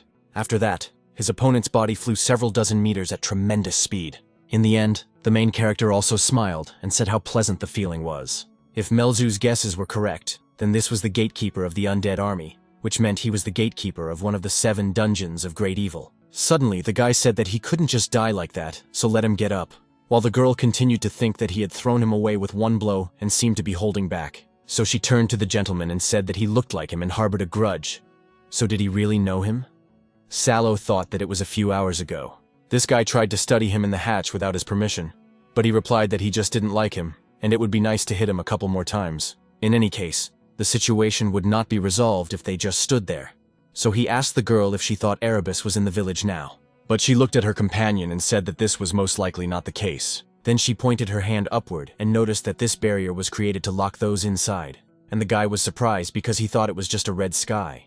The Demon Queen said that the spellcaster was somewhere outside, plotting something unknown, and unfortunately, Her powers were unlikely to be enough to dispel the barrier. Swallow said that it was okay, because he was going to figure it out himself, and asked if she could deal with this trifle for now. He wanted to minimize human casualties, and the village was already almost extinct, so in order for it to continue to exist, at least a small handful of people were needed. The girl immediately agreed, and said that she would handle it perfectly. The gentleman patted her on the head and said that he would sneak through here a little and go to meet Erebus. At the same time, while they were talking, a crowd of dead people was approaching them. The girl asked how long he thought it would take, and he replied, -15 or maybe 20. The Demon Queen was delighted, saying that she could easily hold out for that long. Then she asked him to be careful, and he said he would do everything. Now it was time to finish his own business here, as the gatekeeper of the King of Evil was also alive at that time. He turned to the main character and remarked that, of course, he had assumed this. But was he really an ancient monster? The guy replied that it was close to the truth, but not quite, Simon asked. But in that case, who was he anyway? The gentleman immediately replied that perhaps he was just some kind of slave to Patrick. The undead replied that this was nonsense, because surely an ancient monster would not think that he would just lie there like a fool and do nothing. He was Simon Magus, who had taken on a share of the debt of the great Lord Erebus, and he had never let him down. The creature's attack was quite strong, so the main character had to jump back. The creature itself thought that it had damaged the guy, so it was time to go to the Lord. But suddenly he looked ahead and saw that his opponent was still standing. Swallow was quite upset by this attack, so he shouted that it was beginning to irritate him. Simon realized that the situation was indeed taking a turn for the worse, because he was indeed facing the ancient core boss Swallow. So the situation was becoming dangerous, and he decided that he should not stay there. He ran away and thought that he needed to hurry to his master so that he could save him. The undead hoped that this would allow him to escape from the main character, but it was already too late, because he was already in the jaws of a huge monster that had no intention of letting him go. Using the ancient monster, the hero tried to swallow the creature that was running away from him. But unfortunately, he did not succeed, because he realized that Simon was quite nimble and managed to escape. As soon as the creature reached the barrier, it immediately rushed there to escape. The guy changed his face to human form and said that he tried to eat it in one go, but it ran away. He didn't want to bother looking for it, but he couldn't let it go either. Then he remembered that he had recently promised the Demon Queen that he would return soon, and right now, he was worried about her, hoping that nothing would happen to her while she was fighting. Therefore, using his immense power, he decided not to waste time here. That scoundrel had probably already run to his mother, and it was Erebos who should be outside the village. In that case, it meant he had to move to the castle walls. As soon as Simon thought he had managed to escape his pursuer, he felt a strong energy behind him. And there he saw a huge stream of dark power heading in his direction, destroying everything in its path. The hero had said shortly before that he would simply strike the side where the villain had fled, and that would be the end of it. After a while, a huge crater remained from the blow. Swallow went to see what had happened, and thought that the village did not look much different. It turned out that he had heard Patrick's voice, but he probably just imagined it. After hanging around for a short while after the eviction, he noticed something. In his opinion, it was a corpse, although it was hardly possible to call the undead a corpse. Then he picked it up by the head and said that it was responsible for the mess in the village, so it was unclear how it was going to fix everything. Perhaps he was going to blame others, but he would have been alive then, and could have reproached him for injustice, so he would tell Patrick about it. After a while, the hero reached his destination, and it was indeed a barrier. I remember Melzu saying that she didn't have enough strength to destroy it.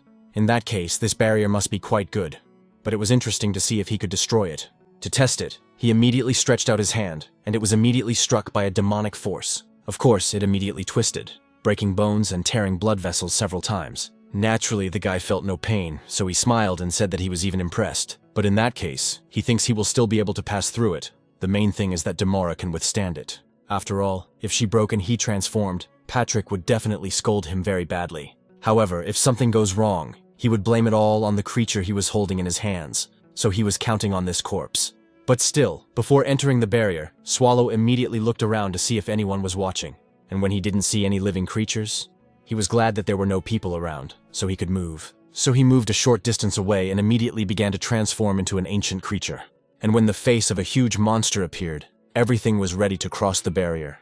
So at that moment, the hero immediately jumped forward, waiting to cross the space. The moment this happened, the entire barrier began to shake, and a huge explosion occurred at the junction. After the main character passed through the protective structure, a huge hole formed there. The evil spirits that were in the vicinity, as well as inside, immediately turned their attention to the guy. He, in turn, calmly walked between them, saying only that there were so many of them here, Naturally, the dead saw a new victim and immediately rushed to attack him, not sparing their limbs. But the hero saw the attack perfectly, so a few moments later, an explosion occurred where it happened. Most of the monsters that tried to attack him died instantly, and Swallow said that the receptivity here was simply terrible. One of the senior undead immediately stopped her minions from attacking him.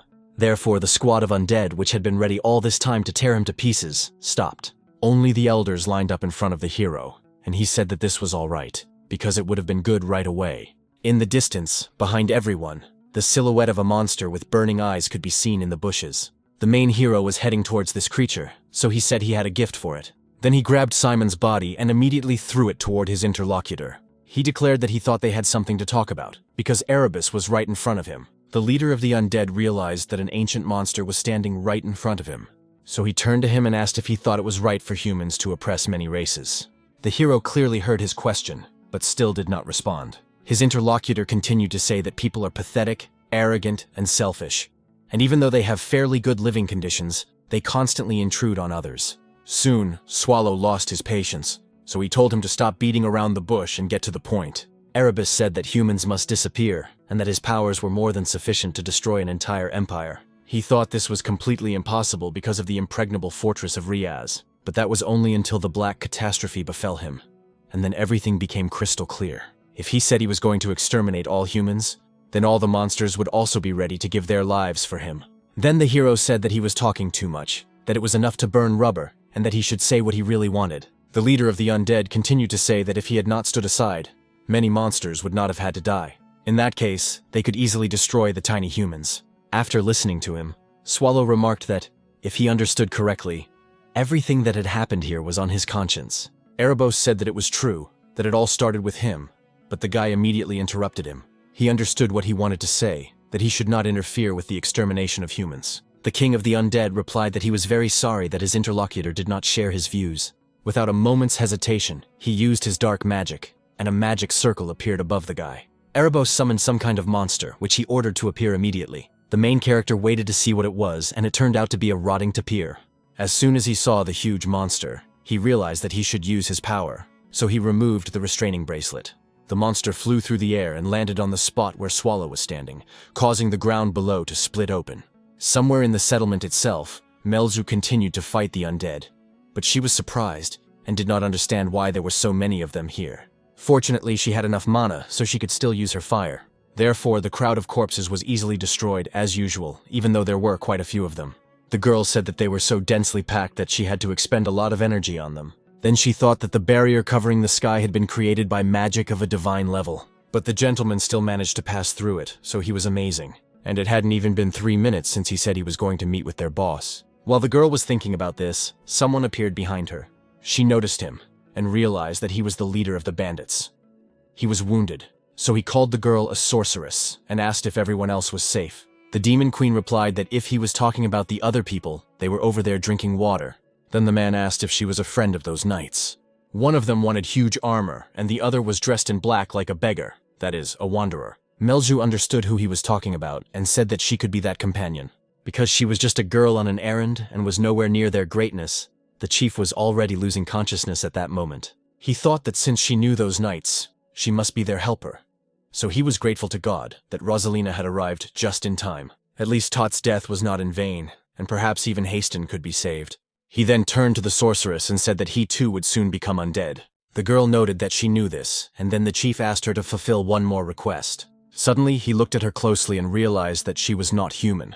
However, it no longer mattered to him. So he asked if she could bring him a weapon, if there was one nearby. The girl looked closely at the wounded man's body and realized what she had to do. So, a few moments later, she threw a spear in his direction. After that, she declared that she was indeed a true warrior. The man took it, and then the demon queen flew away. Soon she saw a big explosion and did not understand where this sinister energy was coming from. It came from the very monster that the king of the undead had summoned and that had attacked the main character. Naturally, Swallow remained alive and only said that he did not like the appearance of another strange dead person. Then he transformed into an ancient monster himself and attacked the creature. After that happened, Erebus said that he expected nothing less from him. This power is truly worthy of the greatness of an ancient monster, for he sees how it fights. The hero, in turn, looked at his opponent and wondered if it was really an undead creature with an ancient slug inside. While he focused his attention on the monster in front of him, someone restrained him. And it was the king of the undead who then used divine magic, namely the skill of the Fang of Evil. Erebos said that this was the most powerful final spell among divine magic, so even an ancient monster would not be able to survive it. So let it tremble before his mighty power, and the fangs he summoned immediately rushed to the ground, attacking the main character. The dead, who were not far from the battlefield, watched closely, and the stakes summoned by the king of the undead pierced Mr. Swallow's body. Erebos was very pleased that his attack had been successful, and he thought that it had finally happened, because now he would be able to kill the ancient monster, after which he would transform the entire continent. He was going to become a superior being, truly ruling the world of the dead. He then turned back to the ancient monster, attacking it and saying that the end of its 1,000-year wanderings would be death, which it must accept with honor. The stakes flew toward the main character, and he could hear and feel them perfectly. Of course, the pain he felt from these weapons was impossible to convey, and when the attack was successful, something exploded violently right in the center. Afterwards, the king of the undead noticed that his fangs had immediately shattered into pieces. Swallow rushed towards him and said that it was damn painful, so he no longer had the strength to continue enduring the pain, and that he had had enough. Erebos was very surprised to hear that the monster continued to endure the pain, but in that case, could he really not endure it? Then he turned his attention to a nearby tree and immediately knocked it down. The main character was quite surprised when he saw what had happened and asked what the tree had to do with it. Then he looked up and said that in any case, this was probably his strongest spell, and surely there was nothing stronger. The king of the undead thought that his opponent had deliberately allowed himself to be attacked in order to find out how dangerous divine magic was. Therefore, it was perfectly clear that victory was not possible, so it would be better to retreat now. In the end, he was too hasty in thinking that he could defeat the ancient monster, so he decided to deliberately increase the distance and immediately flee. But the hero did not want his plans to succeed, so he said he would talk to him. So let him stop fussing and talk to him, and if he had any more powerful weapons, he should use them right now. As a result, after these words, silence hung over the battlefield. Swallow immediately asked why they had fallen silent, wondering if he really had nothing stronger. Of course, these words angered the undead king, so he rushed back into the attack, using the same spears. Attacks were also launched from several other sides, and the hero did not understand how it was possible that they all fell for the same trick. Then Erebus used a completely different technique, which drew its power from the dead. He accumulated a sufficient amount of this divine energy and immediately directed it toward the main hero. After that, chains formed on the body of the ancient monster, holding it in place. Swallow was very angry about this, because he could not tolerate such restraining magic. It turns out that it was also from the divine series, and quite strong, another one of the elders who used his power in this way. So the rotting tapir, which had been lying helplessly, recovered and became even bigger, then attacked the hero. Of course, he didn't like it, because it was a pretty nasty attack. Therefore, he immediately changed his face to human form and said that this creature was quite disgusting. But since it had become larger in this case, he should also take it a little more seriously. That is why Swallow used the body of an ancient monster, but became several times larger. Because of this, he was able to easily devour his opponent, who, although large, was no larger than the ancient monster itself. The king of the undead watched what happened and realized that they could not defeat him again. But after finishing his attack, the hero turned his body back into a human form. He said that now it was time to destroy one of the 7 dungeons of evil, as he had said earlier. Somewhere in the settlement, Patrick did not understand what the boss was thinking, how stubborn he was, and when he would finally realize that he was a walking disaster. He understands that the boss is the boss and can do whatever he wants, but it wouldn't hurt to know when to stop, because it's Patrick who has to clean up the mess afterwards, so he thinks he should have quit. The explosions did not stop, so the ruler asked what was going on. The gatekeeper replied that his boss was creating new problems for him, and to be precise, he was currently destroying the undead army. The girl asked if she understood correctly that he was now saving Haston. If that was what he meant, Patrick noted that this was not entirely the case, but that everything would work out somehow. She had nothing to worry about. It was just a formality. It was getting on his nerves, so she should talk to him as before. Fortunately, there were no more undead in the village, as expected from Melsu. But as soon as he said that, a girl suddenly fell right next to him, so Patrick said that if she remembered the ray of light, the sun would also appear. The girl happily reported that the job was done, and that she hadn't used up all her mana in a very long time, and the knight simply thanked her for her work. After that, the demon queen asked how the gentleman was doing, and her interlocutor noted that compared to him, she had done a tremendous job. It turned out that he had not yet returned, and as far as she could hear, he was still fighting. He really does have incredible strength, but when you think about the collateral damage, it's nothing short of fantastic. Patrick is amazed at how, wherever you go, something always happens. Right now, he also feels that she's going to have a lot of work to do with his poor soul. At the same time, it is unclear why the gentleman is dragging his feet when he could easily crush everyone. It seems as if he does not quite appreciate that he is cleaning up after him.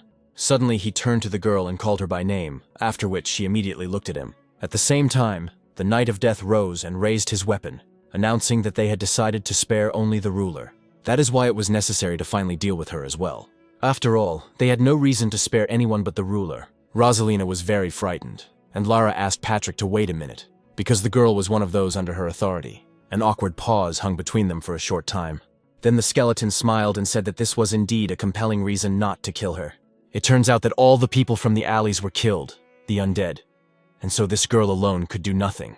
Besides, she was in such a broken state that there was simply no need to kill her. But if her elimination caused emotional turmoil for the already weakened ruler, it would be a great loss. Therefore, he decided to let her live, after which he turned to Melzu. He asked if she could put someone to sleep, and the girl replied that she could easily do so, but wondered who exactly needed to be put to sleep. The knight said that he would like to talk to the ruler alone, and then the demon queen understood everything. She used her magic to put Rosalind to sleep right away. Patrick made sure she was asleep and said that now they needed to start a dialogue, as the ruler could see that they were fulfilling their part of the deal to save the settlement. So it was time for her to fulfill her promise, and Lara immediately asked what she needed to do. Her interlocutor noted that it was a matter of not disclosing everything she had seen here. He thought that such obvious things were not worth mentioning, so he would omit them. Right now he was going to tell a story, so she should listen carefully. It was the story of a heroic ruler who had suffered many insults, but who had protected his village. The ruler noticed that her land was threatened by an invasion of the undead and decided to protect the village for the sake of its inhabitants. But it was unclear what to do, because the undead were watching her, and the local troops were powerless to resist them, so the only option was to ask for help. But while help was on its way, the inhabitants directed their anger at the ruler, blaming her for all their misfortunes, and the situation only got worse when the undead killed many people who were waiting to be rescued. But even in such a situation, the ruler coped and endured it all. Therefore, after what seemed like an eternity, reinforcements from the Empire arrived and defeated the hordes of undead.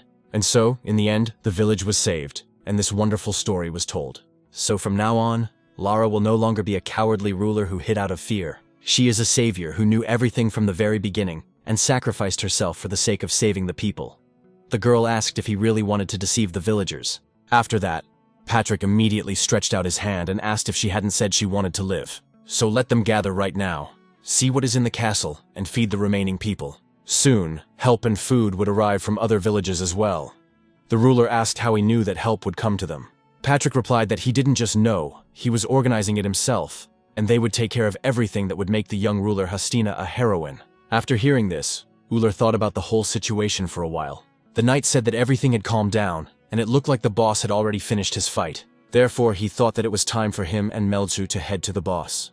The girl replied that she could not use the teleport because her mana was at 0. Suddenly, the countess joined their conversation and asked if she could ask at least one question. She didn't quite understand why they were all going so far to save Hastin. She couldn't understand it because they were monsters from the dungeon and couldn't be so friendly to humans. Speaking of this, Patrick said that she wanted to live, so she shouldn't try to find out too much about it. Shortly before the incident, Swallow said that it was time to destroy one of the dungeons of great evil, so he felt sorry for Erebos. After all, he could have avoided it if he had just sat quietly in his place. His minions were so annoying and wouldn't leave him alone, even when he stood still, and they stabbed him in the back so hard that now it itches all over. In the end, his interlocutors said that he never ceased to admire his strength, but the guy replied that he did not need his admiration. He just wanted to ask the king of the undead why he had chosen Hastin for the attack. If he hadn't invaded this particular place, the ancient monster wouldn't be standing right in front of him. Erebos said that the route from Hastin was the most suitable route for invading the Empire. The hero was not talking about that, and thought that this asshole knew that this was his territory. But he came here anyway. Then his interlocutor asked him why he thought he had come here. Then he began to use his power, and Swallow noticed it. So he immediately counterattacked, using his ancient monster powers. When the body of the undead king was destroyed, he began to laugh very loudly and did so until the very end. Of course, the guy didn't like that very much, so he decided to finish off his opponent, after which there was a loud explosion. Then the head of the undead king immediately fell to the ground.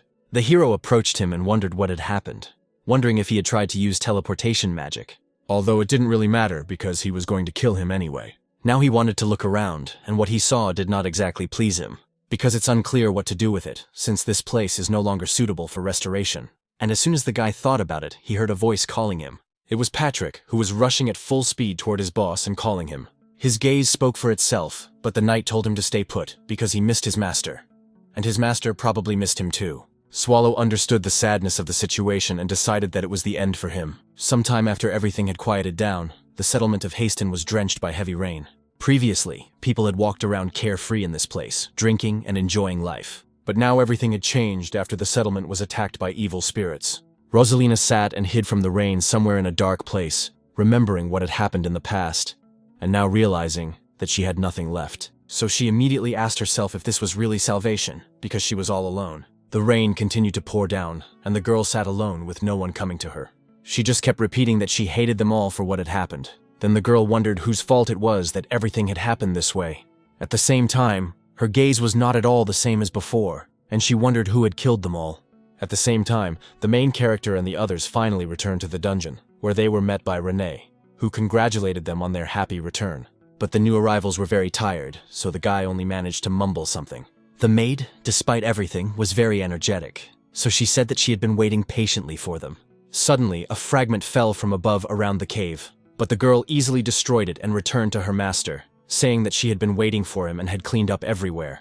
The boss immediately patted her on the head and said that she had indeed done a very good job. Soon Melzu, like everyone else, collapsed from exhaustion, and it was clear that they were very tired. Renee, a little shyly, remarked to Mr. Swallow that he must be tired. In that case, he asked if he would like to have dinner first, or take a bath first. And he replied that he would like to have dinner with water from the bath. Patrick realized that something strange was going on. So he turned to Batory, who was also sitting there, and asked what she had taught her while they were away. His companion hesitated, and asked how everything had gone, and the hero told her to just leave. Patrick said that if you didn't count the number of people who had died of starvation and the undead, and didn't count the fact that their damn boss had destroyed the whole village, then everything had gone just great. The woman was surprised and asked what he was doing there, and the guy replied that he was cleaning up the undead. His interlocutor asked if he was sure that he had only killed the undead, and Swallow replied that he had wiped them out completely. The woman was surprised by this, but he continued, saying that he was going to sleep and should not be disturbed. Then took out Erebus's head and placed it on the table. Elizabeth looked at his head and asked if it was really the king of the undead, and when the others were about to leave to rest, she asked them to wait. Then she asked in surprise if it was just his shell. Patrick and the wounded man were a little alarmed by this, and asked what she meant. After a while, the main character told his gatekeeper how it all happened, because at the end of their battle, the villain used magic. His interlocutor remarked that the boss shouldn't think about it. It was a complete mess, because he had really made mistakes with this cleanup, and it was so bad that the ruler knew the truth. And now it turned out that Erebus was also alive, so it was unclear what they had been doing in Haston at all. Swallow noted that Batory had said that the king of the undead had lost at least 70% of his life force. Patrick added that the conflict between the two dungeons of evil was still ongoing, and whatever the reason, he now needed to be careful. For now, Erebos would not bother them, as he would be unable to do anything for some time. But even so, it was time to start taking all this seriously. As he had already said, even though he could take care of the consequences of the settlements, recruiting monsters in the dungeon was still the boss's job. That's why he's interested in whether the boss understands this. Of course, the main character didn't hear any of this, as he was already fast asleep, and Patrick was already tired of it all, because he was constantly trying to do something for him. Rosalina was heading towards a tree at night, near which there were a large number of corpses. There were also other people there who said that they had been given rations for 3 days. But what was the point of filling one's stomach if one's wife and children were already dead? It was unclear how the governor had helped, because he thought everything was fine since they were fed.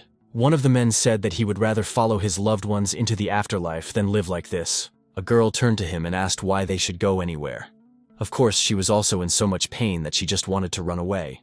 But why should they run away? She wonders what they did wrong to deserve to die like this. Let them just think about whose fault it was and who mercilessly killed them all. When the little girl said this, you were very angry because you understood that it was all unfair. So, you told those around her not to direct their anger at those who were not to blame, because there is no point in senseless death. And if they were going to die anyway, they should take revenge on those who had brought them to this state. People listened attentively to her stories, so they asked what they should do. Rosalina then said that they knew perfectly well what they had to do. They had to destroy all the undead. Gale was in the imperial palace, and there he bowed his head. Several dozen guards were nearby, mourning the death of the emperor himself. His Majesty addressed the young man, calling him by his full name. The knight waited patiently until he was addressed and asked what His Excellency wanted from him. The emperor said he was surprised, because there was no sign of fatigue in his voice, as he had just noticed in his long speech. The subordinate replied that he would not dare to even mention it. The old man went on to say that the fate of the raid center would depend on the words and actions of his interlocutor, and therefore, he had very high hopes for him. Gaul replied that he would strengthen his resolve in order to justify His Majesty's trust. After a while, Gaul was moving around the capital on homunculi. A girl was sitting with him and said that he had been entrusted with complete control over the raid center. His interlocutor said that this was true, and asked if it was true that she had announced that he was wanted. She replied that he was being pursued, but since he was an aristocrat with a huge fortune, he surely had helpers, so it would not be easy to catch him. To which the leader replied that it was enough for them to show that he had been declared wanted, and that was already good. He thought to himself that a month had already passed since the Black Disaster had struck the capital. This had greatly affected the upper echelons of the empire's government, and accusations were flying left and right, with those who couldn't cope being devoured. So now a lot had changed, and finally the chief knight had arrived at the right place. The girl asked if he had forgotten that the meeting was in 2 hours, and what she would do if he was late. The guy said to wait until he arrived and asked if she was there. After that, his companion said a little indignantly that she had to be there. So R approached the huge door and opened it, saying he was coming in. And when he opened the door, he saw the girl sitting there stuffing herself with donuts. This made the guy smile immediately, and he asked if she had had a good rest. In response, the girl smiled sweetly at him and greeted him. At the same time, a small squad was moving through the dungeon, and the leader told them to remember that if they sensed even the slightest presence of a monster, they should run away. They should keep their ears open because this was the core of antiquity, and they were about to reach the first room. He also hoped that the information they had received earlier was reliable. As it turned out, once they were in the first room, they confirmed that the information was true. It was information that no monsters had appeared here since the raid on Hishalt 2 months ago. The man was really sure that there was something to pick up here, so they should keep going in the same vein. His companion said that was great, and that they would soon be rich. In the end, after moving forward, the squad did not find a single monster or living creature in the second room. And to their great surprise, the same situation awaited them in the third room. The squad leader really couldn't believe that even here there was nothing. The girl asked if everyone had known about this for a long time, and maybe other squads had already cleaned out the place and taken everything of value. Her companion said that couldn't be. She still couldn't believe that this was the core of antiquity. If they hadn't found anything after going so deep, then there was no point in going any deeper. Suddenly, the leader announced that there was a fifth room further on, where there were ancient anthropophago plants, a plant-type monster with numerous thorny leaves. According to rumors, its body has the property of turning into a stone as hard as a mineral, if hardened after special processing. Therefore, even as a material, it is worth a lot of money, and they will be able to take at least that, recouping all their costs. One of the people asked, what if there was nothing in the fifth room either? Or what if there are monsters there, and they are just a squad of low rank, so even the weakest monster could kill them with a single blow? The leader looked at her in surprise and asked if she really wanted to return empty-handed. Of course, it was up to them if they wanted to go back, and he wouldn't stop them, but if there was anything valuable there, they shouldn't even hope for their share. Nevertheless, they all headed to the fifth room, and it was unclear if anything could be seen, but the leader said that everything there was already very valuable. Therefore, they should quickly gather everything they could carry and leave. Just as he tried to cut off the valuable part of the plant, he saw water dripping from the ceiling.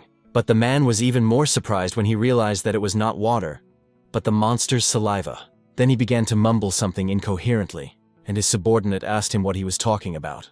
The leader, trying to escape from the room, shouted that they should run away quickly, but it was already too late. So, a few moments later they were mercilessly killed. After looking at their belongings, Patrick said that he knew these guys had nothing of value, and Renee added that they would have stayed alive if they had left and surrendered in time.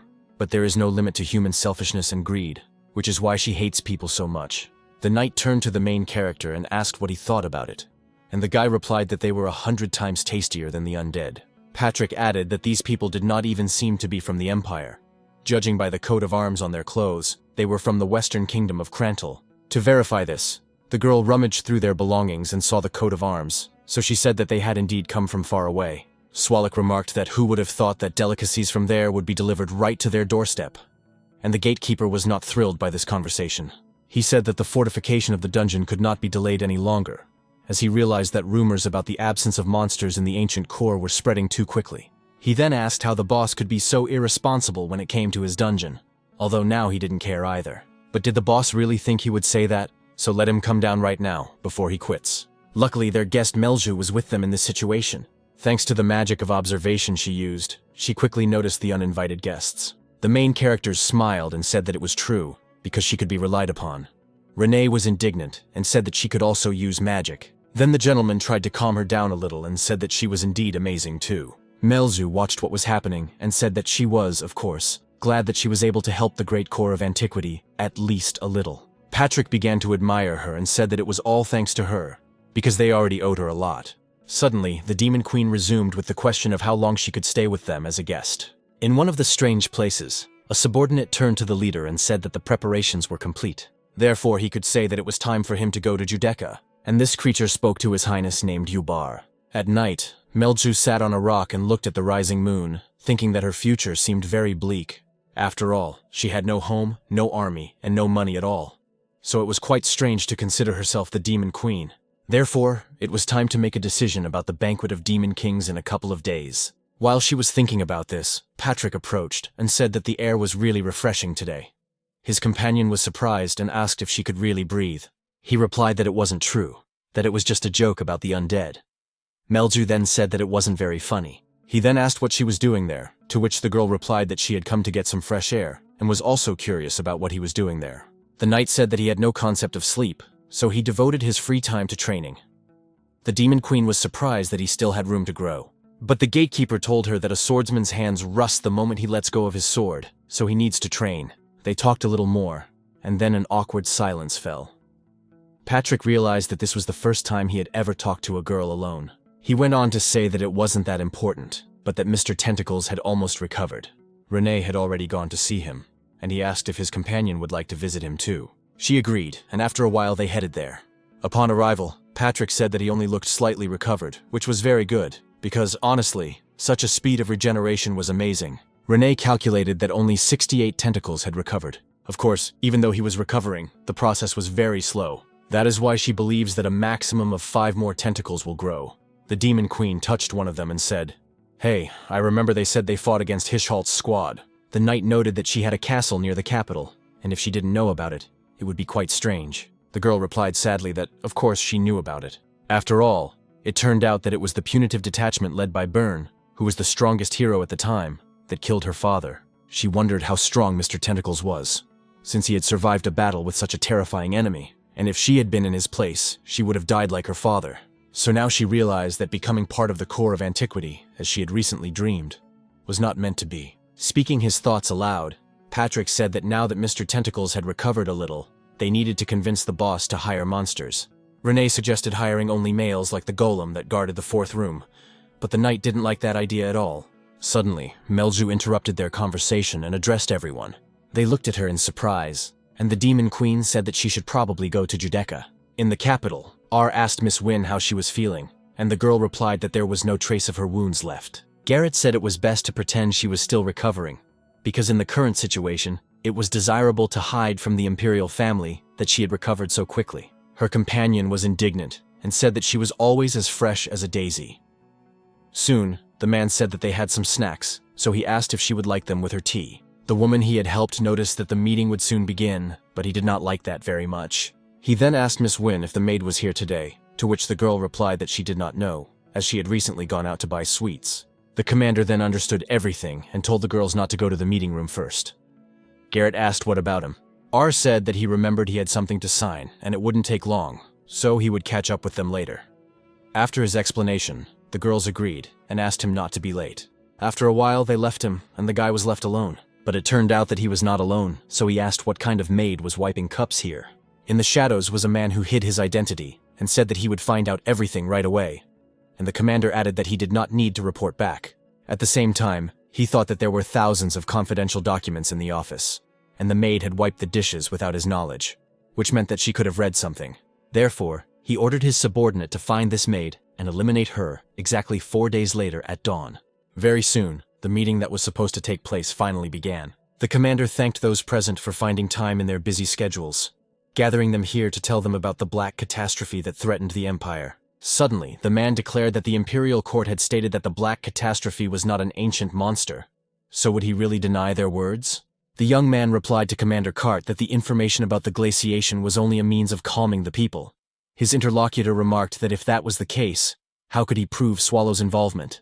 R replied that he had seen it with his own eyes, that the hero Win Historia had personally confronted it, and that the tracker Garrett Ajanelzia had lost her arm. The man next to him immediately became indignant and asked what nonsense this was, as he had not heard such reports. Pointing to Gareth's arm, the commander said that the evidence was right in front of them. Cart looked at both girls and their mental state. Then he remarked that it all seemed to be true, and at that moment he thought to himself that it was terrible, because even Win was powerless against him. Galley went on to say that there had been no signs of a black catastrophe, so they were there to prepare for a sudden recurrence. Naturally, those present began to whisper among themselves, and then one of the men asked what his plan was, how he was going to stop it. After all, he did not think that there were any flaws in Riaz's defense, but Swallow's attack proved that it was powerless against him. The interlocutor said that Duke Roldos was right, and he wanted to answer his question, because it was simply necessary to emphasize the importance of the 36 masterpieces. The Duke immediately stated that everyone was already actively searching for them. Of course, the captain understood that they were being searched for, but no one would find them, because even the Dandu teeth that were put up for auction ended up in Swallow's hands. But it was unclear how many of those present would be able to withstand a battle with him. Each of them was a diamond of the Empire, but even they were nothing compared to his power. Their weak human bodies, with the exception of Win, would not leave a scratch on Swallow's body, no matter how much they trained their abilities. Therefore, in order to bridge such a bottomless gap in strength, it is vital for them to collect more masterpieces. After a moment's thought, he reported that the Pope's recent actions were also extremely suspicious. He was spreading rumors among the people that the Black Catastrophe was divine punishment sent upon the Empire by God himself. The girl in front of him immediately became indignant, saying that this was nonsense, and the guy added that there was an explanation for this, because the Empire had suppressed religion for centuries. His companion shouted at him to watch his language, asking how she had suppressed religion, since the young man's words could be considered an insult to the Emperor and treason. He, in turn, did not respond to this, and only smiled slightly. She became even more angry, asking if he really found it funny, and then launched into an attack. The captain, in turn, was not at all frightened, and stated that he had only told her the truth. At that moment, a blade was held to her neck, stopping her. Therefore, R stated that she also seemed to be overestimating her own strength. He, in turn, certainly did not take this as lightly as one might think. If everything is left to take its course, the actions of the Pope's faction will divide the Empire in two. The guy understood that 3 of the 36 masterpieces were kept by him under the guise of sacred objects. That is why, in order to get them, he would have to start a war, namely a great holy war. At about the same time, Patrick was talking to his boss. He was very sluggish again and spoke in a vague manner. The gatekeeper added that he had already told him several times that Melju had left. In response, the hero said that he had heard him perfectly well, but did not understand what that meant. The knight was in despair and shouted that he didn't understand, that the boss's ears were just for decoration, and he had 2 pairs of them. And again he shouted that the girl had indeed left the dungeon, and since it was all for show, maybe that was why Renee and Melju had left, because they couldn't get through to him. Swallow pointed out that he had said she wanted to go to Judecca, so what was the problem? There would be a banquet for the king and the demons, and it was perfectly normal for her to go there. Patrick became even more angry at these words and shouted that it was probably because she might not come back. But the hero explained that she hadn't said she wouldn't come back. After that, his interlocutor calmed down a little and said that, come to think of it, he was right. To tell the truth, the Demon Queen's condition had raised questions even before the words about Judek. Instead of saying that she would return, she said that she thought she should go, perhaps seeing meaning where there was none. Renee, who came to feed the boss, said that she also sensed something was wrong, and the knight said that Melzu was probably going to recruit an army of monsters again. At the same time, the main character turned to her and asked what she had in the pot. After that, the little girl smiled and said that she noticed he looked depressed, so she made him some porridge mixed with her love potion. Swallow asked what else was soaked in death. Patrick smiled and said that he had misheard, but the result would be the same. Naturally, Renee got angry about this and immediately hit him. Then the hero said that Melzu had left, which was understandable. So why were they all gathered here?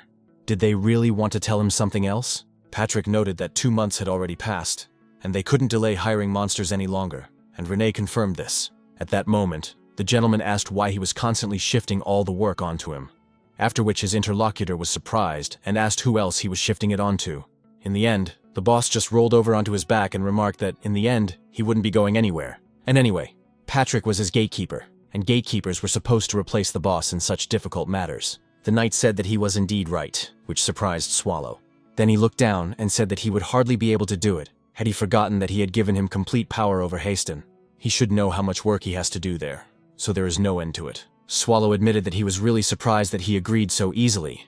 But who else would go? And his interlocutor said, of course, that he was talking about Renee. But the young man really didn't like this prospect, because he understood everything.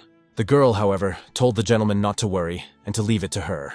At the same time, the main character remembered what had happened recently when he saved her. He then asked if people would have questions or suspicions about her eyes, to which Patrick replied that they definitely would. He should leave the matter to her and enjoy his vacation, and that's all. Of course, this answer upset Swallow because he realized that he had to leave. Patrick then turned to him again and asked if perhaps things with Melzu weren't so simple. After a difficult journey, the old man informed the young lady that they had finally arrived. He then asked her to take care of herself if she wanted to see the world at such a young age, and the girl naturally agreed. She thought she had heard so much about this place, but she never imagined what it would be like. Melange arrived at the mercenary town called Knecht. It is worth mentioning that this city lives up to its name, as everyone looks so threatening. This city is located between the borders of the Empire's Union of Kingdoms, so neither side interferes in its affairs. Here, every fourth resident has made a career for themselves by participating in raids, and she had heard that it was from here that the troops received the most information about the dungeons.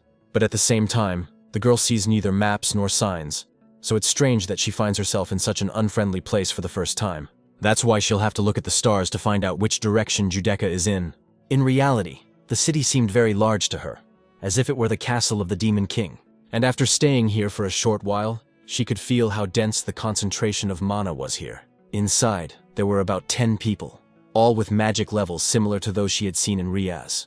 So there was probably a lot of information and requests for raids there. But it wasn't that simple, because she saw how one of the people was restored. He showed them a card, and then they let him in.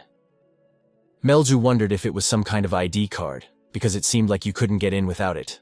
Of course, it was unfortunate that she would have to put in a lot of effort just to get information. Suddenly she felt something strange coming from one of the side streets. That's why it caught her attention, and of course, without thinking twice, the girl headed there. It was a place with a large number of cages, behind which monsters were sitting. She, in turn, looked around carefully and wondered if all these monsters had been caught. Suddenly, a strange man appeared, and asked what such a lovely young lady was doing there. And while they were talking to the girl, the dog behind them was watching them intently. The man then greeted his young companion and said that his name was Pun from the Albright Trade Guild, and asked if she was looking for something specific. The man understood that she looked very young, but since she had come here alone, she must be strong. So he could say with confidence that this girl was an unusual aristocrat. That's why it would be better to be on good terms with her. The interlocutor noted that her name was Melchu from the Agrea clan, and that she was interested in what kind of place this was. Pun said that, in short, it was a warehouse for trophies obtained after dungeon raids. They are mainly used to make equipment or jewelry, but he simply puts them up for sale. The girl realized that after the castle was restored, she would still have to recruit an army of monsters, so she might as well look around. The man told her to take a look at what they had, and suddenly the Demon Queen saw the lycanthrope. He is a powerful monster who was her only military commander, and he always won in the battles for the castle. Therefore, she thinks she must buy him, so she turned to the seller and asked how much he costs. Poon noted that this was an extremely dangerous creature, and 4 members of the B-rank squad had to give their lives to capture it alive. Melju, in turn, told him to just name his price and say nothing else. The merchant replied that since she insisted, he would look in his documents. After he did so, he said that it was worth 250 ounces. The girl was very surprised and realized that it was very expensive. Of course, it wasn't that she didn't have the money, it was just that it wasn't that simple. She gave the money she had to Renee, who said it was a small token of gratitude and thanked her for helping Mr. Swallow. The Demon Queen thought that she now had 500 ounces, so she couldn't spend half of it on the monster's outflow, and she hadn't even started building her castle. So she said that it would be better to look at the other monsters, and her interlocutor replied, "Of course, let her do so. She should not hesitate." Then the girl approached the cage where the dog was sitting and asked who it was. Poon said that he himself knew little about this beast, but he had heard that it was found after a raid on the dungeon when they were catching monsters. Its mother was not with it, and it did not attack people, but it seemed to be just a big dog. Melch was surprised by this story, so she decided to take pity on him. The merchant saw her reaching out to him and told her not to do so because it was dangerous. After all, it was a monster. But the dog did not react aggressively and just sat peacefully. The girl asked him not to worry, because she would not hold him accountable. The man replied that he was just worried about his customer, The dog the girl was playing with even started to smile. In the end, she liked it very much, so she asked how much she should pay for it. When night fell, Melju looked at her purchase. She then said that she had bought it after all. But wasn't it too big, since it was sitting next to her and was twice as large? Apparently, because his fur blended in with the dark cage, he seemed smaller to her, only his face was visible. When coming up with a name, the little girl said that from now on he would be called Devunsi. She had heard that night fell 30 minutes earlier in Knecht than in other places, and indeed it got dark quite quickly. In her opinion, it was really beautiful, just like the sky in ancient times. However, now was not the time to indulge in such nonsense, as she needed to get to Judeku as soon as possible. After that, she invited her dog to follow her, and they set off. They arrived very soon, only to find ruins instead. The girl immediately looked ahead and said that they had probably already arrived. On one of the slopes stood a creature that looked like a deer. Melju addressed it and said that she was already there, so she asked it to show her the way. The deer immediately transformed into a human-like form and greeted the demon queen. He told her to go to the abandoned monastery just beyond the hill, as most of the kings had already arrived there. The girl said she understood and immediately followed her beast to the appointed place. On the way, the little girl noticed him and realized that this was wrong. So she told Devunsi not to follow her, but to sit there and wait like a soldier in her army should, but it seemed that he did not understand anything. Therefore, she asked him again to wait there until she returned, and if he encountered people, to quickly hide. He had only been with her for half a day, but she couldn't take him there because everything was very strict there. And yet, the more she thinks about it, the more she realizes that the name Devunsia sounds a little insincere, so another good name is needed. She looked closely at her new pet and thought about a name. When the demon queen narrowed her eyes slightly, he reminded her of Swallow. So she soon announced that she had made up her mind, and from now on he would be called Swallow. She, in turn, would try to return as soon as possible, so he should just stay here. Melju used her wings, adding that now she would no longer be able to see him, so she hoped he would forgive her for the name. The main characters were just telling Patrick that they would not forgive him, because they would always say so, and he would die in agony. And his interlocutor, with a smile on his face, remarked that he had been cursing him for 100 years. So surely he wasn't tired of it yet. Then he said that in that case, he hoped his osteoporosis would be enough, and the knight was surprised, because this was a new wish. He then told the gentleman not to think about the bad stuff, because he could consider himself on vacation. Then he handed him some small object, and the hero asked what it was. But suddenly he realized that it was the very familiar thing that limited magic. So he asked how many more he had. Patrick replied that there were still about 30 of them somewhere, and then looked closely at the pensive young man. The hero said that he had told him that this bracelet was very expensive, and wondered if he had spent the entire dungeon budget on them. The gatekeeper didn't understand what he was talking about, because he had previously said that it was just a cheap trinket. The hero, of course, was outraged that he had lied to him, but Patrick said that it was with good intentions, so that he would use them carefully. At that moment, Renee joined their conversation and asked the gentleman if he had been waiting for her. At that moment, the girl was already ready and said that it was time to leave. Smiling sweetly, she said that it felt like they were going on their honeymoon, so she was excited.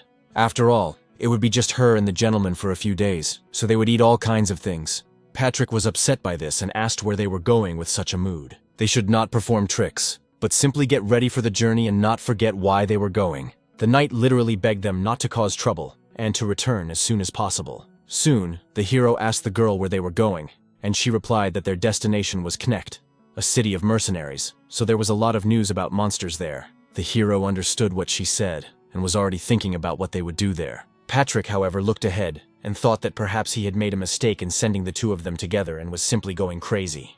Although as long as he didn't think about it, there shouldn't be any problems.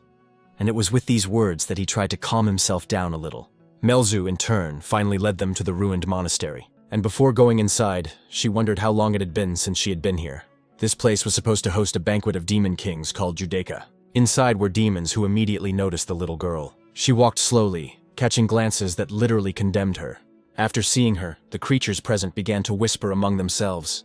Then the girl thought that the last time she had visited this place was so long ago that it was now tense. And when she was here, it was still in her youth. That was when she came here with her father, and she was also the center of attention then. But now everything was completely different, because she felt like a stranger here. While she was trying to drink, someone carelessly bumped into her, and the liquid spilled. Naturally, Melzu immediately became angry and asked if he couldn't see where he was going.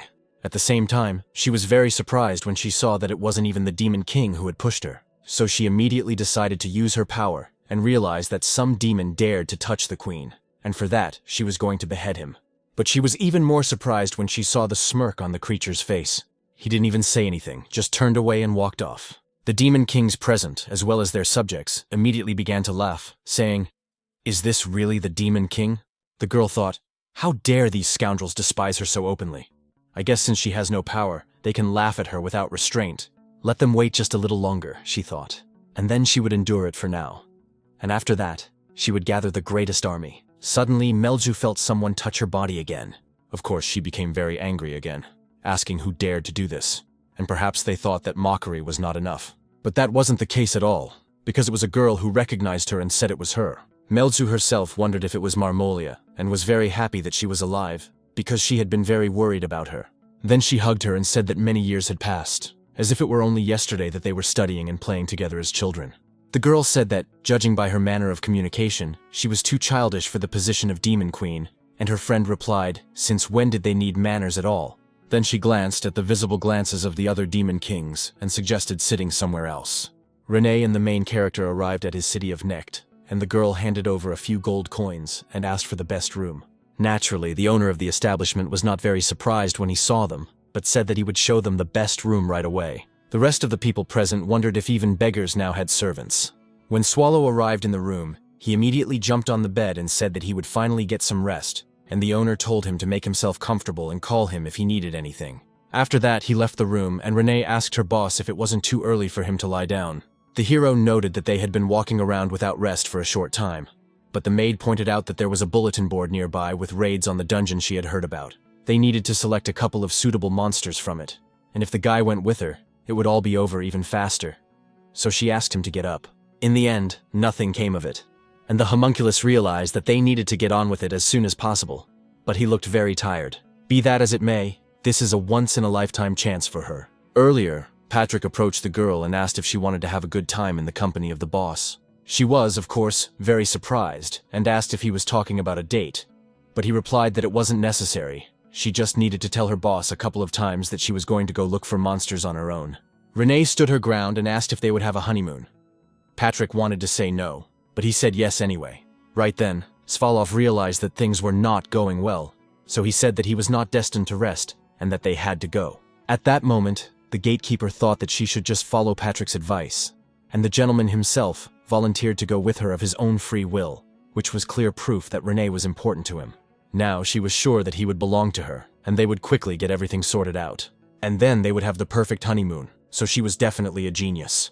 At that time, Melju was talking with her friend, who told her what had happened to her castle. She immediately sent her demons to investigate, but all the surrounding territories had already been captured by humans. Therefore, everyone already considered her dead, and no one understood where she had been for the past 2 months. The little girl replied that she had simply been wandering around, thinking that it was not worth mentioning her stay in the core of antiquity. Then Marmolia took her by the hand and said that, in any case, she was very glad that she was alive. Melju said that, to be honest, she had expected the same reaction from her as from the other kings, and her friend did not understand why that was so.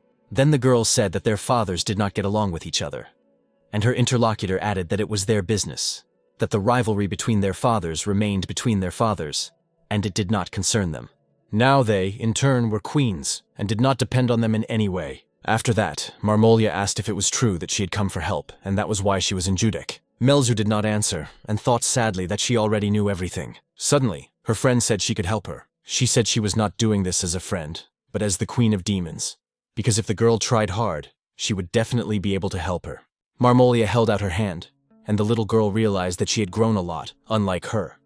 Her friend also held out her hand and suggested they return. Melzu also reached out her hand to her and thanked her for deciding to help, so that soon she would surely restore her castle. Her companion hesitated and said that she would definitely manage, but everything was not as simple as it seemed at first glance. Melzu and her friend had quarreled before, and she said that her father was stronger because he was a true descendant of Asmodeus.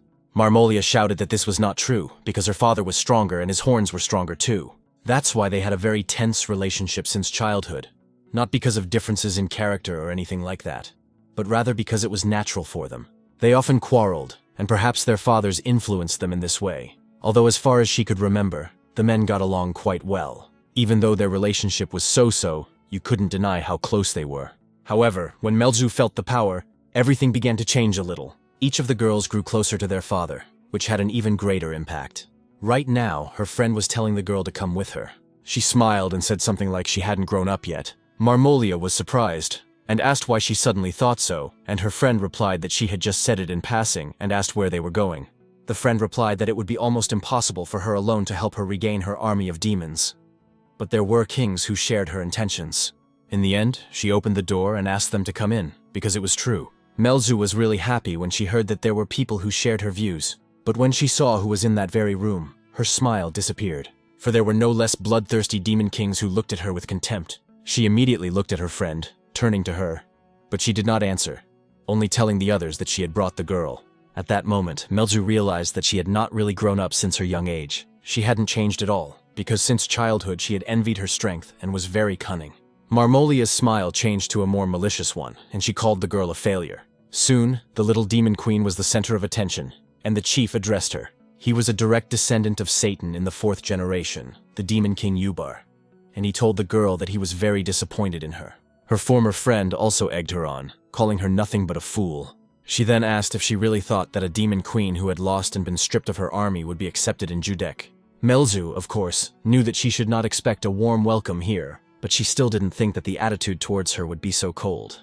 The chief addressed her again, calling her a descendant of Asmodeus, and said he would give her time to justify herself.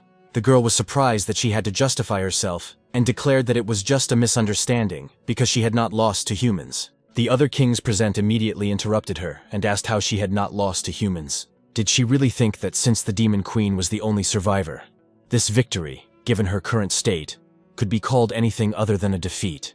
At that moment, someone suggested not even saying anything, but simply executing her. Naturally, the little girl hesitated at that moment and realized that she had nothing to say, because the king was to blame for the destruction of the demon army.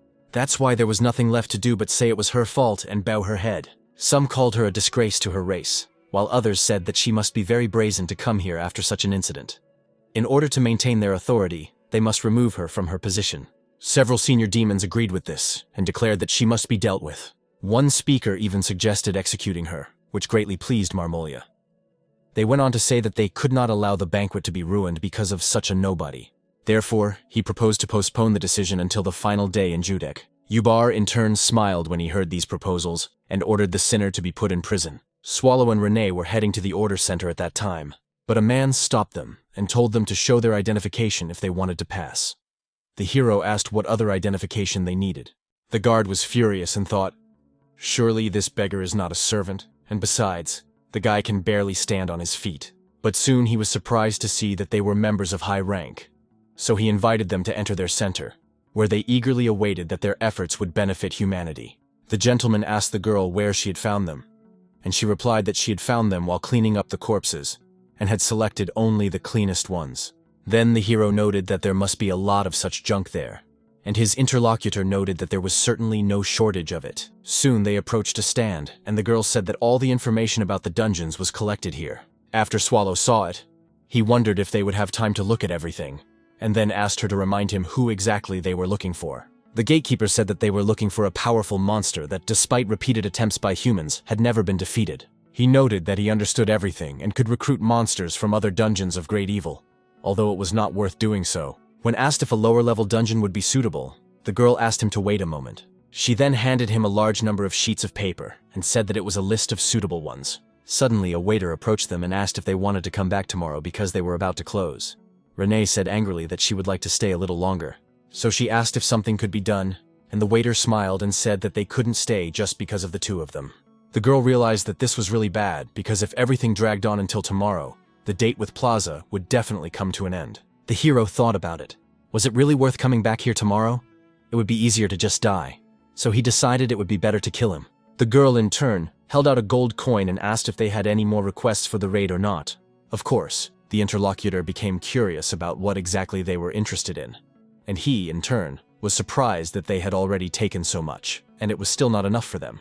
Renee pointed to the other ads hanging on the board and asked them to bring them to her. Soon they brought them all to the hotel where they were staying, but realized that none of them were very good. The girl said that there weren't that many monsters worth fighting this time, and the hero soon asked what about this ancient metal slug he had found.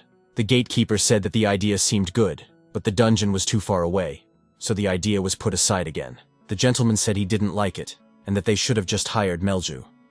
His companion said she had thought about that too, but he knew it wasn't that simple. The guy, in turn, added to her words and said that she was just weak. And the girl added that, considering the level of people challenging the dungeon of great evil, this was indeed the case. After all, the Demon Queen would last a maximum of 3 years, and perhaps she was the only one who thought so. But she thinks that the Demon King shows himself in all his glory only when he stays with the king. Swallow soon realized that she was indeed right about this, but it was still worth asking her about it. After all, she really helped him in his search for Renee, so perhaps he let her go in vain. Suddenly, the hero thought that if he thought about it, it was he who had smashed her castle to smithereens. So he got up and asked the gatekeeper how long Judecca would be open. She replied that, as far as she knew, it would be open for 2 days. If he decided to go there, he should do so before the banquet ended. The guy said it was worth a try, and if she turned out to be far away, then there was nothing he could do about it. Renee noted that Judec's location could only be determined by the stars, a skill possessed only by demon kings, so she was not particularly familiar with this method. But the main character replied that he knew how to read the stars. And so, at night, on one of the hills, sat the dog Melzu and a deer who said he felt awkward somehow. Suddenly, he sensed someone approaching them, so he asked him to stop and say who he was. After all, he could say that this other person was definitely not one of the demon kings. Only they were allowed to set foot on this land, and if he dared to come any closer, he would immediately lose his life. But the guy didn't stop, and after so many warnings, his companion said that his name was Bamut, and that he was a loyal servant of the great Yubar. And now he is the guardian of this place, so he cannot let anyone in. So he grew to enormous size and declared that he would not pass alive. The main character, of course, was not afraid of him at all, and only said that he was just very loud. Somewhere in the old monastery was Marmoya, laughing and saying that it was quite a good show, and also asking her former friend how she was doing here. Of course, Melju did not answer, but her interlocutor said that she looked even better than she had expected. They were still friends, so she wasn't against advice. During the discussion of punishment, many wanted to kill her as an example to others, but she was her friend, and therefore could not allow this to happen. And so it was very difficult to change their minds, and she wondered if she knew how difficult it had been. But she is interested in what the girl thinks they finally agreed on, and the result is that she will only have her friend's tongue, after which they will pull out her fangs. It's really a pity that their lovely Melju will be left without her charms, so it's unclear how many demons will mock her after that. In the end, the girl can't even imagine what it was like for her. After all, she waited a very long and painful time for this very argument, so now she's enjoying it. But if her friend loses her fangs, she will no longer be able to claim the role of Demon King. Therefore, she has a wonderful plan for that option, to become her servant, and she will even give her a chance. And who knows, maybe she'll even get the boss's job in the end, if she keeps bowing and licking her boots. Melju did not respond, and Marmolia asked if she did not like it, because it was unclear why she was silent. Suddenly, several demons approached and addressed the lady, saying that they had been ordered to take the sinner to court. She ordered them to take her away immediately, and her subordinates obeyed. Melzu was immediately taken out of her cell and led away to be punished. Marmolia then smiled and said that it was all boring, but that she should not despair because the fun was just beginning. Soon, the demon asked for attention, because the trial was about to begin. The future ruler of monsters, this girl had betrayed the loyalty of her subjects. That is why she is definitely guilty of undermining the authority of all demon kings. So, based on all the evidence presented, the court sentences her to have her horns cut off and her fangs removed. Now the representative of the Agreya clan has the right to appeal the decision, so she is asked if she has anything to say in her defense. And Melju then said that although her stay in prison was short, she had thought about many things. However, there was something she still could not understand, because the weak are weeded out, and the strong survive. An army was assembled to protect her, but they were not weak and did not perish, while she, being strong, survived. So it was unclear what the problem was. Of course, those present became very angry and asked what kind of demon queen she was if she treated her subordinates so carelessly. The little girl immediately looked at the one who said this and asked if he really thought she had abandoned them. In general, she didn't understand if they knew what kind of relationship she had with her own subordinates. At that moment, Marmolia burst out laughing and asked if her friend had followed her and decided to raise a fuss about the army that she herself had lost. Most likely, she had simply lost her mind since she was saying such things. Melju replied that this was not the case, because she was more than sane, no matter how much she thought about it. Wasn't it all absurd from the start, since she was being accused of something she was innocent of, and the punishment had been determined even before the trial? It was all very childish, really, but it was amusing to watch the unforgettable Supreme Demon agree to this farce. That's why she looked at the chief and asked Sir Yubar if she was wrong. Marmolia, like everyone else present, was very surprised because she addressed him as Sir and not Mr., so they began to ask what kind of disrespectful communication this was. The chief told them to stop, saying that those who had lost everything would say anything, and such words certainly did not hurt him. At the same time, the girl realized that no matter what she did, nothing would change for her. All these higher beings must meet the real higher being, these demon kings, so ignorant. And it's quite amusing. And even this simple thought made her feel better. One of the horsemen said that such an action by the defendant would result in a second punishment, and that the first must be carried out immediately. Another demon began to laugh and said that he would gladly help to do so. Now she will be in great pain, so he asks the young demon queen to enjoy it. And he was going to start with cutting off her horns, because that would hurt the most. Just as this creature was about to carry out its evil intentions, a dog began to bark. Those present did not understand what the noise was, because they had stopped the proceedings at the most interesting moment. Yubar also did not understand that it was the judge who started shouting, where the noise came from.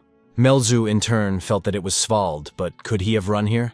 While the others were discussing the fact that the dog barking had been heard in the sacred Judek, another voice was heard, one that was immediately familiar to the girl. He said that, in his opinion, listening to a dog bark was much more pleasant than all the nonsense they were talking about. Melzu thought that this simply couldn't be. She didn't believe that she was here, and perhaps it was all just a deathbed hallucination. Even if it started, he wasn't there, and yet she thought that if he was here, she would like to see him. So with tears in her eyes, she turned around in hope and saw Mr. Swallow. He, in turn, was sitting in a chair as if he were at home and greeted her, saying that he could see she was having problems. Long before that, there was another bloody situation. In that battle, a large number of demon kings were killed, and, of course, it was the main character who did it. Realizing that this was the last one, that they were only pretending to resist like kings, but in fact were nothing. And suddenly, examining the remaining bodies, he wondered if anyone had survived. If this creature also existed, then it was reasonable to assume that he was the demon king. So Swallow approached him and asked how old he was. Unlike humans, it was difficult to tell, so he asked him to raise his head. The boy was very afraid, so he did not raise his head, and then the guy shouted at him, looking at him. After that, he said how beautiful his horns were and asked what his name was. Of course, his interlocutor immediately hesitated and then said that his name was Yubar. And now, looking at the main character, the demon king remembered what had happened earlier. This left him speechless, so his subordinates asked if he was all right. At that moment, Melju's dog rushed into her arms. The girl smiled and asked if she hadn't told him to sit quietly and wait for her, but apparently he had just chased after Mr. Swallow. Marmolia was furious when she saw what was happening.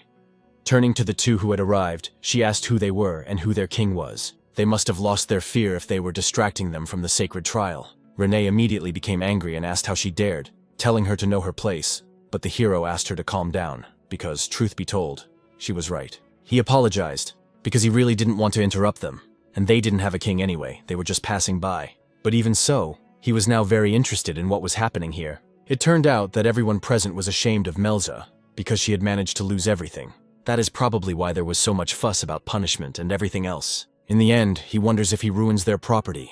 Then, following logic, the same punishment awaits them all. The demon kings were immediately beside themselves with rage at that moment. Someone shouted that he was an upstart who had forgotten his place, and not only dared to appear in Judeku and insult the kings, but also threatened Lord Yubaru. The hero, in turn, pointed out that he had simply asked a question, and nothing more. But the judge yelled at him to shut his mouth, saying he would tear him to pieces that no one could ever put back together. After that, he rushed into the attack, using his many blades. But the guy standing right in front of him didn't even flinch for a second and just started yawning, which was very surprising. Suddenly, just before the demon attacked him, he was stopped by an enormous amount of force. Of course, the demon king looked at the main character, but he asked why they were looking at him like that. Because he hadn't done anything. It was their king who did it, whom he was pointing at right now. Those present were puzzled, and turned their heads to look at him, asking what he was doing. Yubar was very angry with them, and it was clear that he was the one who had stopped his subordinate. Then he asked how those present dared to show such disrespect to the greatest. He apologized to Swallow, and said that he would personally punish him for raising his sword against the Great One.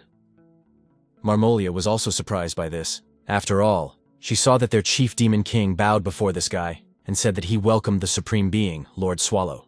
The others immediately thought, could this be the monster who is the main boss in the core of antiquity? The judge, who was standing behind him, asked the Lord why he did it, and the man thought he was a fool for not noticing anything until now. After all, if he hadn't done so, the maid would have already beheaded him. The hero looked at Yubar and said that he looked familiar, so he wondered if they had met before. and the chief king thought that not only his subordinate, but all the other demon kings would have already been exterminated. Therefore, he respectfully addressed the supreme being and asked what had brought him to this place. The Lord said that he remembered him and that his name was probably Ubar, which was surprising of course because he had grown so much that he barely recognized him. The man replied that all this had happened thanks to the mercy he had shown 900 years ago. Then Swallow approached him and touching him, asked him to get up, because that was why he was here. But the Demon King was simply terrified, because he understood that it was impossible to forget the fear here, and everything was just like it had been that time. When he suddenly appeared here 900 years ago, it was the same. On that bloody night, the boy asked him why he had come, and the ancient monster, as before, replied with his own thoughts on the matter. But he said not to worry. Perhaps the fear of the past had not yet left him, but this time he was really after something else. His interlocutor asked why, and the gentleman replied that he had come for Melzu, which surprised the girl herself. Renee also came out from behind the guy and greeted the little girl. She said that after lengthy discussions, they had come to the conclusion that she was needed in their dungeon. That is why they were interested in whether she wanted to become a member of the core of antiquity, which greatly surprised the Demon Queen.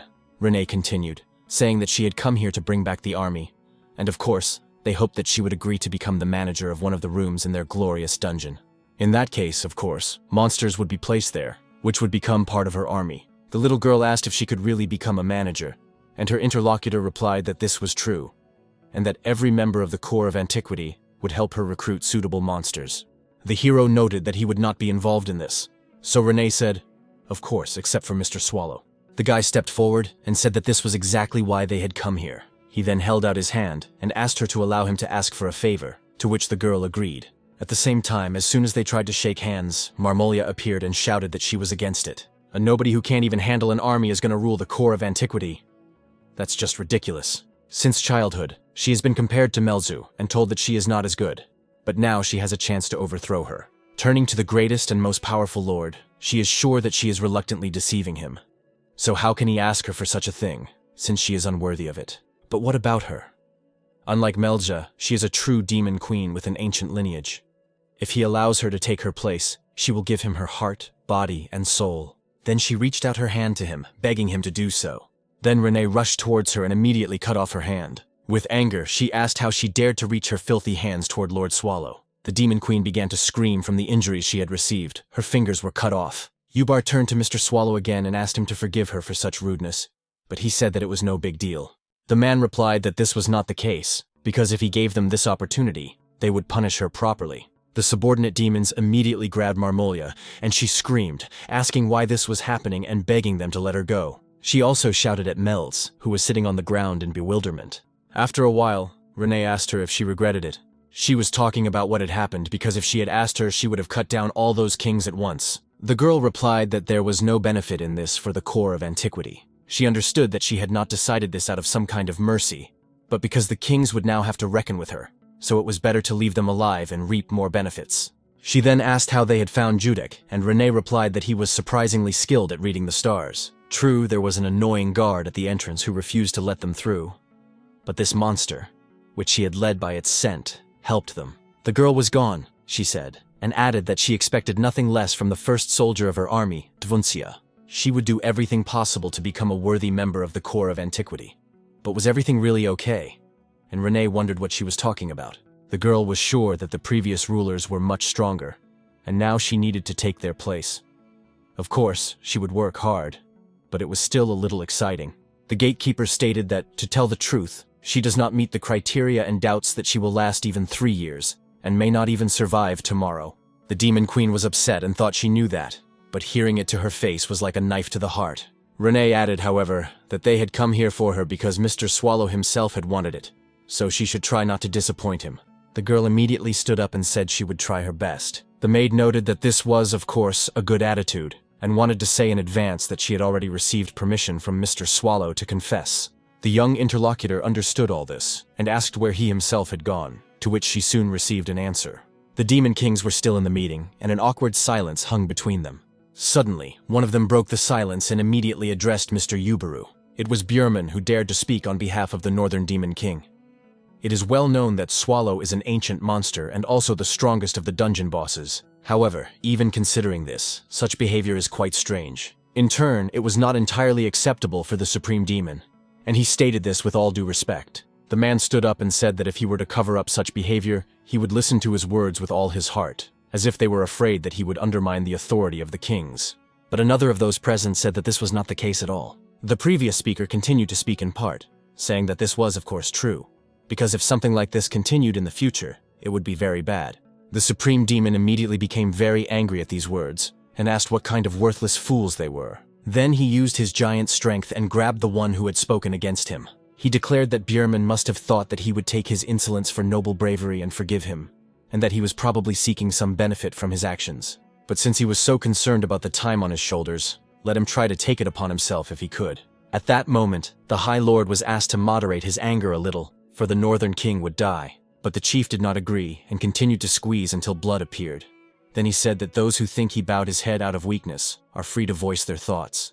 After that, the kings immediately knelt and begged for forgiveness for their ignorance. Yubar said that was enough for him, so everyone was free to go.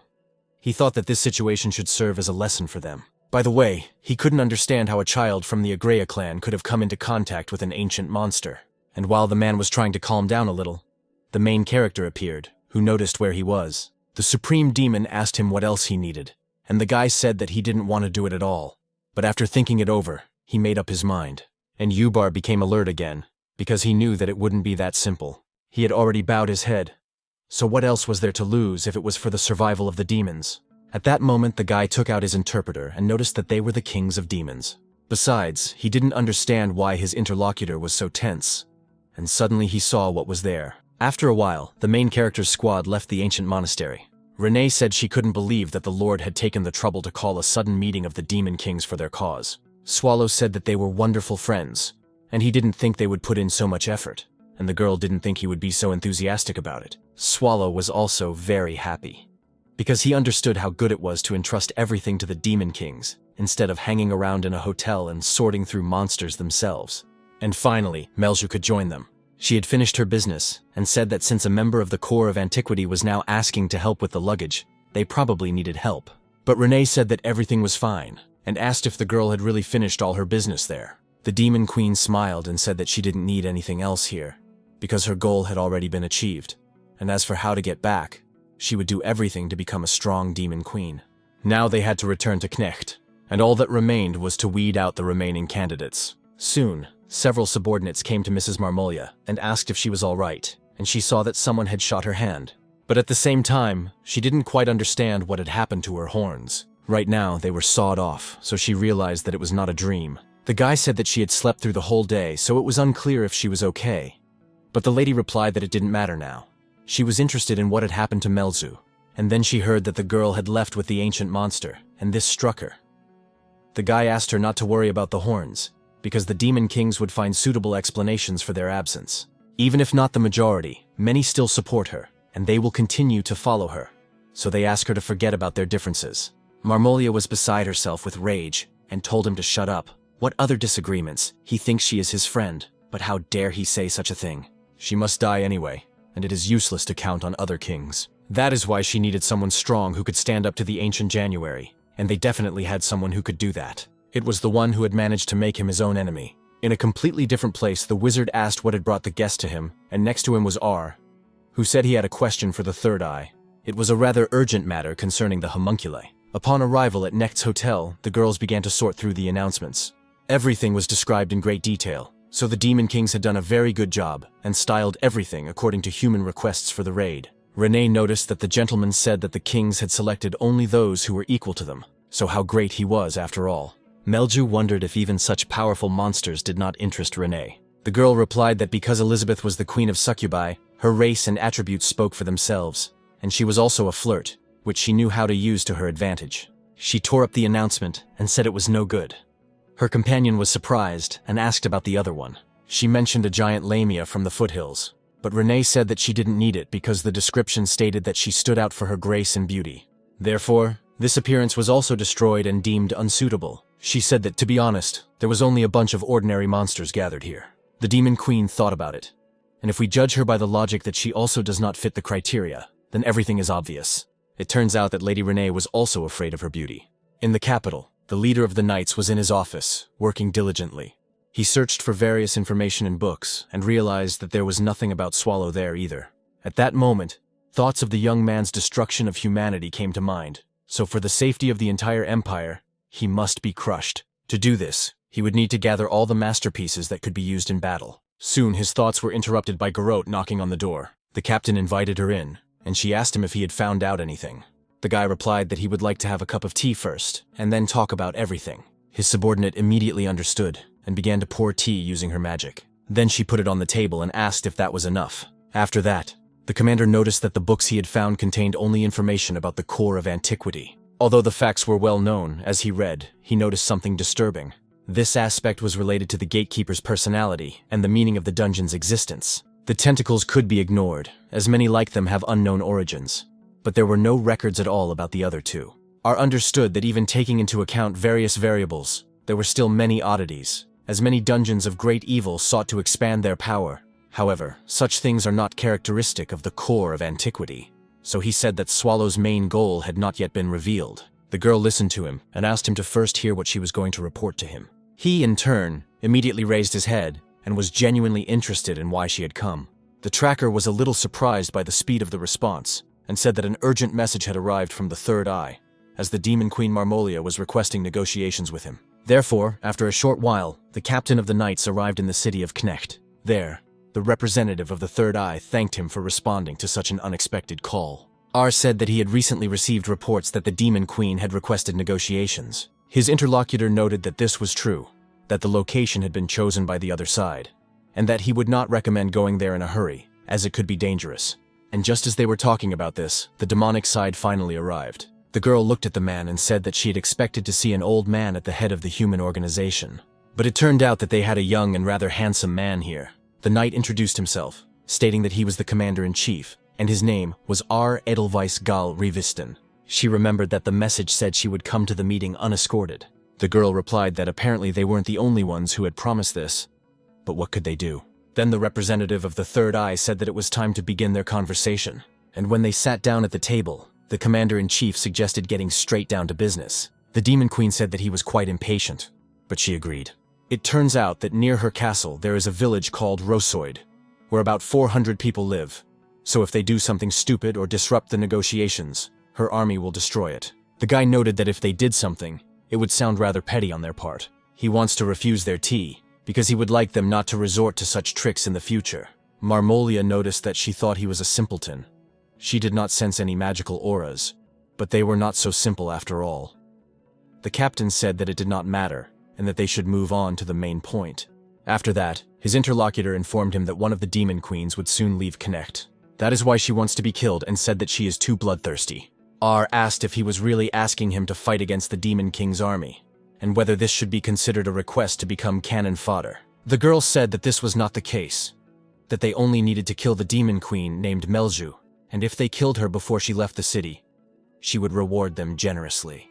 The people in Manda needed bridges for biological experiments. After listening to her, the guy immediately said that he would have to refuse her request. The Demon Queen began to laugh and said, "Are you really turning down my deal? What's the problem? The reward should be sufficient." But the commander said that was not the case at all, and his interlocutor asked what the problem was, since he had rushed here, which meant he needed something. Her manner of speech had changed significantly, so the guy said that it was more likely that she was in a hurry to do something. Then he realized that she had no fangs, so she probably didn't have horns either, and she was behaving rather strangely, as if she were running away from something. The Queen of Demons, with whom they had never had any contact, suddenly asked for negotiations, either a trap or something very serious. Suddenly, she stood up and asked if he was laughing at her. R asked if he was indeed laughing, because wasn't she the one hiding something from them? After all, she was asking for strange things to help get rid of the Demon Queen named Melzu. But the knight, in turn, understands perfectly well that she has a protector. The girl's movements changed again, and he realized that everything was as he had thought. Therefore, there was no point in getting involved in the king's throne games, so he got up and told his subordinates that they were returning. Marmolia immediately shouted for them to wait a little, saying that he was right, because, as she said, she had her own protector. R replied that he understood perfectly well, so they would pretend that these negotiations had never taken place. And just as he was about to leave the room, his interlocutor said that her patron was an ancient monster from the Dungeon of Evil, Swallow. but surely there was a way to kill this villain away from the eyes of this creature. The commander immediately turned around and said that he agreed to the deal. The Demon Queen was surprised that he agreed so quickly, and the captain continued as he had promised, saying that they would eliminate the Demon Queen Melju. His interlocutor was surprised when he called her by her full name, because she knew she had not told him it. So she asked if they really knew about her after all. The commander-in-chief said how could he not know about the Demon Queen who was near the capital. It turned out that the girl had said that the victim would soon leave the city, so they needed to hurry. But Marmolia found it all rather strange.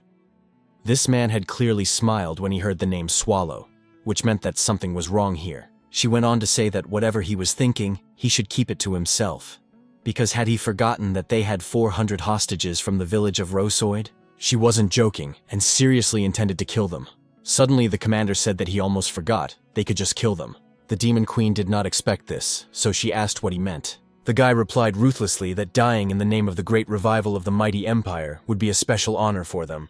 It turned out that the negotiations had been successful, so it was time to receive the reward as agreed. After all, as he remembered, not long ago, the girl had promised to provide them with monsters as test subjects, and so it turned out that one of them was right in front of him. After all, the Queen of Demons is a good enough example, which fits perfectly.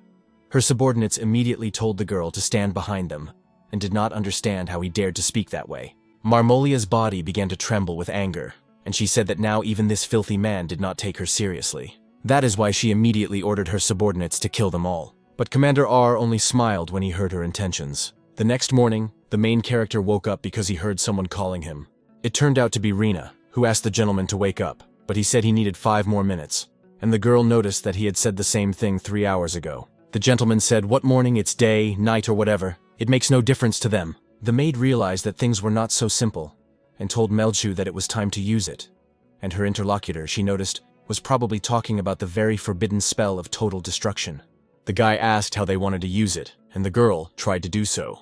As a result, a bright light spread throughout the room and the surrounding area, so he shouted that he was already up. So he asked her to cancel her spell before it killed anyone, and soon asked what else it was, as if demons could use holy magic. The Demon Queen said that this magic was called genocide, and it was the magic of light. Then Renee joined the conversation and said that since he was already up, he should try the breakfast she had prepared. It was baked goat meat cooked with stewed vegetables. The hero saw the slime inside and said that it looked like a homunculus. After that, the gatekeeper noticed that on the day they returned from Judeca, a reply to the letter they had sent to Patrick arrived. The letter contained a small item, which he took out and showed to the gentleman. The boss asked what it was, a piece of glass or a mirror, and whether he wanted them to admire themselves. Melju also looked at the contents and thought it was a magical communication device. It turned out that if you poured mana into it, it would most likely work. The girl did so and asked if Patrick could hear her on the other end.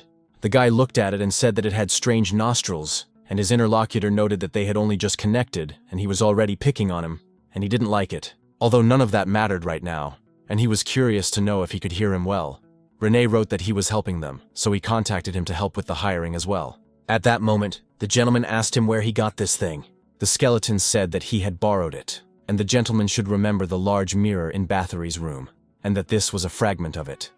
The hero was surprised, and did not believe that she had lent it to him so easily. The interlocutor added that she wanted blood in return, but as they know, he is a bloodless and tearless knight of death, and Bathory was interested in the homunculus's blood.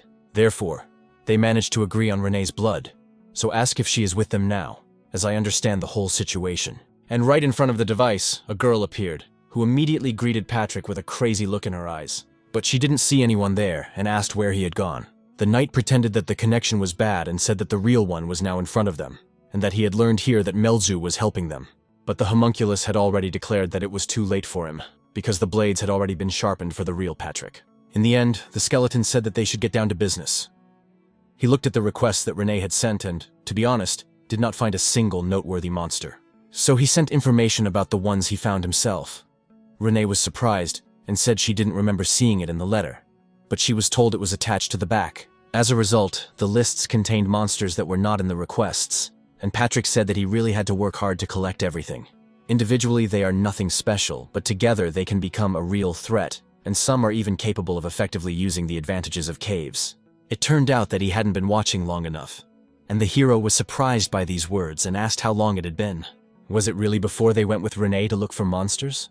Patrick realized that he had made another mistake, and then disappeared from the communication device. Melzu looked and said that it seemed he had really turned it off this time.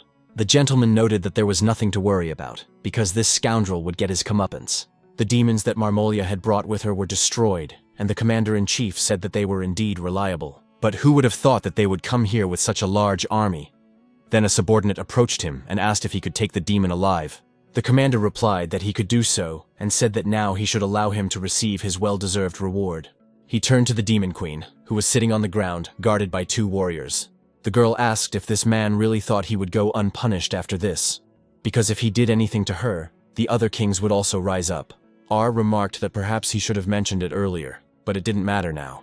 Nevertheless, she had helped them greatly. After all, it was thanks to her that they had the opportunity to deal with Swallow. When Marmolia heard this, she immediately started laughing, and her interlocutor asked what made her laugh. The demon queen asked how she could not laugh at what he had just said, which was ridiculously absurd with whom he was going to deal. After all, she could assure him that it was absolutely impossible, and he had no idea how terrible this ancient monster was. The representative of the Third Eye noted that there was no need to listen to her any further, and he humbly thanked her for such excellent material. The commander immediately asked if he could do what he had in mind. The interlocutor replied that he would definitely create the best homunculus from this demon queen. The main character and his squad were heading to another location, traveling not by air but on the creation that Melzu had made. Before that, Patrick said that the most important thing among his master's subjects was loyalty, and in order to achieve it, the boss should hire monsters himself. While the master was thinking about this, one of the girls informed him that they seemed to have arrived. He was glad that it had finally happened, but he did not show it. The gatekeeper also said that the first candidate on the list was a golem guard protecting Connect, who was said to instantly regenerate from the stones around him. This makes him the perfect bridge to the dungeon, Swallow said, judging by the appearance of the guardian Patrick had mentioned. The demon queen looked and asked if it was really him who regenerated instantly. She was told that this was entirely possible for a magical golem with an internal magic stone. The boss asked if that meant they just needed to find and remove the stone from it. Renee noted that even if that were the case, she didn't understand whether this giant would affect them in the cave. The guard had already rushed to attack them, and the gentleman said that if he could get in, then the creature could too. Suddenly, Melzu added that this golem seemed quite strong. That's why she would delay it, and they would take the stone until it regenerated. But the hero patted her on the head and asked her to calm down and relax, saying he was already grateful that she had brought them there. As for himself, he was going to deal with this creature quickly. That's why he jumped right onto the limb of the huge monster that was flying at him. And the moment he was below the guard, the monster immediately slammed him with another limb. But of course, this attack was nothing to the ancient monster, and he said that Patrick had indeed made the right choice. After that, he easily freed himself from the dozens of tons of rock that had fallen on him and crushed them. Then he smiled and said that he really liked this candidate. Then he immediately hit him, and the golem was completely crushed into small stones. Both girls were surprised at how quickly he had done it. At that moment, Renee told Melzu not to stand there like a pillar and find a stone, and she agreed. Swallow was upset that he had gotten dirty and asked who was next on the list. And so, in one of the strange caves, they discussed the news among themselves for several cycles. One of them said that after yesterday's earthquake, the golem had disappeared from the quarry. And according to rumors, the pack of silver wolves that controlled the plateau above the gorge had also been destroyed. So they didn't understand. Had the humans really tried? If so, then they could be next. Suddenly, the chief came and told them to shut up. That there was no point in worrying ahead of time, because no one knew where their dungeon was located. Behind him was Melzu, who asked if it was true that the Cyclopes were all huge. Renee didn't think they were here, so Patrick was very impressive. The creatures were amazed and asked who they were and how they got here. The maid said that they had come with an offer, because their dungeon needed monsters. But the Cyclops interrupted her because they realized that this would not exterminate everyone in the area, and at the same time, they did not understand how they could have ended up here. The leader shouted, "With you, atomism!" Not thinking that they would give up without a fight. Renee was surprised by this and said that words were apparently meaningless here. The monsters didn't even understand what they were talking about or why they were behaving so carefree. Soon, the gentleman's squad was already heading to the next point, and Renee said that they turned out to be very weak. After all, before that, she couldn't even imagine that they would be cut down with just one blow. She then asked who was next on their list, and her interlocutor replied that it was a monster named Yaksh. And while they were discussing this in the tree, someone was watching them and said that it was surprising, because they hadn't made it here yet. The person they were talking to turned out to be a guy hanging upside down. He said he heard that they had been defeated by the Cyclops on the other side, and Renee was surprised that the news had reached them so quickly. The guy climbed down and said that there was nothing to be surprised about. Why did they think that people hadn't found them yet, since people were capable of obtaining information at an incredible speed? The maid understood this and realized that they already knew everything, so there was no need for her to explain all the details. He replied that of course that was the case. So did they really want to recruit him into their underground organization? Of course, he agreed, but on one condition, and immediately turned to the one in black. After all, as he understood it, he was the very same Swallow. Renee was already beside herself with anger, and asked what kind of disrespect this was. Yaksh suggested that the boss fight him. To be honest, he had always wanted to know how strong the ancient monster was. Gomunkel asked how he dared to address the master informally. Let them agree she would teach him a lesson herself, but the guy said that if he wanted to, then why not? Now they would see what this show-off was capable of. The opponent smiled and immediately took a fighting stance, saying that the new boss should show all his strength. The hero immediately asked if he really wanted all his strength, and soon it was all over. After a while, they arrived back at the hotel, and Swallow said he was tired of it. He didn't want to do anything, because they had been walking non-stop for 2 days in a row, and they say that if you do something unusual, it can end badly for a person or a monster. Suddenly, Renee came up with food and asked if he would like to eat first. Unfortunately, she didn't have time to cook herself, so she bought some food in town. As a result, while the boss was eating, she saw that they had only managed to hire a golem so far. After all, the Cyclops and Yaksha had gone to the other world, and she certainly didn't expect him to fly away with a single flick of the finger. And Arhana apologized so often for her inexperience that her recruitment was in question. But she could tell Mr. Swallow that they had a big catch, a successful raid, killed everyone, and even got some treasure. The hero asked if she was curious about what was inside these chests, since they were trophies obtained from hunting people. Melju suggested that they look together, since they hadn't had time to look in their haste. Soon, as expected, the maid noticed that they were full of magical artifacts. The boss also joined in, and said that he was curious to see if there was an artifact that could pierce even Patrick's bones. Suddenly, he was very surprised when he found some kind of flower and asked what it was. The wizard thanked the commander-in-chief for providing such valuable material. R replied that there was no need to thank him, as it was all for the good of the empire. His interlocutor said that it was truly excellent. He did not think that he would be able to get such a high-quality specimen. Just look at it. Isn't it beautiful? The commander just smiled at this, and looked at the demon queen who was there. He went on to say that if we're talking about beauty, then it definitely is. Although, to tell the truth, appearance does not play a special role, because the purpose of the experiment is to test the suitability of the specimen. The wizard said that this was true, and they were doing everything possible. However, if they extract this hastily created body now, it will not last 2 days. R said that what they had was enough. But the man said that, in addition to this, the unstable process of suppressing the personality was unclear, and it was unclear whether they would be able to keep it under control. The commander assured him that this was not a problem either, and his interlocutor said that since he said so, he was sure he would get the desired result, regardless of how he used it. The captain smiled and thought that this was true, because this creature had already found its purpose. The main character looked at the plant in his hands and asked Melchu if it was really a magical artifact. She glanced at it and said that it probably was, but it had already been used, so it had exhausted its function, and now only the magic remained on the scroll, which prevented it from withering. Renee said that it was a lycris, which meant that it would look nice in her hair, and the demon queen agreed.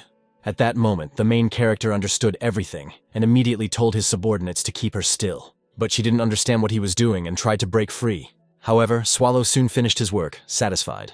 As mentioned earlier, he attached a flower to Renee's hair and said it was wonderful. At the same time, he thought that this girl always tried harder than anyone else, and since arriving in Connect, he had often noticed changes in her mood. He wasn't sure, but it seemed as if she was expecting something from him. Besides, he had never given her anything like that before. Melza had just said that it suited Miss Renee very well. But the girl turned to the nobleman and asked if it really suited her. He replied that of course it did. There was no doubt about it. But if she didn't like it, he would buy her something better later. Renee, in turn, smiled sweetly and said she was very happy about it. Swallow remarked that it was wonderful, and that now that business was done, they could finally relax. But Turnit said that this was definitely not the case, because they still had 2 more places to visit. Of course, the main character was not thrilled about this and said he didn't want to do it. At that time, the story was in the capital, and she was very bored. The girl did nothing all day, so she was simply dying of boredom. She thought about what she had been told, even when she got better, to refrain from using her powers in front of anyone. This was especially true in the presence of the imperial family.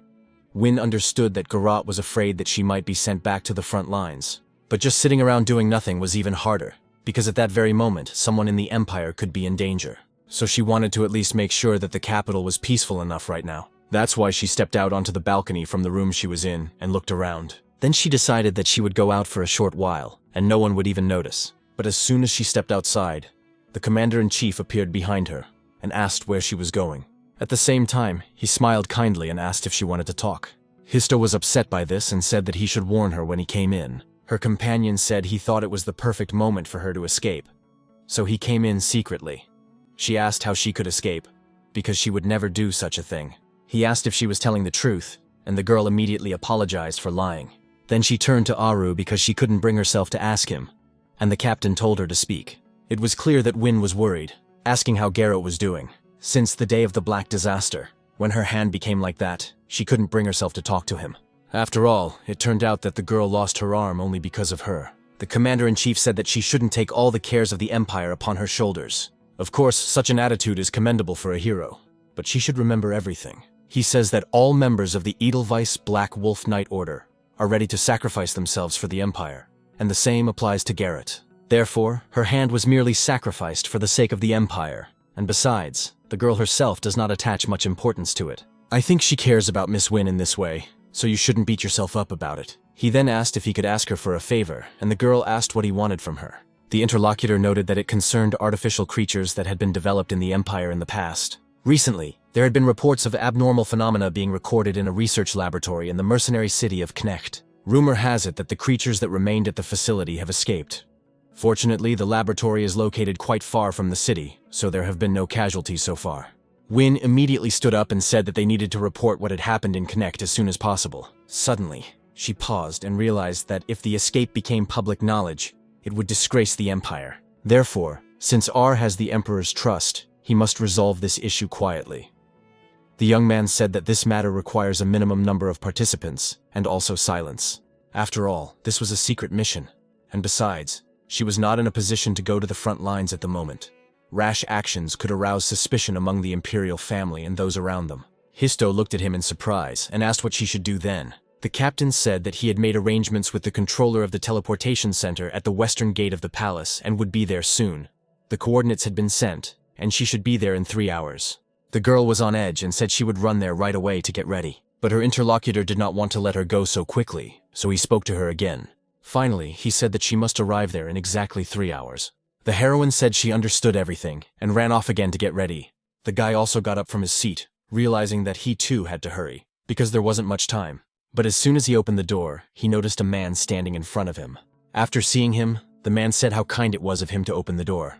The old man then said that they hadn't seen Sir R in a long time, that this man's name was Urania III, and that he was his father. He then asked the commander-in-chief, or perhaps he should now be called the representative.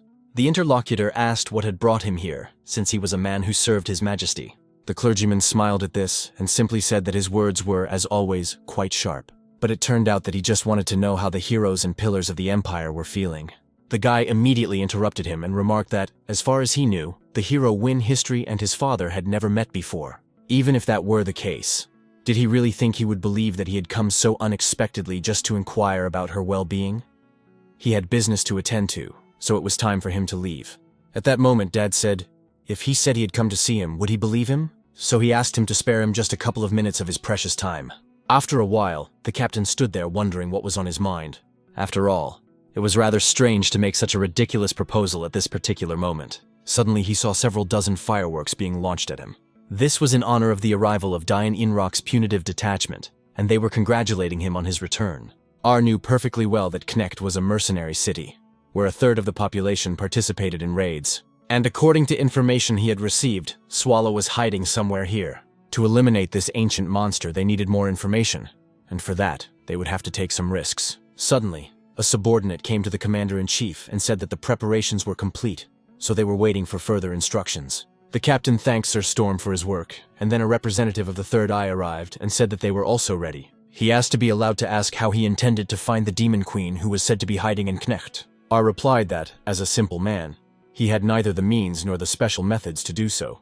Therefore, someone else was already searching for this demon with much greater zeal than they were, and he intended to take advantage of this. He then asked the man how much time they had, and he replied that there were 78 minutes left before the hero's arrival. After hearing this, The commander-in-chief said it was a little early, but they should start, and also thought that demon kings could easily detect their own kind, so Melzu would be easy to find, and then he would appear, so those present would see a rare sight. In one of the bars, there was a real party, and people were discussing how the dungeon turned out to be damn dangerous, and how it was a miracle that they got through it without any casualties. One of the guys was heading somewhere, and when asked where he was going, he replied that he was going to relieve himself. This man went out into the street and felt a sharp pain in his stomach, so he rushed to the toilet. Suddenly, he heard some strange noises and said that someone else must have overdone it too.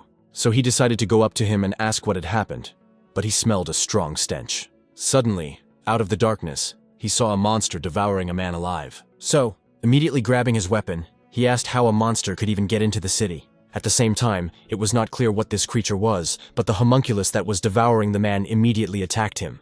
It had enormous strength, so the man could not easily defeat it. Moreover, as it soon turned out, this monster was not alone. The city manager stood at the highest point and saw what had happened, so he asked what the hell was going on. The city gradually began to burn, so he said that even for an imperial official, this was too much. Although even His Majesty's order was beyond reason, the wizard behind him asked him to watch his language. At that moment, the man thought that he knew the third eye allowed countless human experiments.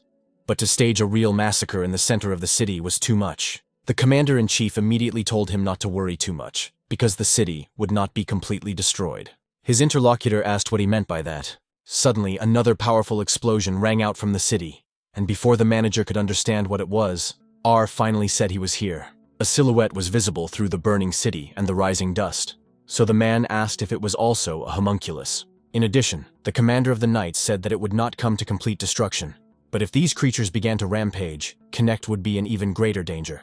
As a result, if things continued at this pace, the city and its inhabitants would be killed. Suddenly, he looked at the chief knight and realized that this could not be, because it had all been planned. The commander-in-chief just smiled and asked him to calm down, because there would only be minor casualties. At that moment, he realized that, judging by the state of the city, Swallow did not intend to destroy it. The fact that the ancient monster had come to this large city, and was not only not destroying it, but was not taking any action at all, indicated that he had another goal. Depending on the situation, he could prevent the homunculi from destroying the city. Then he began to laugh and asked them to look at this picture, asking if it wasn't delightful. Right now, before them, is the sacrifice of the citizens of the empire for the prosperity of the entire state. The city manager was horrified by this and thought that this man must have completely lost his mind. Soon, the main character asked if their hotel was on the other side, and one of the girls replied that it was. Suddenly, everyone heard cries of despair from the gentleman. At that moment, he was terrified because he realized that his bed had been destroyed. The Swallow Squad was moving through the forest, and Melju was surprised by the large tree, because it was just like the one in the Gaffenia forest, which meant that this forest was also very ancient. The hero noticed that we hadn't figured it out, so we could probably rest for the rest of the day. Renee replied that it was true. They would rest, and then return to the dungeon. Suddenly, the pet of the demon queen of the state heard this and began to growl, and she asked what had happened. Then, a few moments later, there was a powerful explosion, and the shockwave rushed straight towards them. When those present realized what had happened, the boss was terrified, because he was very worried about his bed. At that moment, the gatekeeper told him that he could only lie on her lap.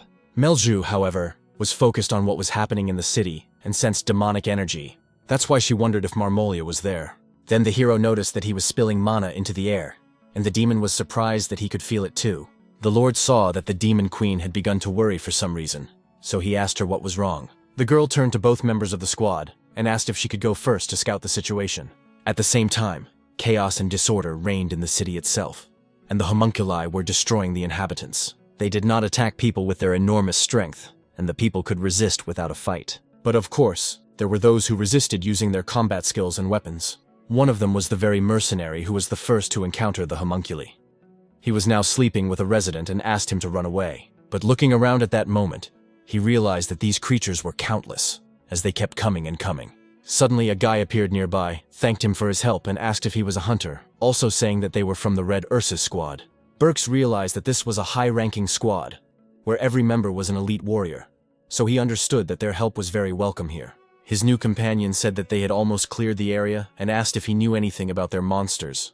The man replied that he had no idea and introduced himself. He then killed one of the creatures and said that it looked like an artificial creature, but it was completely unlike the homunculi of Chonik. But whatever the case, The main problem was the huge creature. After all, this huge monster was their main target for destruction. The new comrade in arms said that they would have to get closer to it, and the man noted that he would go with them after it. Maybe not to say so, but he was also a high-ranking officer. The guy replied that he would not allow this, because for him it would be a one-way trip. Of course, he was not immune to anything either. When Burkus said this, he touched the man, and the man wondered if he was trembling. However, he soon realized that this was not the case at all, because this friendship belonged only to him. The guy said that he understood him with all his might, even if it was to protect the inhabitants of the city, but he should take better care of himself and the people around him. He would entrust the rest to him and his squad of red bears. Burkus agreed and asked for a ride, to which he received a positive response. After that, the guy he was talking to immediately rushed forward to attack. The man crouched down on the ground, stuck his weapon there, and shouted that he was there. The warriors of the squad the guy had just mentioned were trying to fight a huge homunculus, and one of them said that his ears were ringing and he didn't understand what kind of magic it was. Also, none of them could understand what kind of monster it was, because no one had ever encountered anything like it before. It turns out that this monster had destroyed their city.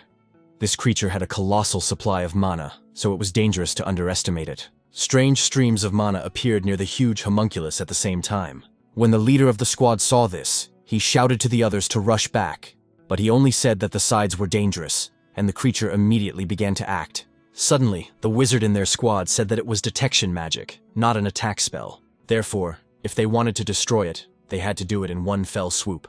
The leader of the squad immediately ordered all his warriors to open fire simultaneously. When they did so, a barrage of various spells rained down on the creature.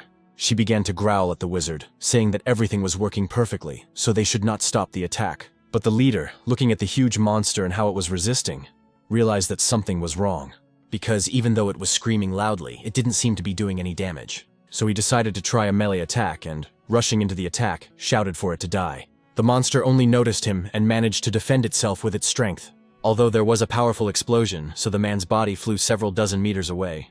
When he landed on the ground, he felt a strong blow and couldn't move for a few seconds. But when he came to his senses a little and managed to look up, he told the members of the squad that no man could defeat her. Suddenly, someone appeared in the sky, and it turned out to be Melzu, who asked if Marmolia was looking for her. When the man looked up, he saw someone floating there, so he thought it might be an angel. His former girlfriend recognized the girl even in the body of a monster, and she asked why she had become so ugly. Was he so offended by her that she even turned into a monster? Gomunkul immediately became very angry when she heard these words and rushed to attack. Melzu also did not stand aside and said that now they would put an end to this, after which she used the highest magic of black annihilation.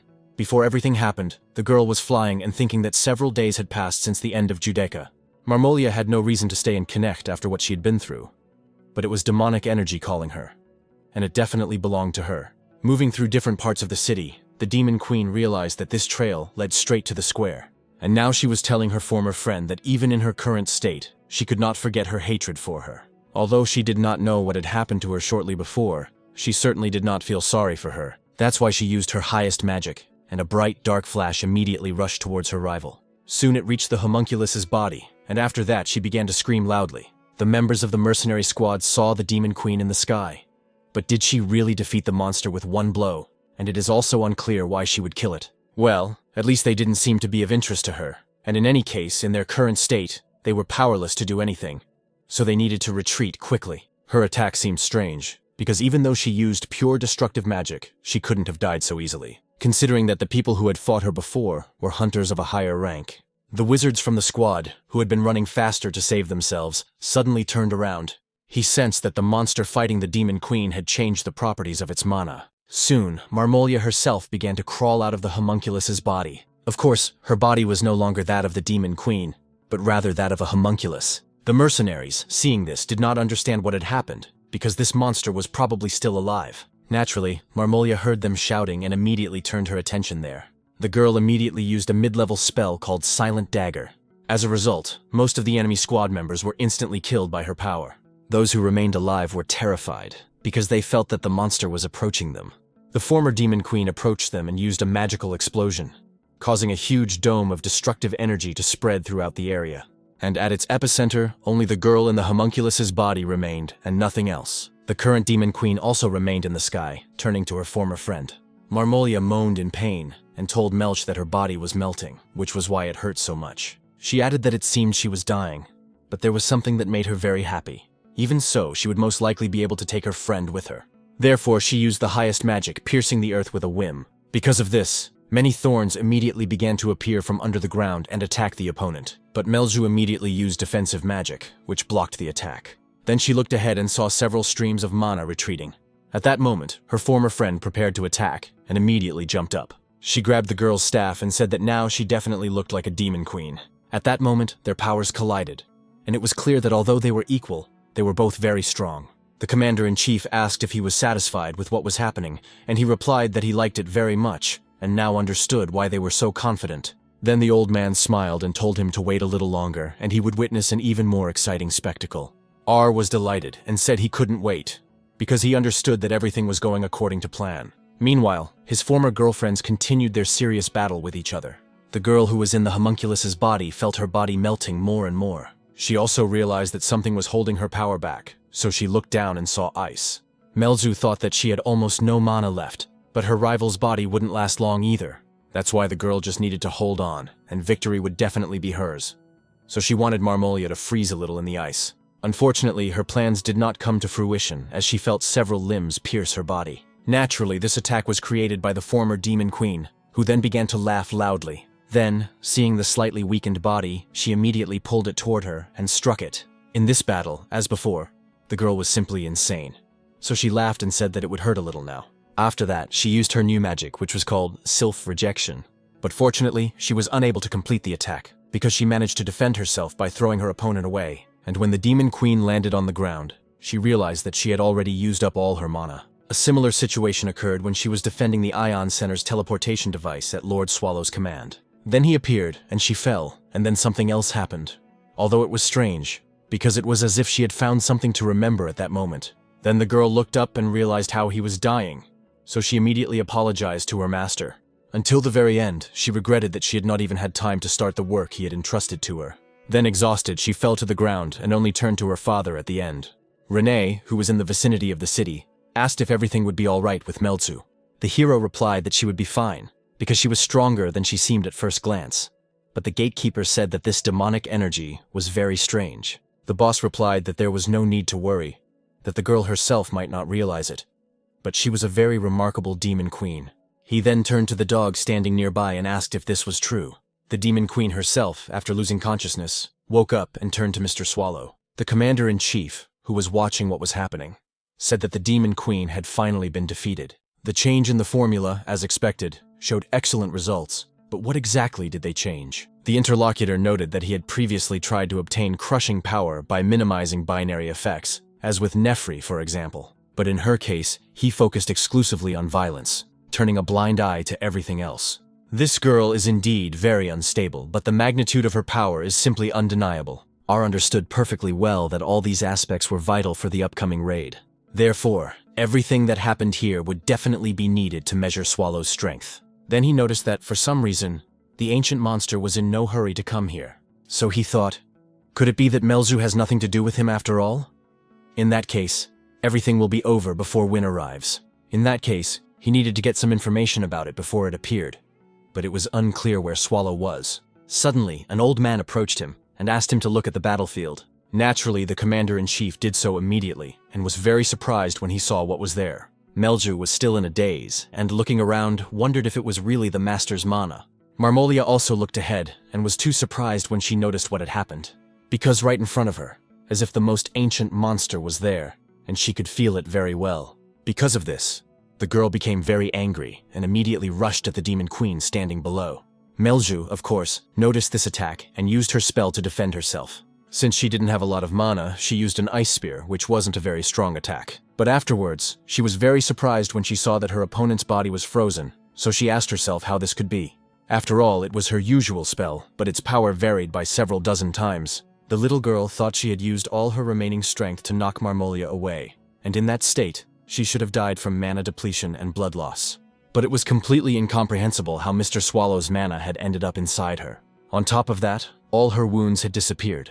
But could it be that he had done something to her in Riaz? The girl decided to find out for sure, so she used her life detection ability. Her former friend was still conscious, so she asked her to die quickly. So Melzu finished her attack and said that it was finally over. Then you thought that if she had been careless with that black mana of the master, she would have been torn to pieces even before Marmolia's scythe struck. It was indeed dangerous, so she needed to return to her boss as soon as possible, and she would soon ask him about the mana. Suddenly, she heard something strange and thought that fatigue was taking its toll, so she was already hearing things. But in reality, it turned out to be exactly the sound she had thought it was, because something had come out of her former friend. The little girl saw that it was a rather nasty creature, and she couldn't understand what it was. What's more, it turned out that it was eating Marmola's body right now. Although that's not true, because most likely, it's just absorbing her mana. Melju thought that she didn't even know what it was, but she didn't have to deal with it. Her rival was dead, and she had fulfilled her duty as her friend.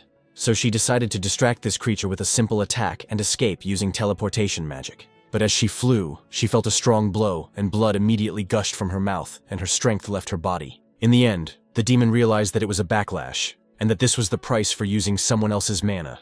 It turned out that she had no time for this, so she had to get up quickly and get out of there. After all, in a few moments, the creature threw its limbs in her direction. The little girl realized that she would not have time to dodge, so she already thought she was going to die. But in the end, the monster's attack failed because Melzu's body was thrown away. This was done by Renee, who threw her away and arrived at the scene of the battle. There was also a beast there that easily caught the demon queen and saved her from powerful blows. Then the gatekeeper said that she had already begun to worry about why she was taking so long, and that's what she encountered. In the end, Melzu realized that since he wasn't here, Mr. Swallow wasn't here either. Indeed, the guy approached them and asked the girl how long he would have to wait for her, because he was about to fall asleep. Then he asked Renee if he could do all kinds of tricks with ropes like she did, and the girl replied that a beginner could accidentally cut himself in half. But even so, he would definitely succeed, and she was sure of it, although the hero said that it would probably be better to refrain. Then he looked at the creature in front of him and said it looked like some kind of snot, and it was getting bigger. As usual, he didn't like it at all, because it was definitely a hassle. Then his interlocutor remarked that she would take care of it now, but he replied that there was no need to do so. Then he became more serious and, preparing for an attack, said that he would take care of it himself. The monster immediately rushed to attack him, using one of its limbs. But for Swallow, this attack was nothing, and he easily blocked it with his hand. However, the shockwave from the strike scattered in different directions, and the creature's limb was immediately deformed, because the blow was quite powerful. The hero looked at this slippery opponent, and asked if he really wanted to shake his hand. At the same time, Renee asked the queen if she wanted tea, and the girl was surprised and asked where she got it from. To which her interlocutor replied that she should be prepared for such a common task for a maid. While they were not engaged in tea drinking, the gentleman tore off parts of the monster that were in his hands. Then he threw it in different directions, and the blows were so strong that the creature's body fell apart. Soon Melzu asked why he was throwing it around like that, and Renee replied that there was no need to worry, because there was nothing strange about it, since the master was fighting it. At the same time, the main characters told the creature that it looked strong. But what would happen if he tried to fight him using a different method? Then the guy approached the slimy monster and began to pour a large amount of mana into it. The homunculus's body began to slowly swell, so the hero realized that it would explode. And in the end, that's what happened. Of course, he didn't want that at all, and realized that he had poured quite a lot of mana into it. To protect herself, Renee used her umbrella, but the demon queen was covered in slime. Then the girl thought that this creature was indeed incredibly strong, the last of most demon kings, not to mention ordinary dragons. And yet Mr. Swallow easily dealt with its power. Then he approached the girls and said that he wanted to sleep, and Renee asked him to be careful, because this slime could get into his mouth. The demon queen's dog had just brought a piece of flesh, which made the guy feel disgusted, and he asked why they had brought this filth here. Then the little girl said that it wasn't rubbish but a piece of Marmolia's flesh. At first his companions were surprised, but then they remembered who she was. She said that when she met her, she already looked strange, but then it came out of her and consumed her body. Perhaps it was some kind of parasite, but she was confused by a couple of things. Considering how many of them were around, this version did not seem true. Renee immediately noticed these things because they seemed familiar to her. So she turned to the gentleman and said that she understood what they were. It turns out that what is now scattered around is what used to be that homunculus girl. On the tower, the representative of the third eye was disappointed that his new creation and the pinnacle of alchemy had been destroyed, and the Sogildian said that even by the standards of the dungeons of evil, this creature should have lasted at least 3 minutes. The commander-in-chief immediately told them that there was no need to search so desperately for excuses. After all, he understood perfectly well that this was to be expected. No matter what monster alchemy created, it still couldn't defeat Swallow. However, since he had dealt with it so quickly, there was no need to call Win, so they returned to Riaz. He then turned to the tower master and asked if the man was all right. He replied that he was fine, and the commander-in-chief noted that the deal was complete. The interlocutor did not understand what this man was talking about, and asked him to wait a minute. It turned out that he called it a sacrifice for the future of the empire. But how could he just leave like that? It turned out that all these deaths were in vain, in his opinion. The commander-in-chief stopped and asked what else was in vain. Let him just look at how Connect's brave warriors had successfully defended the city. On top of that, the damage was half of what they had predicted. And wasn't that true? The Magister understood everything and immediately fell to his knees in despair, because everything was clear. But as R left, he realized that these deaths were not in vain, for they had gained something after all. They were certain that such mediocre power was insufficient to revive the ancient monster, and they learned that he had someone for whom he was willing to act himself. But most importantly, this catastrophe would spark a war, an event that could not be fought without the power of masterpieces. The destruction in the city is perceived as ordinary skirmishes between people and monsters. After all, no one would guess from the outward signs that this was the work of homunculi. The subordinate stated that there is now a teleport leading to the capital behind the alley, and his subordinates are already there. Just as he was about to continue his conversation, he stopped and asked everyone to stand still. The commander was surprised, and the man said that he had just received a message about the appearance of an unknown intruder in the teleportation center. It turned out that there was only one, and it was a monster in the form of a maid. R realized that this maid with a blade was probably trying to cut off their retreat, which meant that they had found out about the humans' involvement in this. So most likely homunculi are able to recognize their own kind. The guy ordered them to immediately return to the mage's tower and set up a temporary teleport there. The mana circulating under the tower should be enough for teleportation. As soon as they tried to do so, they were immediately attacked, but the commander's subordinates protected her and repelled the attack. Suddenly, the knight who had defended him saw that something had attached itself to his weapon and was pulling on it, so he shouted to Stormin that he would stay here and take care of the commander. The man told Gwyn that he had no doubt about his strength and courage. But how was he going to manage alone? The subordinates shouted that time was running out, so they should hurry up and leave as quickly as possible. The old man told the commander that they should go, but R was worried. He went on to say that he would not forgive any deaths that were not part of the plan. After that, the commander and the rest of the squad went to the Tower of the Magicians. The guy who stayed behind told the girl that he knew she had taken the lives of thousands of hunters. Therefore, he had heard a lot about her bad reputation, and in order to fight her, he asked the maid to bring him a blade. On the way, the navigator told the commander that his elderly mind was not entirely clear, but his will was, namely, why he had allowed Sir Gwyn to remain alone. In response, R asked if he thought he was alone there. It turns out that the old man is indeed well aware of the abilities of the one who was not left behind. The navigator stated that he was indeed aware of this, and that made it even more difficult for him to understand, because at least one more knight should have been sent to help. The commander-in-chief then pointed out that this was wrong, because he would only have been in the way. All this was because they knew very well that Sir Gwyn was blessed by the spirits. Finally, a fight broke out between the knight and Renee. Soon, the buildings and walls near where the man was standing were destroyed.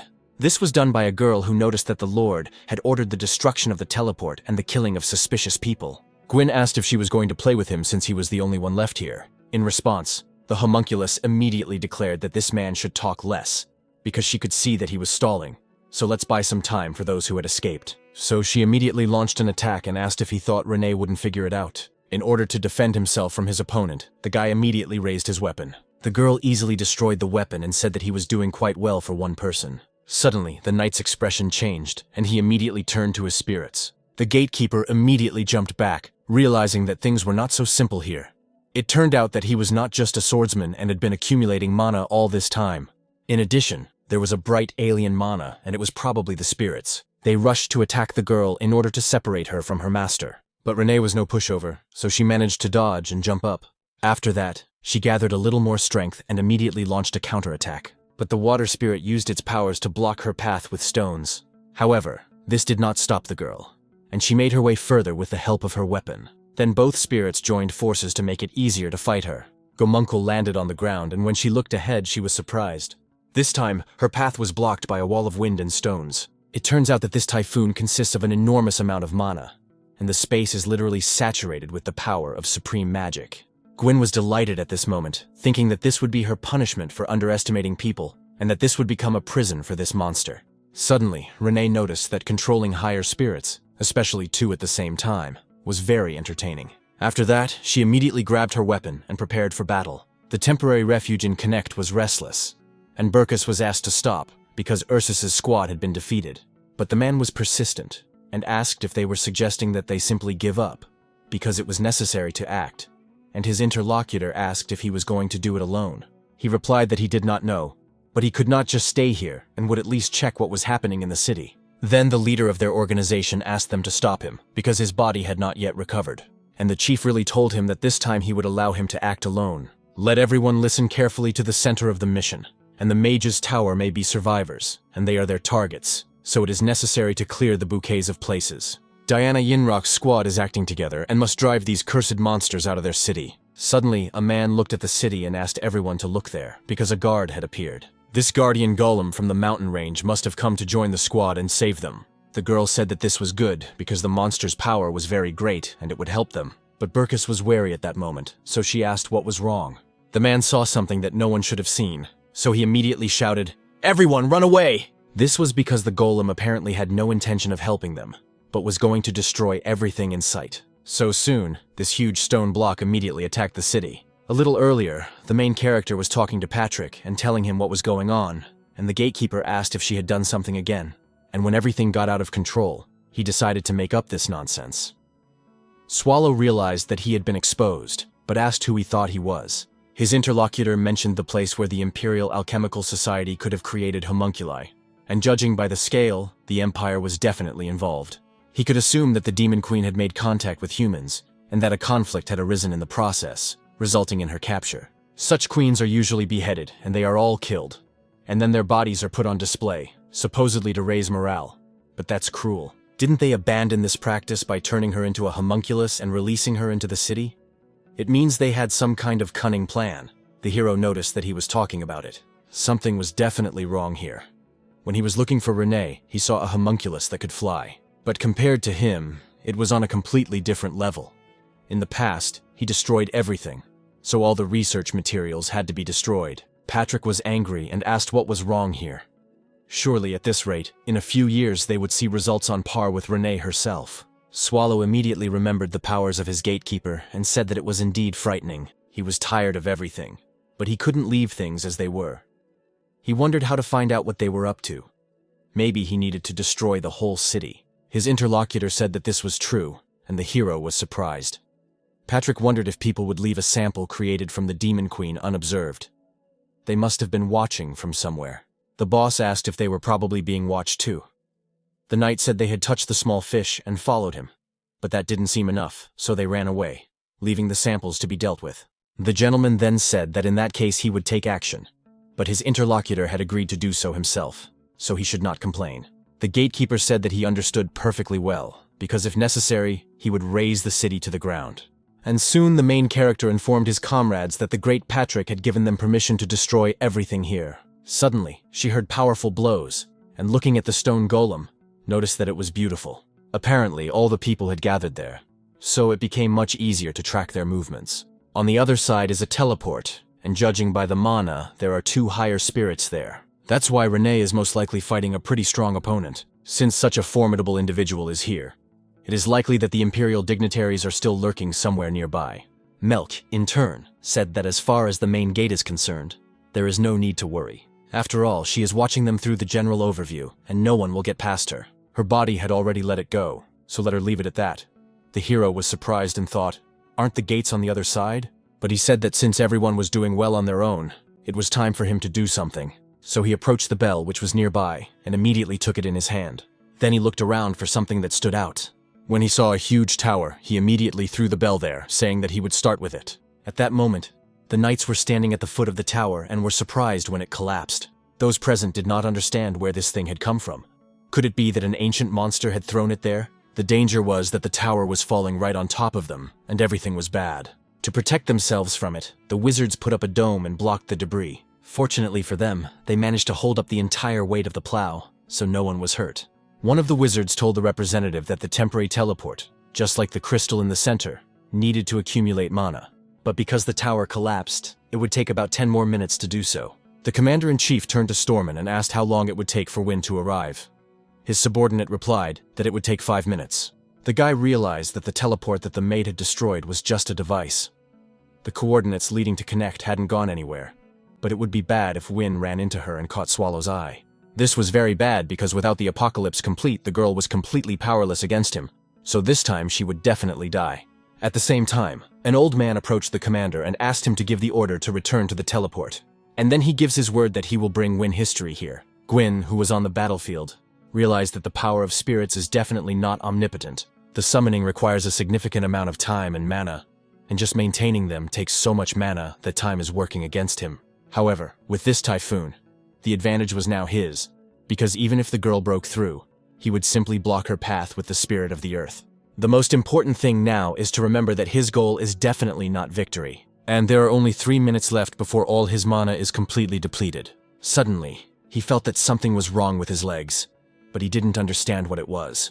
As a child who admired heroes, he read a story about an object with a dry name. High in the sky, it looks like a small dot, but as it falls, it becomes more like a guillotine. Gwyn didn't understand how this could have happened, how his body could have been cut into several pieces at that moment. Some monster had defeated him, after which he fell to the ground and began to bleed, and the spirits that had been summoned recently began to gradually disappear. Finally, the guy just asked Renee how she managed to do it. The girl said that the blade and the rope could be freely extended for tens of meters, so such a hurricane was definitely not an obstacle. Then she asked if it was true that this man had the blessing of the spirit's protection. Even if he was already half cut in two and healing would not bring him back to life, it would not hurt to make sure. And just as she was about to do so, she heard someone addressing her from behind. So she immediately turned to face him to continue the fight. It turned out to be an old man who was glad that she had stopped. He understood that Gwyn had a blessing, so he needed to buy some time. But he was shocked when he saw what happened a few moments later. Renee had mercilessly approached the body of his comrade and pierced it with her sword. Of course, this angered the navigator, and he immediately rushed to attack. The girl looked at this and said that it seemed she could hear more from him than from a half-corpse. Her weapon immediately flew towards him at great speed. The knight did not pay much attention to it, because he understood that it was just a tiny blade. But a few moments later, he was dismayed to see it grow several dozen times larger. Fortunately for him, the man managed to deflect the weapon, and it flew upward, landing on the ground. The old man then thought that throwing the weapon was a mistake for her and went to attack, but the girl immediately reached for her weapon, and it fell like a guillotine again. Therefore, the knight had no choice but to block this attack. At that moment, Renee told him that he had better tell her everything he knew about Marmolia and the homunculi. Otherwise, she would simply kill him, and that would be the end of it. A few moments later, Storm was terrified, for her weapon had grown several times larger. That's why he went on to say that victory was hers. But even so, it was a waste for all sides that she had spent so much time on the old man. After that, Renee heard someone approaching her and calling her a monster. It turned out to be Historia, who immediately rushed into the attack. After colliding with Renee, the girl immediately landed on the ground and stopped. The old man saw what had happened and thought that this was to be expected from a hero. She had knocked the maid with the blade away with a single blow. What incredible strength it was, because the crater from the blow turned out to be very deep. At the same time, the commander-in-chief was thinking that their priority was to return unharmed and that the temporary teleport would work without any major problems. In addition, the old man he had sent would bring Win back safely, so now there should be no deviations from the plan. Let the maid with the blade and the homunculus recognize this fact, but don't let it reach the people of the Empire. He suddenly remembered Swallow and immediately became frightened. The wizards noticed his anxiety and that he had fallen, so they asked if he was all right. R said everything was fine and asked how long it would take to activate and teleport. It turned out that it would only take 3 minutes, so he asked them not to be distracted by him and to continue. At that moment, he wondered if it had been a hallucination, because the fear lodged in his memory would not let go. Suddenly, someone appeared and announced that the great commander himself had fallen and had made such a mistake. It turned out to be Garot. She noticed that the master of the Polaris Tower had sent a request for help to the Imperial Court. Fortunately, she intercepted it. Otherwise, what was happening here would have been revealed. The captain said that he had indeed caused trouble, but since she was here, it meant that Win had also arrived. His companion noted that he understood correctly, and that all of Edelbray's Black Wolf Knights had arrived. She didn't know how this fit into his plan. But Gwyn was dead, Storm was wounded, and Historia had entered the fight against the maid with a blade instead of him. R immediately asked if she had not received instructions from the old man, and the girl replied that she did not know, because she had come straight here as soon as she arrived. The guy became alert and shouted that they needed to hurry, and Garot was surprised, asking where he was suddenly going. Her companion replied that all the knights needed to get out of there immediately, but it was too late, because the Demon Queen had detected them with her powers. So she told Mr. Swallow about it, and he understood everything. On the battlefield, the dust that had risen began to gradually settle. Of course, the arena was still alive, so she glared maliciously at her attackers. And the navigator told the others not to engage her in battle. And his interlocutor asked why, since the heroine and the entire knightly order were here, and there was only one monster against them. The old man immediately stated that it was the commander's order, so they couldn't stay here long. The other members of the order immediately shouted at Wynne to leave immediately, but the girl was puzzled, asking why. If only they would give her a little time, she would immediately deal with this monster. Just as she was about to rush into the attack, she heard the commander asking her to stop. The commander said that now they had to retreat and regroup, but Historia asked again why, since this was a perfect chance to destroy the guardian of the ancient core. R said that maybe it was, but it was too risky, even though they had a chance at first. Of course, the heroine didn't like it, but she said that if he said so, then she agreed. Everyone was then ordered to head immediately to the temporary port, but suddenly the Dandu teeth flew towards them. Then she approached and asked where they were all going. After all, Mr. Swallow had entrusted this place to her, so no one would leave here for sure. The girl saw that their leader was black-haired, and that the situation had become more complicated, and that the blue-haired girl was quite strong. Renee had fought many high-ranking troops who had invaded the dungeon, but no one had demonstrated such destructive power, especially when it came to instant bursts of energy. So the girl turned to Historia and said she would kill her first. The heroine was surprised, asking if the monster even had a name, but if she could kill her, then let her try. This made the gatekeeper even angrier, and she asked how she dared to mock the name given to her personally by Lord Swallow. Suddenly, those on the battlefield were surprised to see butterflies in the sky, and the commanders immediately reported that it was magic. And suddenly they heard a painfully familiar voice, asking what was going on here. It turned out to be the main character, who said he had come here for Renee, and everyone was already gathered here. He then greeted those present, unleashing his incredible power.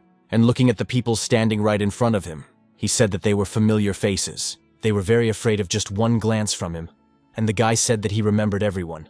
He thought he would never see them again, because people are short-lived. But there was the blue-eyed flying squirrel, and the red-haired girl who told him where Renee was, and also the fearless scoundrel who led them all. They met again, and yet there were so many people in the Empire. Wasn't that strange? The commander-in-chief thought that since the ancient bridge had not wiped the city off the face of the earth, but had come to seek out the guilty, there must be a reason for it. He then approached and bowed before the gentleman, saying that he remembered him, that it was a great honor, and asked how he was doing. The main character asked him not to be so polite, and asked if it was really their doing. But his interlocutor apologized and said that he was not involved in the incident. Then the guy was surprised. Surely he wasn't here just for fun, since they had come from the capital. R assured him that they had come solely to resolve the situation, and if Mr. Swallow wished to find the culprits, they would be happy to help. Then they looked into each other's eyes for a while. Soon, the gentleman turned around and said to Renee that they were leaving because he was tired to death. The girl agreed, but soon he saw blood on her face, and the commander wondered if it had worked. Due to the stress, beads of sweat appeared on his body and dripped onto the ground. And when he saw that the ancient monster was beginning to retreat, he even smiled a little. But a few moments later, the main character appeared next to him and asked why he was smiling. R was very frightened and asked where it had come from. His subordinates immediately rushed to his side to protect him. At that moment, Swallow asked if he really thought he could get away with it so easily. The hero said that he had a debt to pay in the capital, but now he had crossed the line. He said this after seeing the blood on Renee's face. He was especially angry at the commander-in-chief who had arranged all this. Suddenly, the gentleman saw several arrows flying from some strange man. He was badly wounded and shouted to Mrs. Wynne to take the captain away immediately. The girl did so without hesitation and jumped to the other side. Garrett also shouted to the rest of the knights to cover them. At the same time, Swallow realized that things were bad because they were getting on his nerves again. After that, there was an explosion at the site of the region, but he remained alive and stretched out his hand, using his attack. R realized that he had to get away from this name, so he shouted about it. But suddenly, the very knight who had protected them jumped out to defend them, covering them with his body. Then he smiled and said that this time he was faster. And before falling and losing consciousness, he asked them to take care of the heroine and the commander. The girl was horrified by what she saw before her, and her consciousness clouded again. That's why she got very angry and was about to rush into the attack right away. But the commander grabbed her arm and asked her not to do anything foolish, because he understood how it would end. She didn't understand why he was stopping her. While they were discussing this, Garrot realized that it was important to prevent the clash between Wynne and Swallow. And to do that, they needed to use teleportation. The black mana surrounding them was like poisonous gas, making it increasingly difficult to breathe. The knight's movement slowed down, and it was difficult for her to calculate the coordinates for the teleportation spell accurately. And that was really bad because they had to find a way to break through at all costs. After thinking for a moment about what could be done, she immediately turned to Einar. The man, of course, heard her call and said he understood everything. But the main character, continuing to use his dark power, asked how long they could resist. The knight thought he needed to discard the black bath so that he would have time to focus on the magic of teleportation. This could be achieved by blocking Swallow's energy. So he used the third of his masterpieces, called the Wall of Mind. The heroine noticed what was happening when the man rushed into the attack and tried to stop him, but in a few moments it turned out that it was too late, because his hand, which was holding the shield, was immediately cut off. Those present who saw what had happened were horrified. Naturally, this was done by Renee, who said that she did not know what he was going to do, but as long as she was there, he would definitely not succeed. And a few moments later, Einar was killed by the main character's power. For Historia, this was an even greater shock, as she did not expect so many of her comrades to die now. Therefore, she became very angry and shouted that she would kill him. R understood that she was just losing her temper, so he tried to stop her. But the girl was beside herself and didn't even hear what was going on around her. So, in order to stop her, the commander-in-chief pounced on her and held her down. Naturally, Win screamed for him to let her go, but R said he couldn't lose her for anything, so he begged her to stop. Swallow watched what was happening and asked what they were doing. Suddenly, Storm ran to the masterpiece and immediately grabbed it in his hands. Then he used his power and immediately activated the Wall of Mind. The master watched what was happening and asked what this was all about. Then, using his dark destructive magic, he directed it toward the dome. The old man saw that this power had been distorted, so he asked if he had blocked it. The main character was really surprised because he realized that he was so strong. Then he wondered if perhaps he should also add a little seriousness. Soon, those present noticed that his face had changed into that of a huge ancient monster. In addition, those present were terrified that spells had appeared right in front of him, and there were many of them. Garot realized that the magical teleportation circle would be ready in a moment, so she mentally begged Sir Stormin to hold on just a little longer. The old man knew the legend said that 36 masterpieces were created by God. Therefore, no matter how powerful the ancient monster's magical attacks were, it could not break through the strength of this shield. And after a few moments, he realized that these thoughts were useless, because the dome began to crack. And after a few seconds, under the pressure of a huge number of attacks, the shield was completely destroyed. So there was a huge explosion below, which only raised a wall of dust. The commander of the game covered his eyes with his hands, and soon he heard the old man asking the commander to run. It turned out that his subordinates had protected him from the attacks by covering him with their own bodies. The man asked to be left behind because he was old, and let them go. But Win asked him to take care of the commander and the empire. Finally, he just told the commander that it was an honor to serve him. Then the voice of an ancient monster was heard, asking if they were still alive. The girl immediately got up to defend herself, and R told her not to, because now they could definitely defeat it with him. But this time, the heroine was very insistent and said that it didn't matter to her. After all, she was a hero, and it was an honor for her to fight for the empire. And before rushing into the attack, she thought that the one who protects everyone is a hero. Soon, a large number of magic stones left with Swallow's group. Renee looked at them and said how beautiful they were, how they sparkled. But that wasn't why they had come here. But what could they do? At least we had a good time, the hero replied sadly, saying that it was true. He also wanted to see what the golem was capable of, but he didn't have time to finish with the village, and his mana ran out, so they would recharge him and return. Melzu said that there was only one small problem. It would take them forever to return. The golem weighed as much as a mountain, and their poor dog was dragging it alone. It seemed like he had even lost a little weight, which was cruel treatment, but the master said he would reward him with Patrick's finger. Suddenly, she realized she had an idea. She would let the dog switch places with him halfway there and try to pull the cart on all fours. The demon queen was surprised, saying that the dog's owner meant she couldn't lose face. After the conversation, they asked the gentleman why he hadn't killed those people. Renee said that he had transformed into his true form much more slowly than usual. The gentleman smiled and said that of course he could have killed them, remembering how that bastard had messed with him. He wanted to explain it to them better and could say that it would have been too easy a death for them. After the battle, the heroine was at the cemetery for Togo to honor her fallen comrades. She laid flowers for them and remembered the moments when she fought with them, when suddenly a man standing nearby asked her to remember Bern's squad, which had challenged the core of antiquity. It turns out that this time they lost only 4 knights and 1 masterpiece. Many managed to survive only thanks to her, said Barishik, a member of the Black Wolf Knightly Order. The girl replied that she knew that, but it wasn't that simple. Suddenly, Garot approached them and said that her flower was beautiful, and she was sure that everyone was grateful to her. But her companion immediately became indignant and said that this was not the case. Then tears began to well up in her eyes, and she added that everyone was probably angry with her. After all, if she had come a little earlier, and if she had been a little stronger, she would have dealt with the maid with a razor blade. If only she had been a little stronger, everything would have been very different. And in that case, she would definitely have been able to kill Swallow and save all those who had died. While the girl was screaming, her interlocutor interrupted her and said that she would definitely defeat him. The day would come when she would defeat Swallow, because everyone was fighting for this one victory. That is why she is now asking her to leave the past behind. So they sat there for a while, or rather, she cried all her tears there.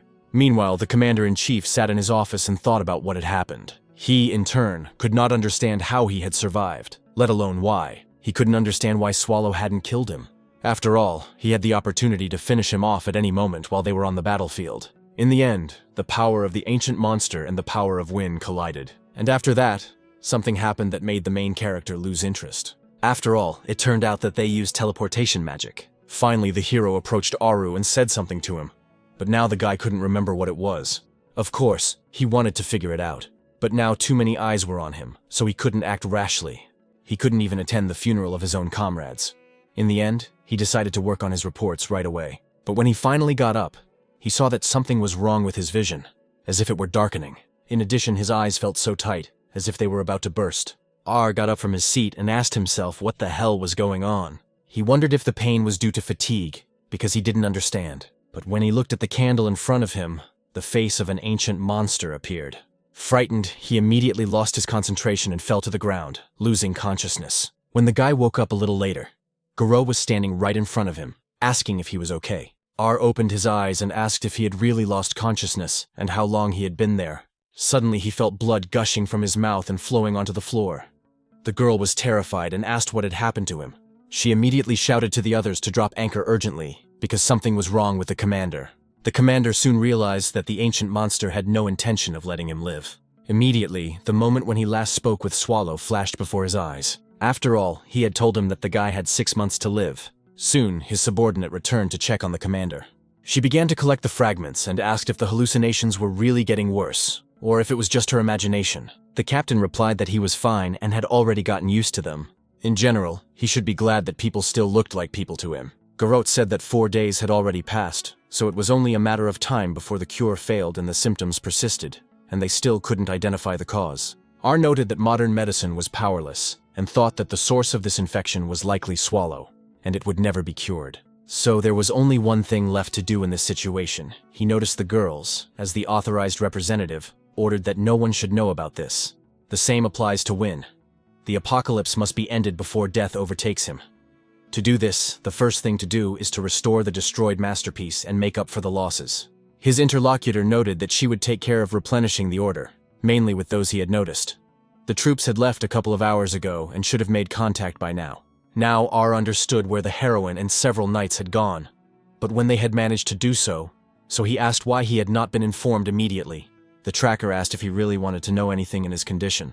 Why bother with unnecessary fuss? She would report the details after she was completely finished. Now she would have to leave him, and on her way here she had seen someone whom the commander clearly disliked. He immediately understood who she was talking about and hoped that it was just his imagination. Soon there was a knock at the door, so he asked the visitor to come in. It turned out to be his father, who greeted the commissioner and said that he had heard the news and decided to visit him, hoping that it would comfort him. R stood up and said that, to be honest, he didn't know if it was because of his religiousness, but he was not good at lying. After all, as he understood it, the man had come to hear an answer. The clergyman immediately smiled and said that he would not deny it. The commander asked why he wanted them specifically. The interlocutor replied that he simply wanted the Black Wolf Order of Edelbryce, one of the strongest military units in the country, to be with them. The current empire considers religion a tool for maintaining relations with the Holy Kingdom, while in reality, it is openly oppressed. Sometimes his life is on par with that of a simple aristocrat, and if you listen to him, you might think that they are truly oppressed by religious teachings. Even if God exists in this empire, the only God is His Majesty the Emperor. The priest just laughed when he heard this and said, "Of course, that's right. But that is for now, because soon the blessing will spread to all corners where human feet have ever trod.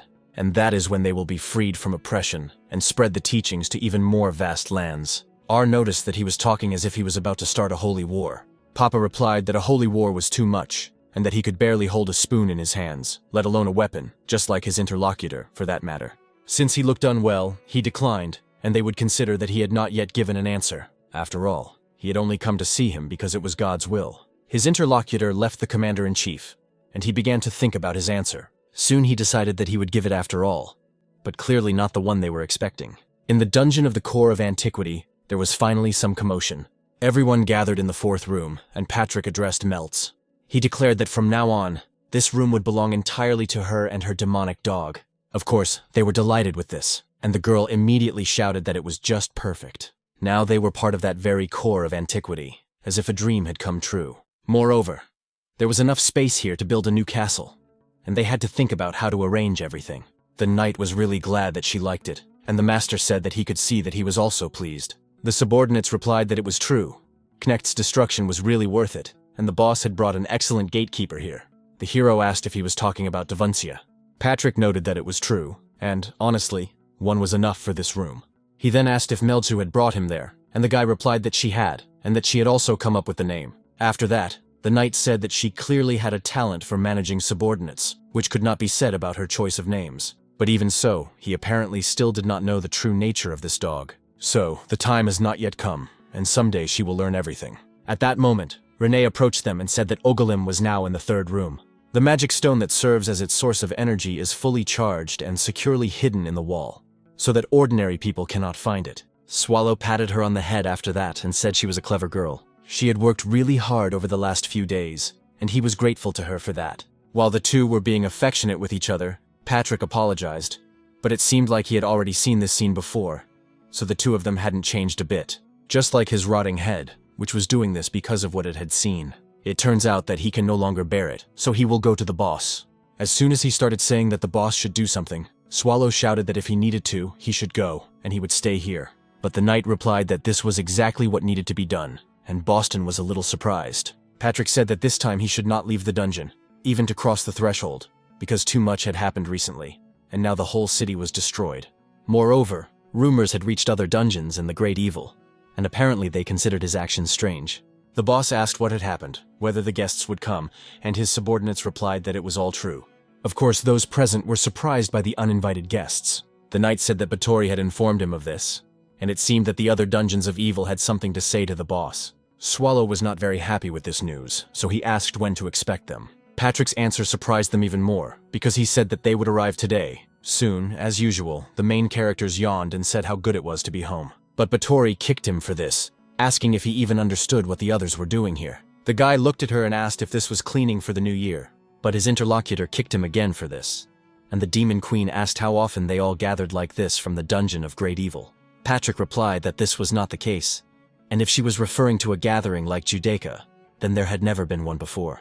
Their gathering was aimed at strengthening ties between demon kings, as there were too many racial differences and other issues for such a dungeon of evil. In the end, the little girl asked if this meant that she would witness a historic event for the first time. The knight noted that, generally speaking, this was true, and besides, he could not remember the masters of the dungeon ever gathering together. In essence, this meant that the boss's lawlessness had crossed the line, and he doubted that this was a cause for celebration. One only had to glance at the text of the letter they had been given. It said that they were heading for the core of antiquity, and they didn't even bother to ask for permission or reveal the purpose of their visit. The demon noticed that there was not a shred of respect in it. Patrick realized that now everything was clear to her, and that these so-called friends were so rude, and he could say that they had no manners whatsoever. Melzu watched as he threw away the text message and sighed sadly. Then she turned to her companion because she had hit the nail on the head. So she reported that someone had broken into the dungeon. After that, the gatekeeper asked her to tell everyone else, and the girl agreed. He was going to go first and find out the purpose of their guest's visit. In the center of the Union of Kingdoms, namely in the Great Desert, a caravan was traveling. The main trade route connecting all 5 kingdoms passed through this desert. Suddenly, the man who was driving the camel heard the earth shaking, but did not understand what the hell was going on. The trade route continued until the underground cave took over the entire trade route. In the end, the people decided to put an end to this underground world and reclaim their land. They thought that they were only facing huge insects, so with their mighty army, selected from the 5 kingdoms, they would drive out these evil creatures. But in the end, they were all defeated and begged for mercy, even though they were being mercilessly killed. The survivor did not understand where they got an army dozens of times larger than theirs, because it was simply impossible.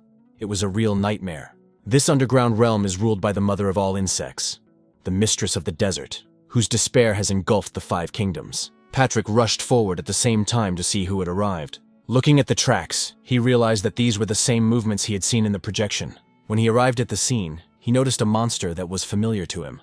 It was the boss of the dungeon of immense evil, the Sandy Hellmother Hexabel. She said that apparently they had not yet completely filled the monsters. Patrick heard an overly nimble imitation of a human voice. He had heard that among the insect monsters, there were those who imitated the voices of powerful people. However, what she had just said was more important, as she was probably trying to assess the combat effectiveness of the ancient core. He thought he would have to take action before the boss arrived, so he prepared to attack. At the same time, the main character appeared and asked if they were going to play peekaboo. The other girls arrived with him. Patrick stepped forward and asked the boss to stay behind, because he would take care of it himself. And the hero asked him why he was doing this at all. At the same time, Hexabel saw Swallow and was delighted, calling him her teacher. She said that they hadn't seen each other in a long time, and that he was still in great shape. The guy also greeted her and said that she had gotten even bigger. His conversation partner was a little upset, and asked how he could say such a thing, lady. But Swallow didn't take it personally, and said that she was doing great, but wondered how she was doing. She replied that thanks to his guidance, she was doing just fine, and they continued their pleasant conversation, much to Renee's horror. Then the gentleman turned to the others and asked them to meet Hexabel, the former gatekeeper of the core of antiquity. The boss of the Sandy Hell greeted everyone too, apologizing for not introducing herself earlier. The new gatekeepers of the dungeon were terrified by this. A little while later, everyone was sitting at the table, and Patrick noticed that, to sum up, Hexabel had become the guardian of the blue path before his arrival. She had asked about replenishing the monsters simply because she was concerned about their dungeon, and she had frozen during their skirmish because she was confused at their first meeting. The hero asked if this was true, and she replied that she simply did not know how to greet him. Patrick asked the Lord why he hadn't mentioned this before, and the Lord replied that he had been busy doing nothing, so it had slipped his mind. The knight then said that if she was higher than the gatekeeper of antiquities and the boss's friend, she was now the head of another dungeon of evil, and they couldn't relax. Suddenly, Hexabel crawled closer to him and said that she was his big fan, which surprised him greatly. The girl said that he was unmatched in his mastery of the ball, and despite being a skeleton, he was called the Knight of Death, that is, the strongest fencer. Therefore, it was a great honor for her to meet him in person. Patrick smiled broadly and told her to make herself at home. He then asked if everyone had heard of the boss of the Dungeon of Evil, his admirer. Then Hexabel turned to the girls and asked who they were. Renee replied that she was the current gatekeeper, and Melzu did the same. The maid apologized for her tactlessness when they first met. But is it true that she is called the mother of all insects, and that she called herself a lady because of her gender? Her interlocutor replied that if she was talking about it, she was indeed female. The girl noticed that now everything was clear, and that meant that when Renee arrived, she was the only woman next to Mr. Swallow. The Queen of Demons said that, based on her experience in matters of love, there was definitely something indecent between them. Patrick tried to stop her and asked where it could have come from. Renee was angry and said it was just a parasite. The knight apologized for the chaos, because they had just learned that the bosses of the Dungeons of Evil had decided to visit without warning and had become nervous. Hexabel said that she just wanted to see her teacher after a long time, but that was her own business. The girl who brought her asked if this was the very core of antiquity. This time, she would make this ancient monster understand that he could no longer run rampant. It was the dungeon boss, Margar Aji Dahaka. Shortly before that, in the dungeon itself, a subordinate asked the girl if she was really leaving. When a conflict arose between Swallow and Erebos, the heads of the Dungeons of Evil, neither of them bothered to explain themselves. The same was true of Connect, so she had had enough. She could no longer ignore this creature's actions, and now she had arrived at the dungeon and thought that she would never allow others to look down on her. Suddenly, the girl walking beside her turned to her sister and asked her to look. It turned out that she too could now turn into a human being, just by looking at her tail, and it was very cool. Her companion noted that this was true, and thought sadly that she had planned to come here alone, but they had insisted on coming with her. So she asked her fans to call her boss or master at official events, to which the little girl agreed. Suddenly, someone approached and said that she had brought a child to a meeting of the bosses of the Dungeons of Evil, but the girl did not take offense and said that he himself had come without hiding even his threatening aura. It turned out that he was the boss of the Dungeon of Immense Evil, Nilkumba Kurak. Dahaka realized what he was like. He looked like an ordinary orc, but they say he became the dungeon boss through his own strength, so it was strange to run into him right away. She said that even though the girl looked ordinary on the outside, Fanfear was many times stronger than ordinary dragons, so she asked him to keep his comments to himself. The man noticed that he understood, but asked the dragon's mistress to consider that she could lose her companion in an instant. His interlocutor understood that his expression did not bode well. so she asked her sister not to stray from her side, lest something happen. The little girl agreed, and they headed into the dungeon. When all three entered, they noticed that there was not a soul there. Dahaka said that according to the book, hundreds of glacius, known as cave demons, swarmed there, and the orc was surprised that such a book existed. She went on to say that perhaps some strange squad had already exterminated them, but the girl replied that this was impossible. She thought it was a nuclear weapon from ancient times, not some shabby third-rate dungeon where they didn't care about their own monsters. So it was most likely a trap. It turned out that they had decided to test her. But did they really think that the girl would give up so easily? After searching several rooms, they saw no one and soon found only a golem. But he was asleep, which surprised them even more. Dahaka became very angry and asked how long they would continue to mock her. This time she would respond seriously and burn the cave to the ground. Suddenly, her rage was interrupted by Patrick, who said that they had guests because Melch had recently reported new visitors. It must be the girl Ajidahaka and the man Kurak, and they had come together. The orcs said that they had just passed each other at the entrance, and Patrick added that this was good because the others were already waiting, so they should get started. Suddenly, someone asked him what they needed to start, and he replied that it was the first meeting of the dungeon bosses and the great evil. That's why everyone gathered around the table very soon. Before that, Fanfear asked the Lord what the plan was. The boss replied that if her guess was correct, most of those gathered here had suffered from Swallow's antics, and then there was only one thing left to do. They would have to unite and put an end to his rampage, even if it meant fighting him. As she had thought about the police officers present, she saw that everyone had something to say, except of course for her, because she had no idea what that expression on his face meant. Patrick appeared and noticed that everyone was waiting, as he thought. Dahaki was just curious about what kind of person this swallow was, and then he appeared, walking slowly toward his guests. The girl was very surprised when she saw him, and wondered if he was really a black disaster, and the most terrifying of the evil dungeon bosses. She was surprised that he looked so young. Patrick approached the gentleman and explained something to him at that moment. The hero sat down in his seat, and the gatekeepers lined up next to him. Dahaka wondered if she could even look at him, because what if her eyes just popped out? But that couldn't happen, so she begged herself to pull herself together, because she was a representative of the dragons. Surely everyone felt the same way she did. But because of the pressure from this monster, they remained silent, so she had to be the first to speak up. Suddenly Bathory said that she had nothing to say. She had thought she would have fun at this gathering, but for some reason, everyone was silent. She approached Swallow and said that maybe the problem was with him, that he should stop pretending to be uninvolved and behave like the master and true boss of the Dungeon of Evil. But he said he'd rather just sleep.